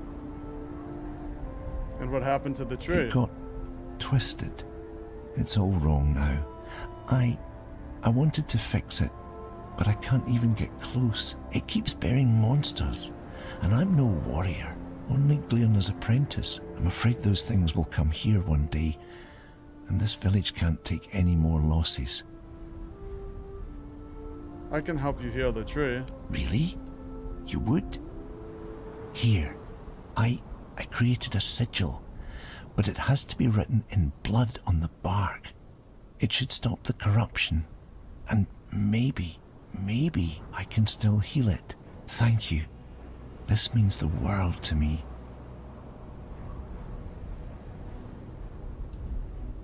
You were raised by Glairna? In a way. She was never a mother to me, but she was there. She made me her apprentice. I could barely fit the pestle in my palm, and I was already crushing herbs, throwing them into potions. Glairna used to say my mother's blood was strong in me, that it made me the perfect successor, though I doubt that will ever happen. I think she'll outlive Avalon itself. Do you share her faith in the Stagfather? It's hard to truly believe in something once you know it exists, isn't it? Do I think he's worth worshipping? I'm a Svein, first and foremost. I understand better than most what the forest gives us, but I also know what it can take. It's hard to blame a god for following the call of his nature. Do you know how Glairna knew your mother? Not really. Glairna told me she saw her coming in the fire. She saw my name in the ashes that were scattered by the wind all over the village. That's how she knew she couldn't turn my mother away, and that my place was among the Svein. I should get back to my work. Be safe out there. What grows from grief? Where is this tree? Way over here. Carve a sigil on the bark of the tree he planted. Should I stop everything and go and do this? I mean, we're gonna have to come back and show him anyway, so then when we come back, we'll just do the main quest again. Maybe I should do that.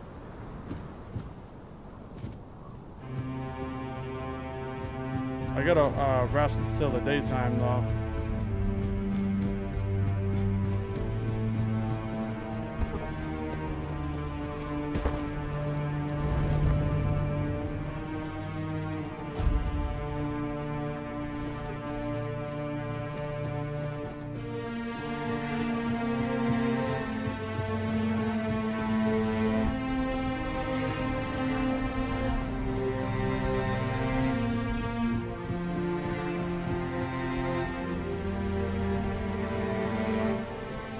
That's our stash. Yeah, this place really got destroyed.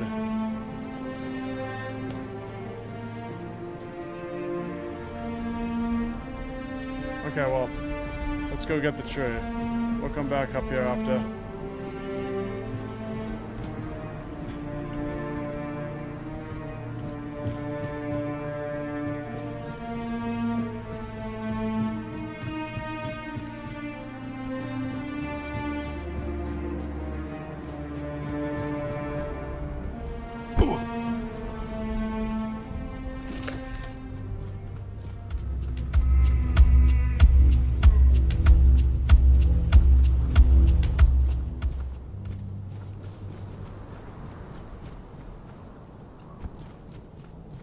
We got another little camp out here.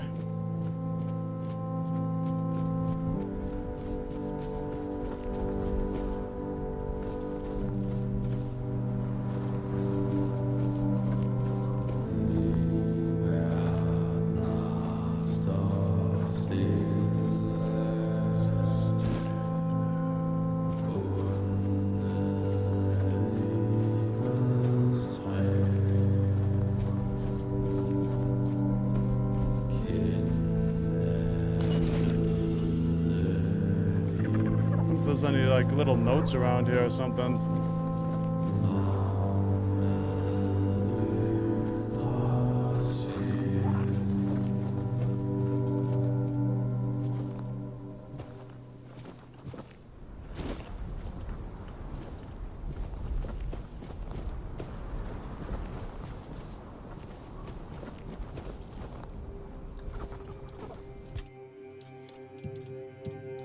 Alright, let's just cook up a little something, a little tasty food. Put that in our slot.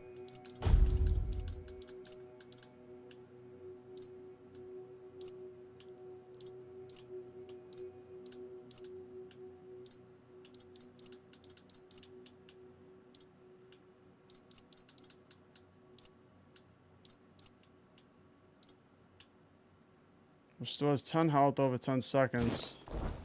Okay.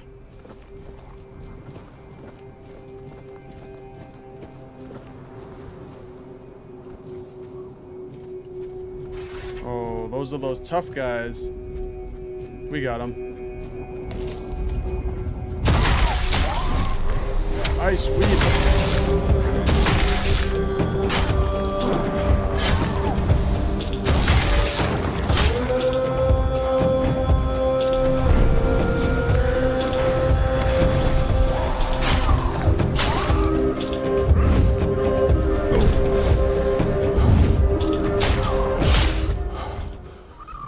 Nice.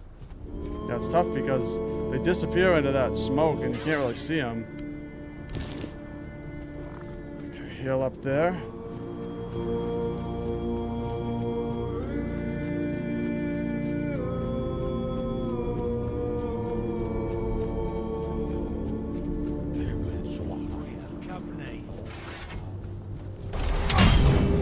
Prey of the Fall.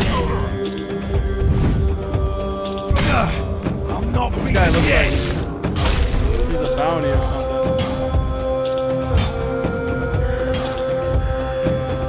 Your rodents here!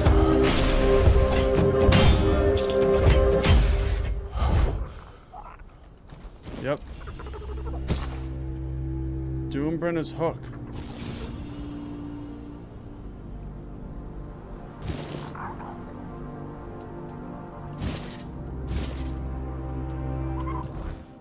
Let's just see his armor. Technically, it's better than ours, but ours increases damage by 20%, so ours is better.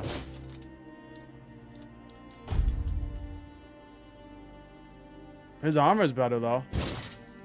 Yeah, that's better. 15 armor, nice.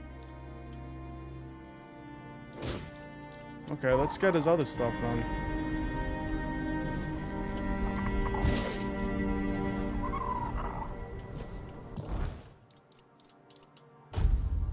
Also, we can wear the flaming cloak now. Slowly burns nearby enemies.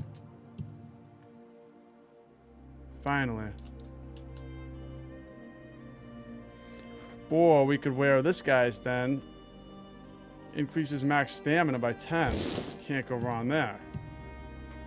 That's kind of cool. I really like the idea of having a flaming cloak though. Running around like Harry Potter or something. So I'm going to keep that for now and see how it looks.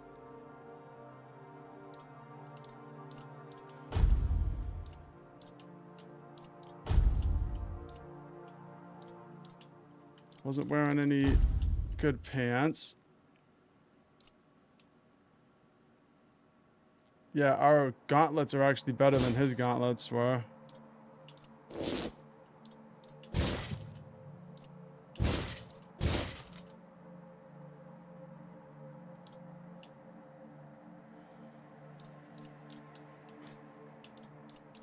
kind of looks weird, doesn't it? I'm going to keep those ones. All right.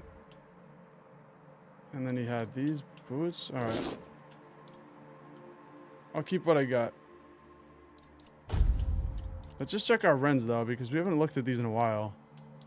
I think right now... Let's see, what am I wearing? I'm wearing the perfect ren for a warrior. Increases physical damage by 5%.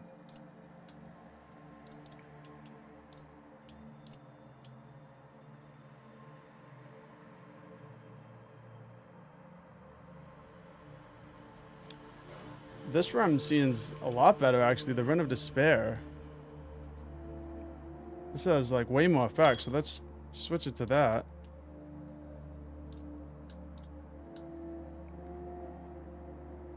Yeah, like this alone would be better than the other one, because this does both health and stamina.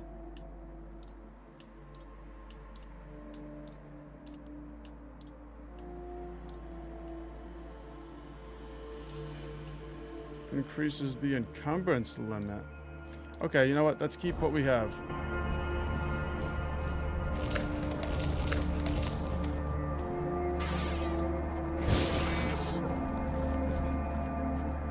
Okay, the cloak isn't flaming right now, but it's supposed to burn nearby enemies.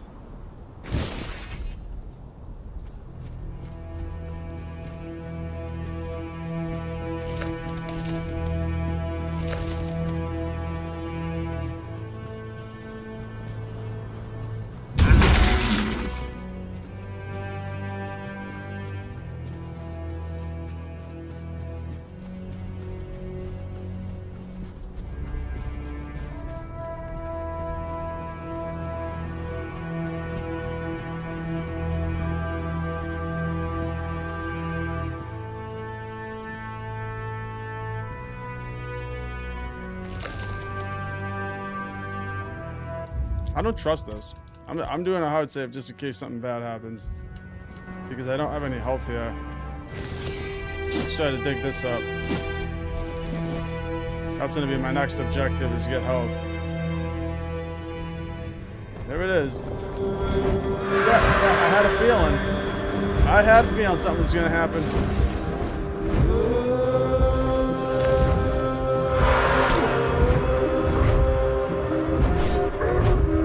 What the hell is this guy?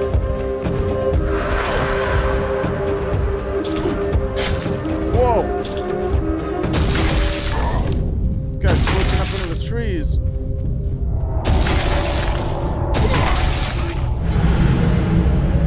That's it. He's all done. Yeah. I had a feeling that this was going to be a boss fight. It wouldn't be bad if I had health. See if I can do it, though. If I can put... If I have anything that restores health, I think I can do it.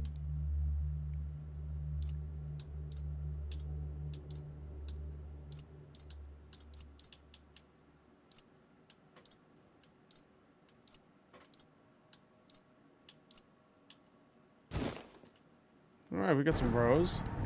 That'll work.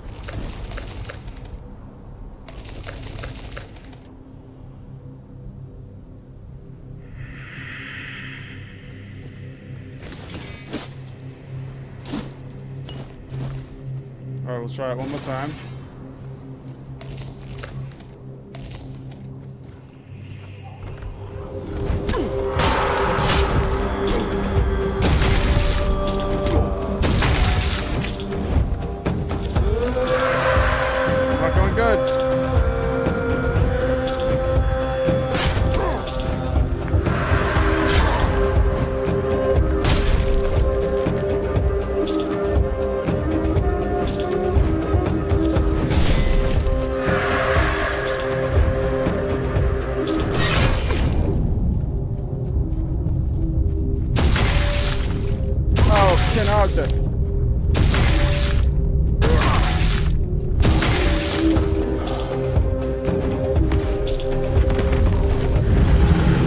That was it. Yeah, let's just go get some health. I think that's gonna be our next objective here.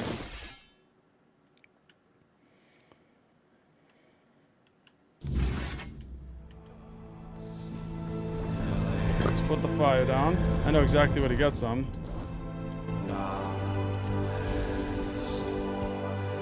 Alchemy, can't make any.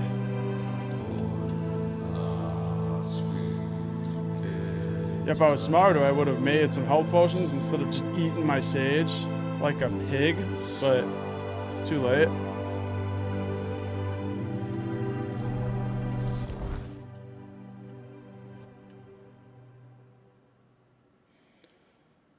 Alright, we're going back to the main gate.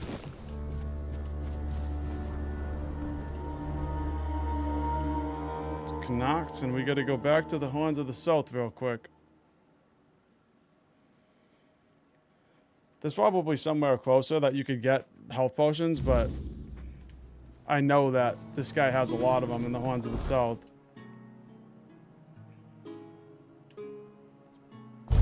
Forest Gate.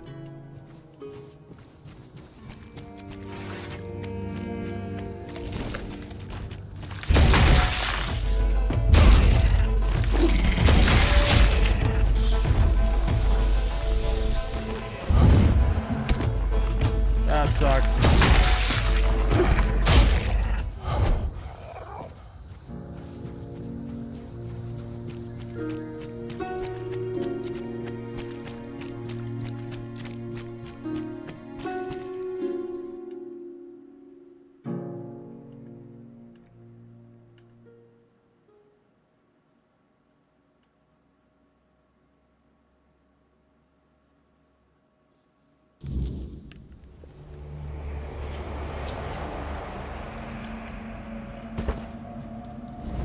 Alright, now I should be able to fast travel right over to the fortress.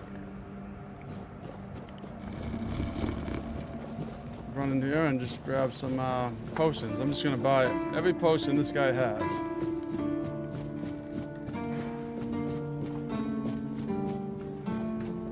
I should probably just get everything from the kitchen too while I'm here.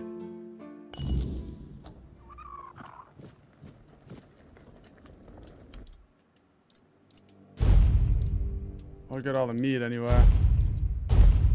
Everything good.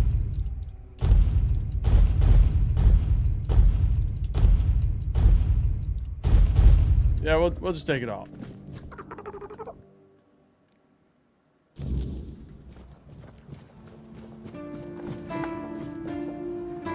Jane's quarters.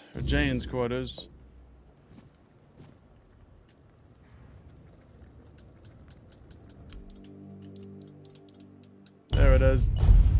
I'll take all that. And I'll take all that.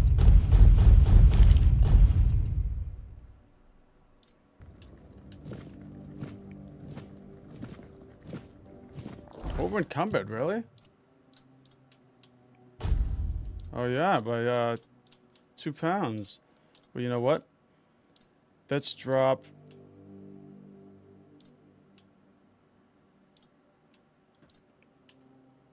Drop some. Let's drop this. Let's drop the quiet death. Don't need that. Drop this. Drop this. Drop that.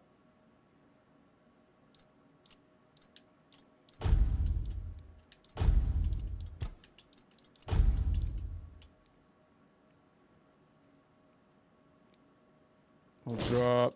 Might as well drop that. Okay.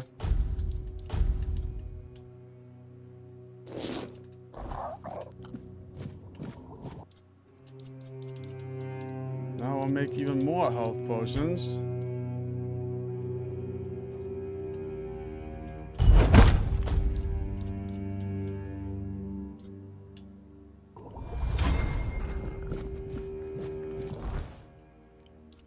Alright, so now I got a lot.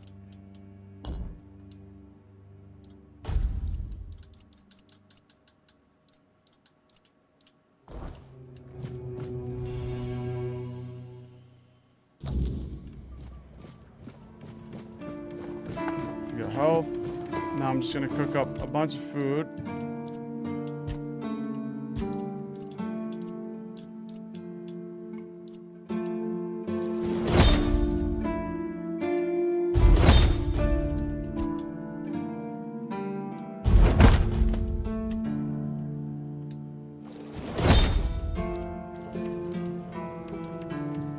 Alright.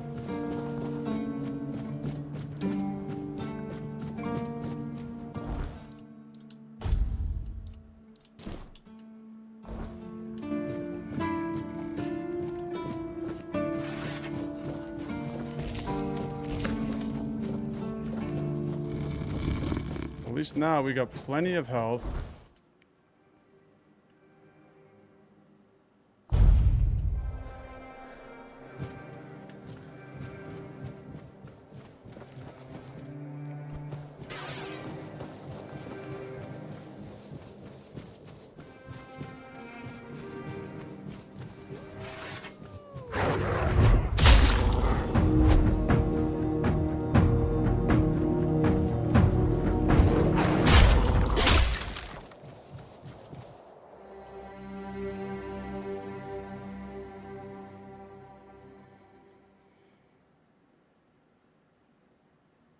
Yeah, sorry about all the loading screens while I run over there, but it had to be done.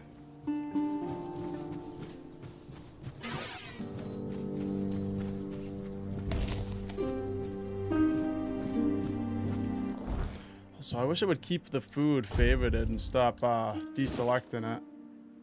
Beggar's Fair, we get 4 of those.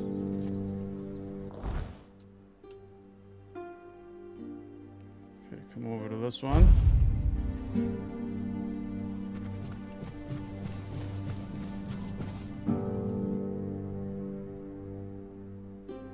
And back to the Forlorn Swords.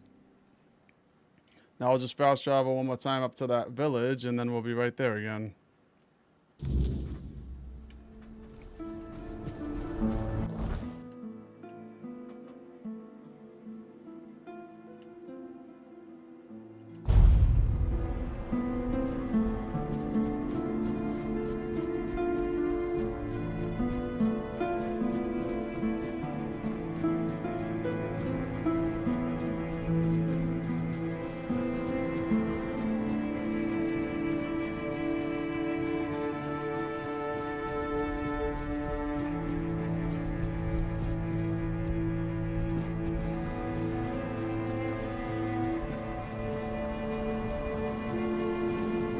Oh, damn bees.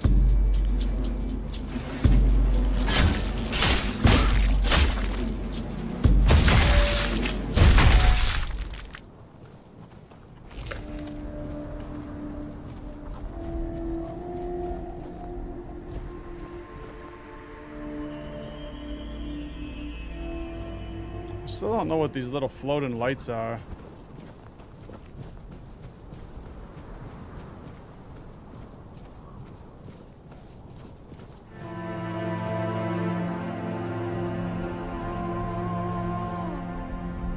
Oh, these are... I thought they were friendly for a minute.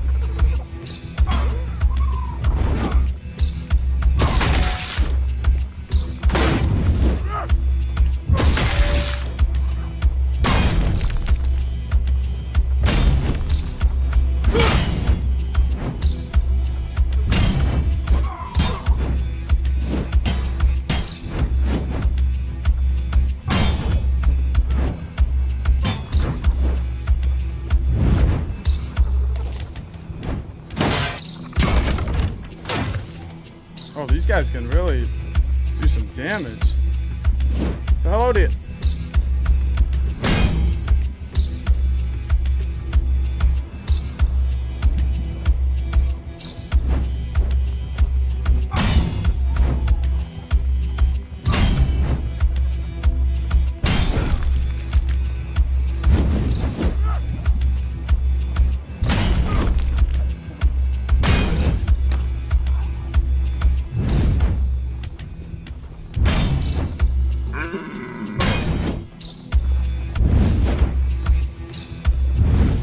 Man, these guys are nice with it. They're actually a lot nicer than I would expect some random guys to be.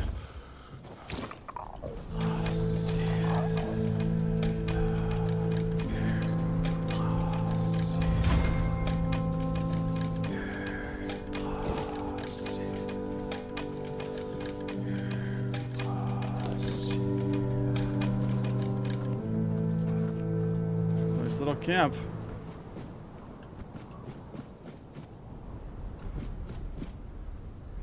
And there's the ocean.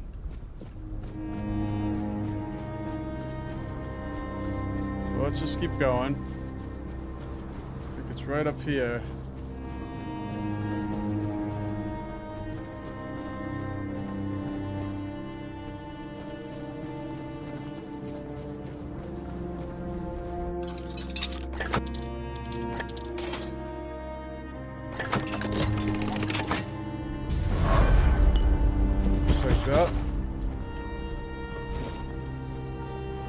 Alright, now we'll go and engrave the thing on this tree. Or carve the thing on this tree. Beat this dude and then go back to the village.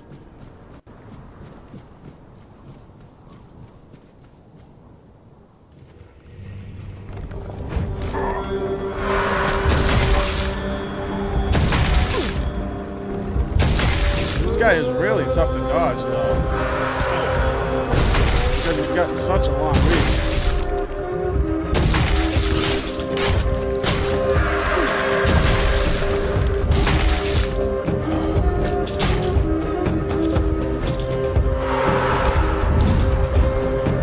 How was that? Hold on, I'm gonna pull out a different, stronger health potion.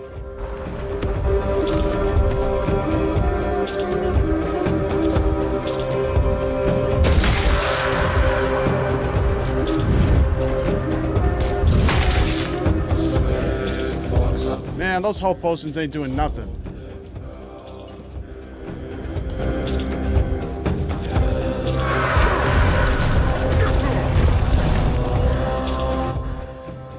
I don't know why they're not like... They're not healing me right.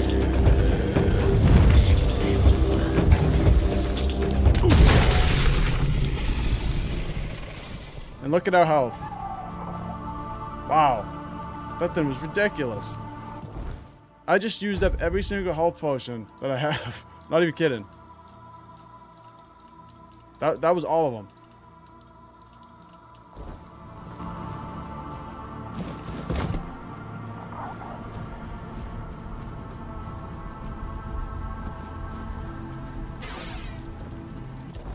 Alright, we'll get a level up. There we go.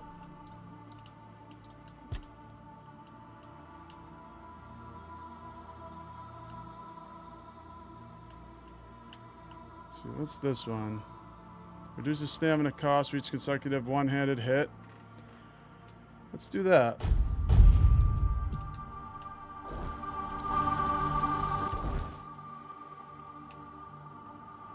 Fast travel back over here. And turn in that quest. That guy was a lot harder than I thought he was going to be.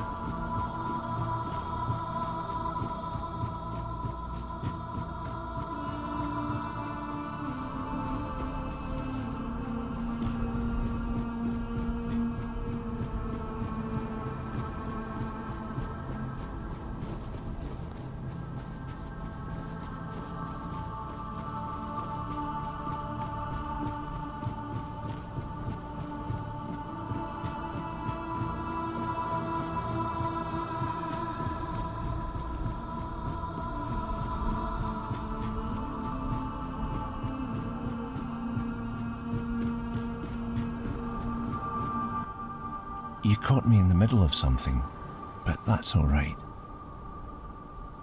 About your tree? Yes? I stopped the corruption. You can take care of your tree. Oh, thank you so much. I don't know if our tribe will stay here, but even if we don't, there will still be my mark on this place. Proof that I existed, that I wasn't just a dream. This is for you. I know it's not enough. Not for what you've done for me. I can only promise I will not forget your kindness. I hope the forest is kind to you. That completes what grows from grief.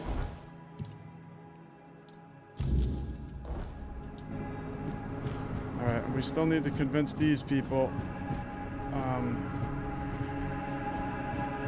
Let's see, where do we gotta go?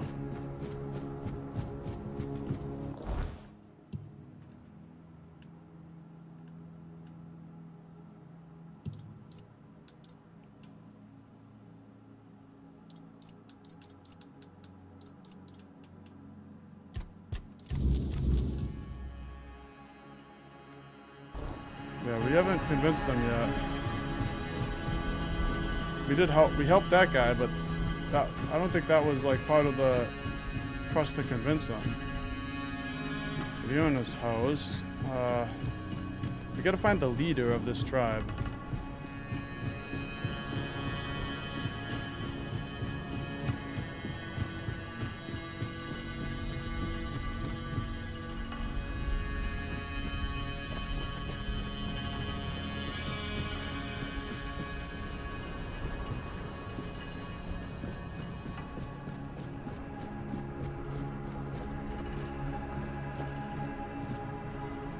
Lamb.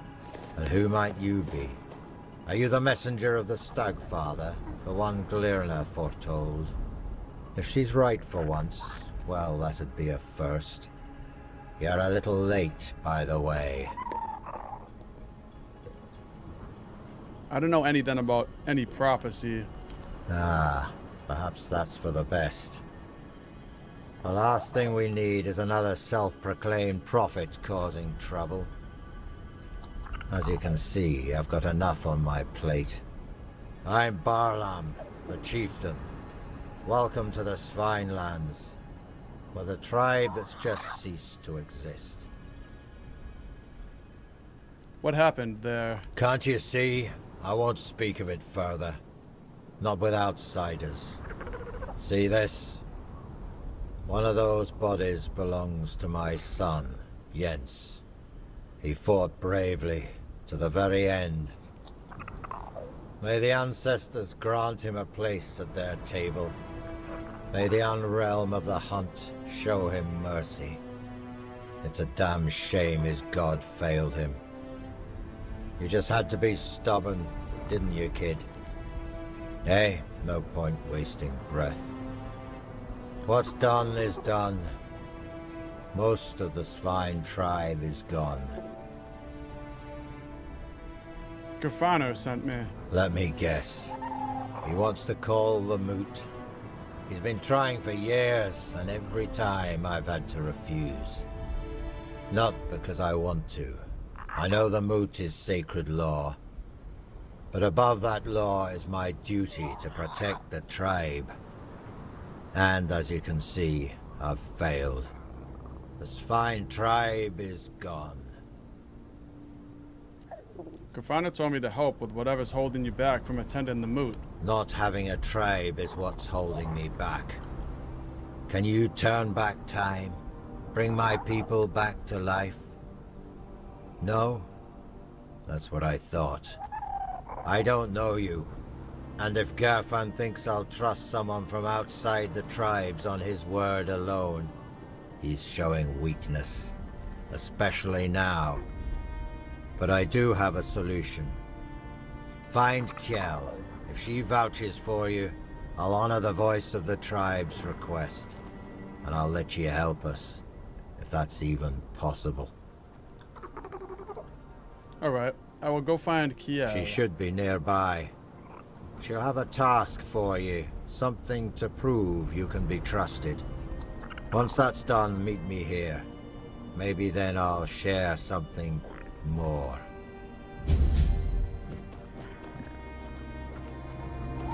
Alright, that starts the trial.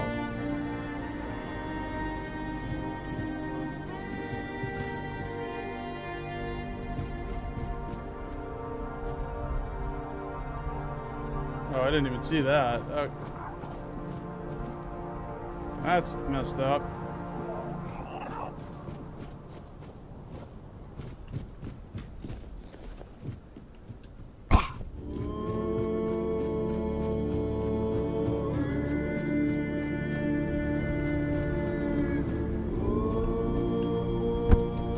Oh, should have done that.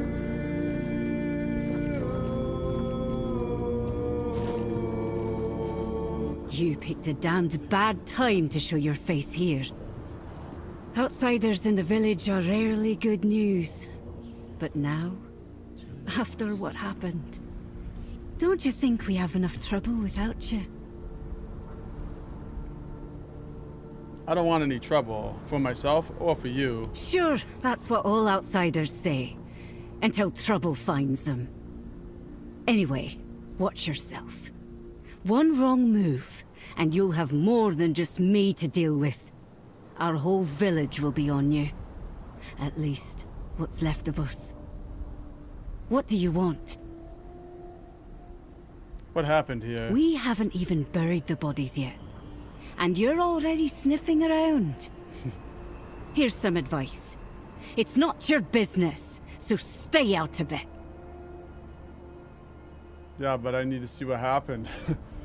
Kiel, right? Baolan won't talk to me unless you vouch for me. Well then, the two of you aren't talking. I don't know you, and I'm not vouching for you. The sooner you leave the village, the better. For you, and for... Wait, hold on.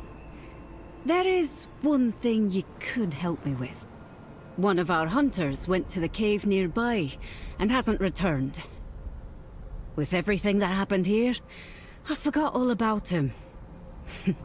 If you want to prove yourself, find out what happened to him. And don't come back empty-handed. Fine. Good. No need to linger.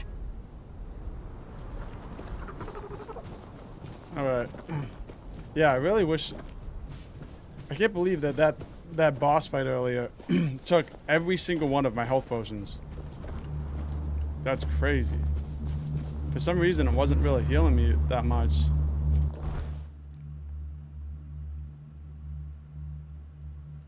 Okay, the trial is right over here.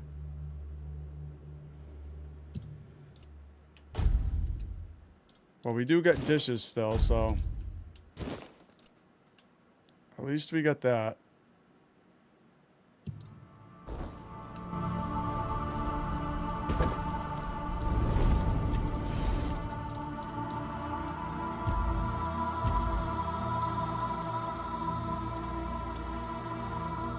And if I get some...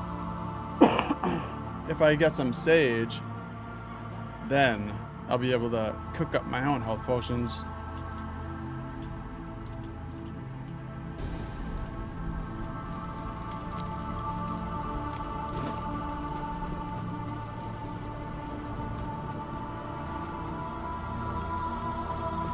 Oh, it's that way. Okay. Thought it was the other way. There's some sage right there.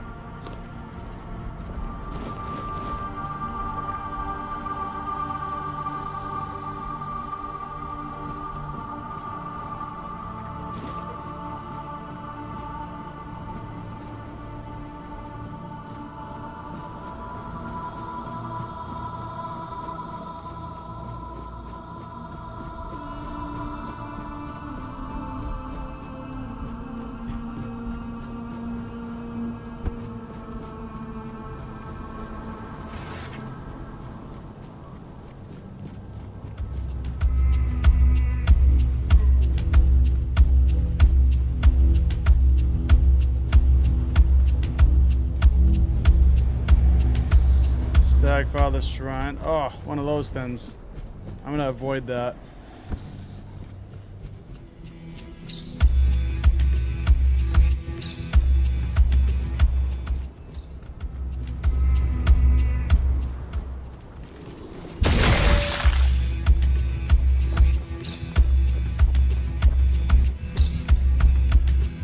Oh man, they're all over the place.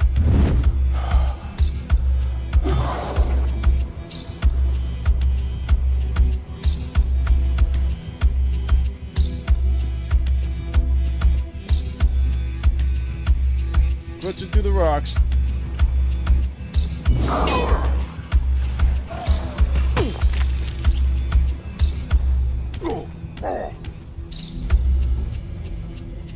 Just get in there. Oh, it's unavailable during combat.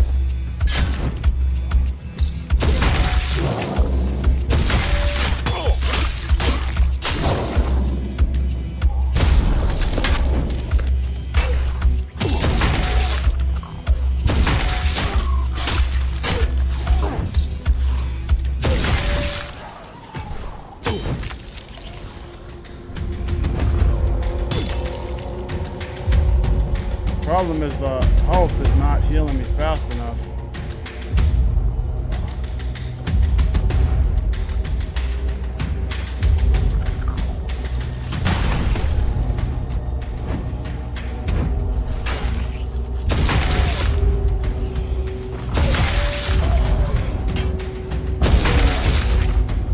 Already got one of them. Damn, that guy with his freaking name. Guy could have been in the MLB.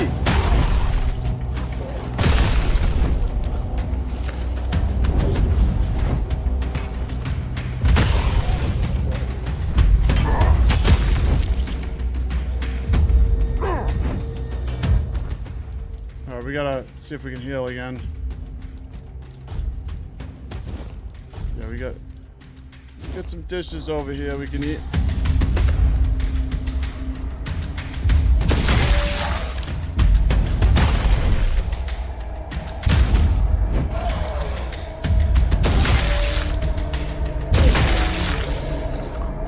Oh no.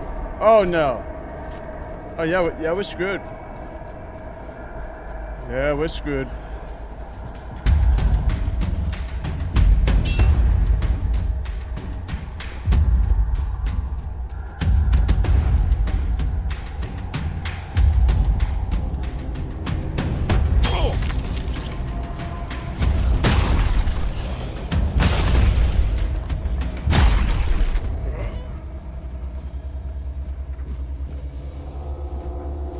Comes.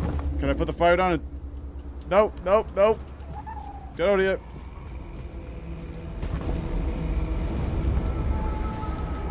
Go to sleep. Oh, I'm surprised that works.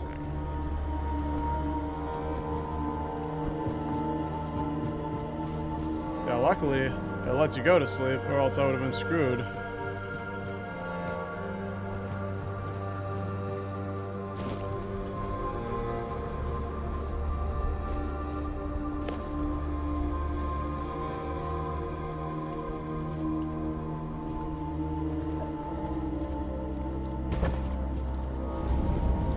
Same position that I was in earlier. All of a sudden, I got no health.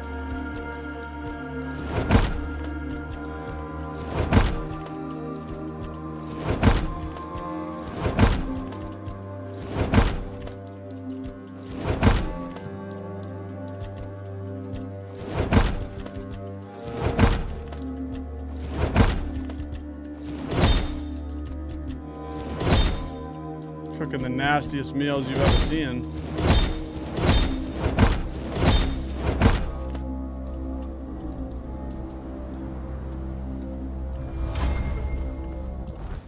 Let's just put that in our inventory. Get ready to chow on that undercooked nastiness.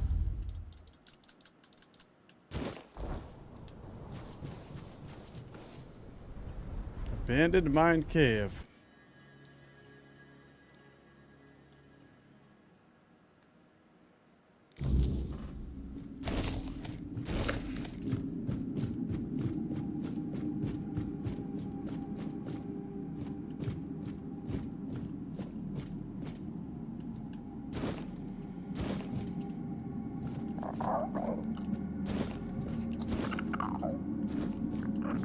Carnation. Those heal ya.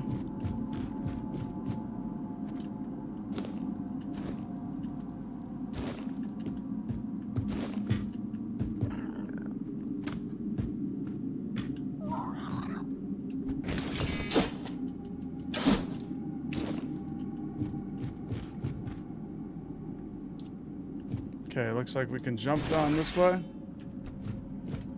Or we can go this way.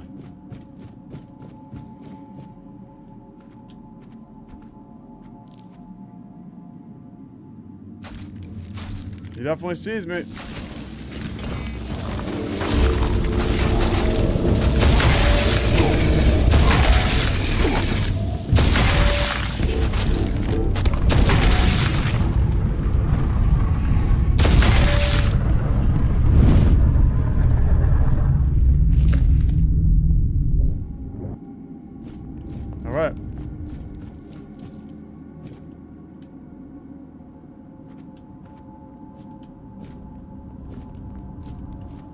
gotta check in this little hole. I think this is just where, if we drop down the other way, yeah, we would have came from this hole.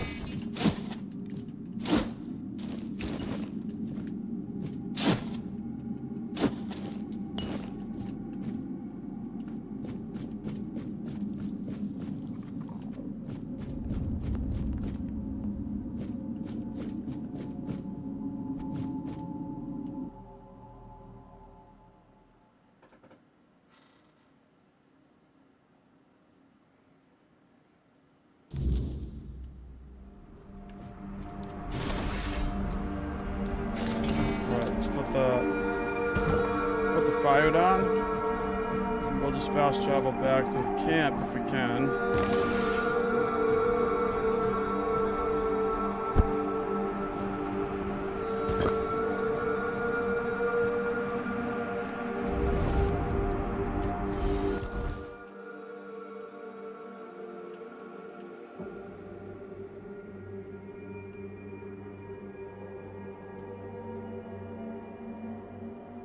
Kind of frickin' close to be fast traveling, but you know what? Let's just do it. Because the entrance was on the other side of the camp anyway.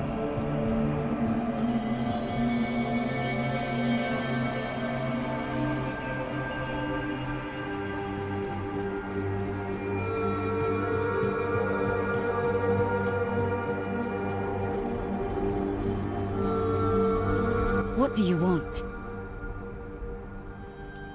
There was no hunter in that cave you sent me to, only a bottomless. What? You went to the bottomless cave? And you made it out alive? That's impossible! It would have torn you apart in an instant.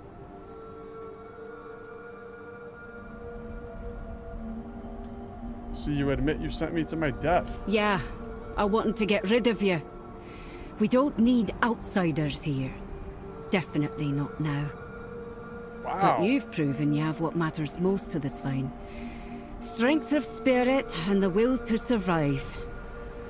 Go talk to Barlam, our chieftain. He'll probably find some use for you. Right now? What's happening? I can't tell you more than that. Barlam will decide what you need to know. Wow. I can't believe that she just set us up and wanted to kill us. Can you tell me more about your village? What? You want a tour now? Want me to introduce you to every corpse? That's right. Even the dead wouldn't bother talking to outsiders, let alone the living, who've got their own problems. I meant what the village was like before this massacre. Much livelier. There was more noise, less dead silence. And it smelled of hearth smoke and roasting meat, not blood. What do you think of Barlam? He's been in charge for as long as I can remember. And ruled wisely. Fairly even. But turns out he was too lenient. With some of us. And you see where that kind of weakness leads. Do you do anything besides insulting strangers? Yeah. I shoot strangers who can't hold their tongue. Besides that, I hunt. Best in the village. Was already true before most of the hunters got themselves killed. This seems like a hard place to live. It is. Unless your goal is to freeze or get eaten by something mean. Then it's real easy. But we'll survive. Even if there's only a handful of us left. And you, if you can't take care of yourself, you can always move on. I sure as hell won't stop you. Break a leg, or both. Wow. Thanks. Now I want to go into a house, and if there's anything of value, I'm taking it. Taking your cheese, your apples, your milk.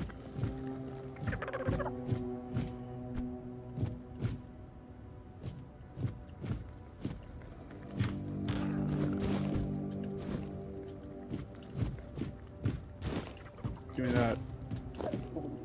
parsley.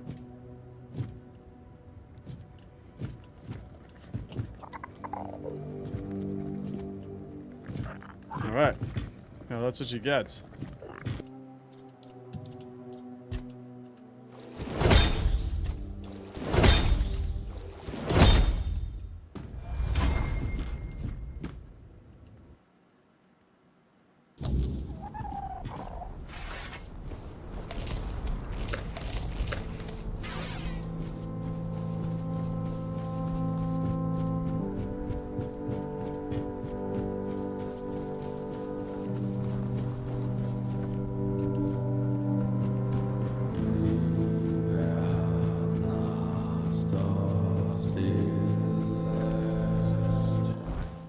Let's just double check something.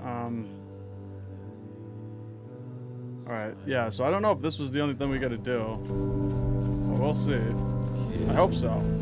It'll be nice to get, to ban this out and have them all go to the moot.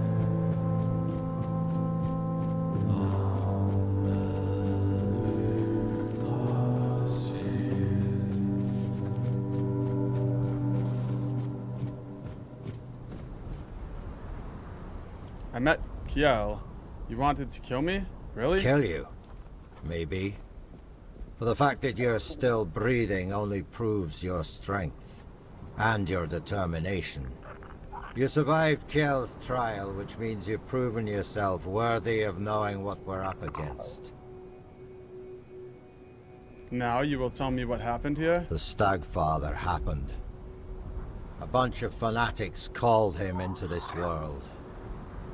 They claimed that when he arrived, he would devour everyone, then choose his own and grant them their rightful place in the afterlife. You can see how well that turned out. And that's how the story of the Svine tribe ends. I doubt we'll ever recover from this. Isn't the Stagfather a god? He is our most important god, the one we worshipped in the homelands. And we brought him here with us. He watched over us, blessed us with an abundance of game.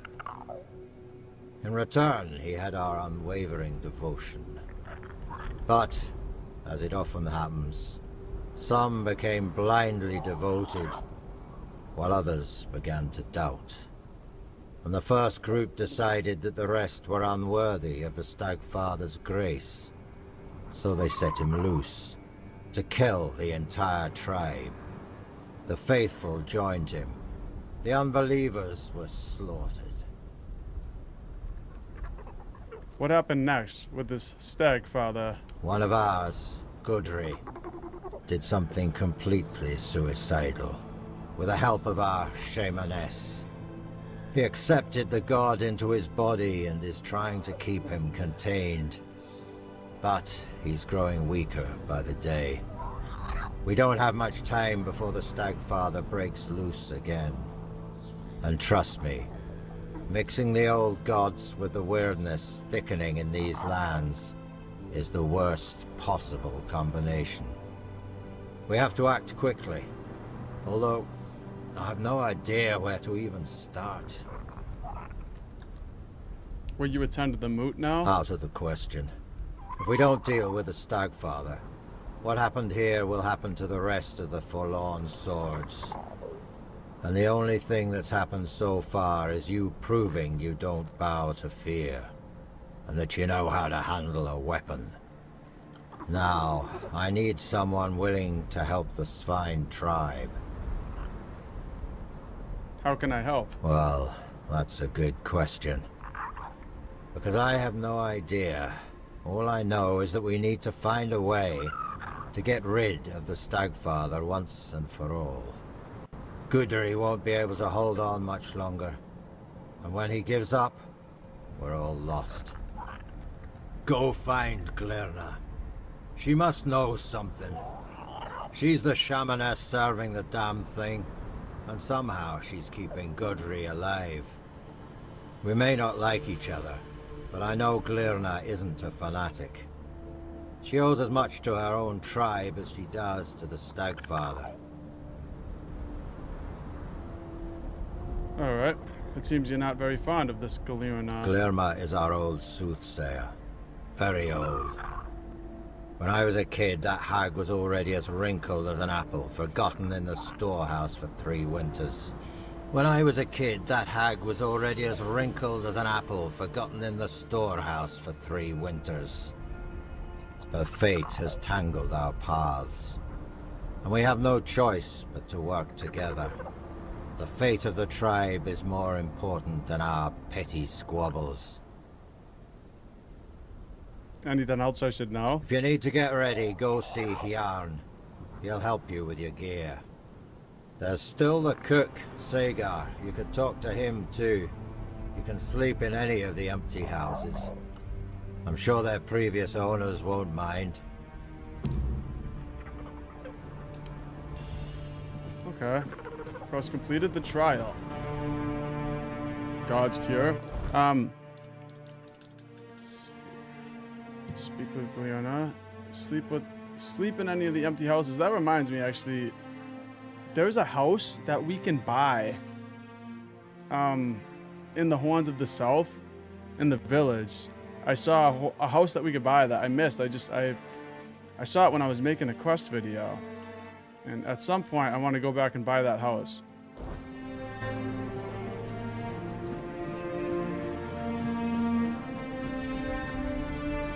Okay, so I gotta go talk to Galirna.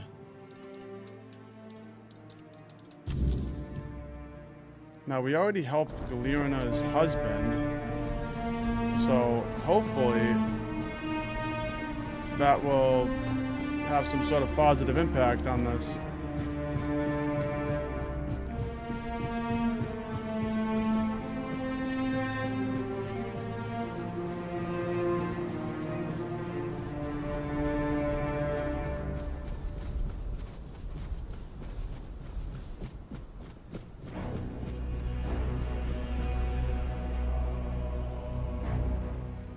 Svain's Sanctuary.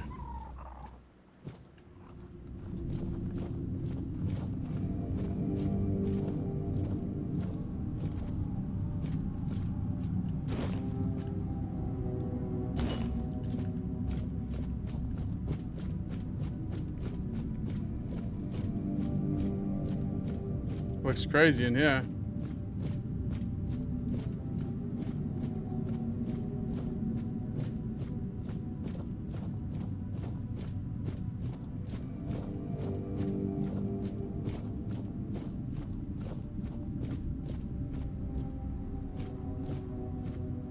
What are you doing to that guy?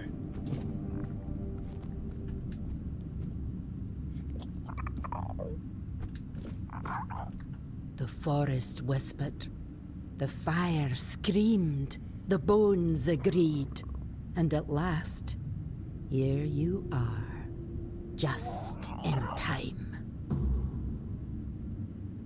You foresaw I'd come? The horned god told me, before hatred blinded him.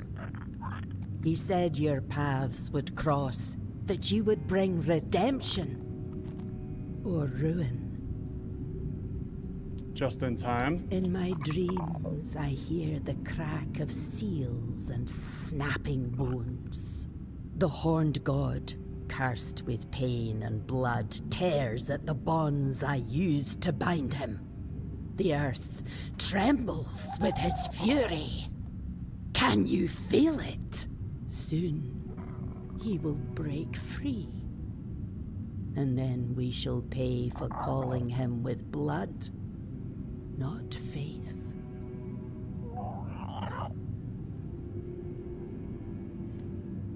You mentioned the Unrealm of the Hunt. It's the horned god's domain, a place where time does not flow, beyond the reach of humankind.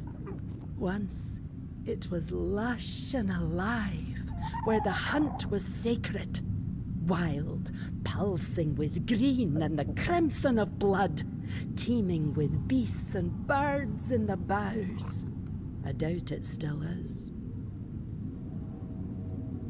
The man lying on the altar, is that Gudry? Yes, Gudry. who took the horned god's fury into himself to save us all. He reached for blood and bone, and let me turn his body and soul into a vessel for the god's essence. I sealed it with wards, like a cage of thorns.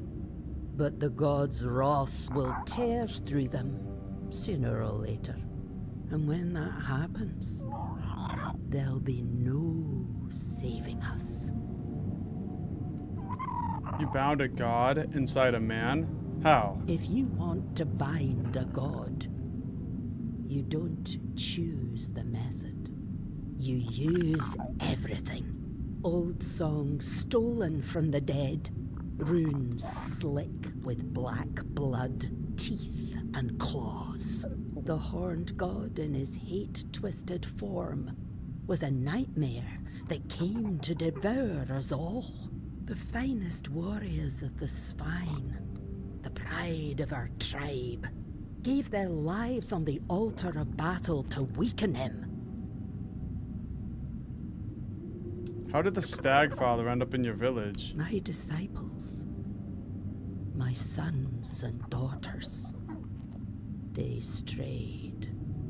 After the Gunvalda massacre, I and the others who served the horned god could not bear the shame. We heard our kin cry out and turned our heads. We betrayed our blood. The most devout called upon the old powers, out of grief, out of rage, but without reverence or care. They begged the horned god to come and punish us. And he did. Not as a guardian, not as a spirit of the woods. He came as fury, pain, and slaughter. You didn't try to stop them? I didn't think they'd reach so deep into the dark.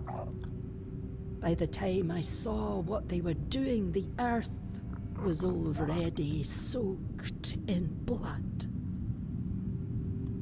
How did they have the knowledge and power to summon a god? They opened a door, and I gave them the key, in the form of songs, rites, and signs. Can the stag father be stopped? He cannot be healed. He will not forgive us. But I can try to keep him bound by will, by bone, and by blood. To do that, I need a fragment of his original self. The first trophy. The skull of the first stag ever hunted and offered in sacrifice to the horned god. It will remind him of who he once was. Bind his essence to the first offering, one made out of reverence, not fear. It may hold him in the unrealm of the hunt, long enough for me to complete the rite that will seal him there. Where can I find the skull? It's hidden, tied to the places where we once worshipped the horned god. 3 shrines, as old as the forest itself. But now, they must be destroyed. Each one is guarded by a servant of ancient memory. Kill them. Cast down what still remains upon their altars. Once all 3 fall, the 4th shrine, hidden and forgotten, will reveal itself. The first trophy waits there. Alright, I'll bring it. Show me the way. Go, but be warned. The shrines are no longer sacred. They're fouled by hatred, and the guardians who watch over them do not rest. Until we meet again. Okay, well this sounds like it's going to be a big, a longer quest than I thought. I've been playing for longer than I thought, actually. I think I'm going on longer than 4 hours now, so I think I am about all Tainted Grailed out for the day. Anyway, if you guys enjoyed the stream, please hit that like button. I'm going to wrap this up and I'm going to work on my next Tainted Grail video, and I'm also going to be working on a Skyrim video. I think tomorrow I'm either going to pick up this live stream right here, or I'm going to pick up Baldur's Gate 3. It's going to be one or the other. And I'm hoping this week I can bang out Tainted Grail, Baldur's Gate 3, and then maybe start streaming Fallout 1. Because I feel like that'd be cool, and I've never played the original Fallout, so let me know what you guys think about that in the comments. And as always, thank you so much for watching. I hope you guys enjoyed the stream.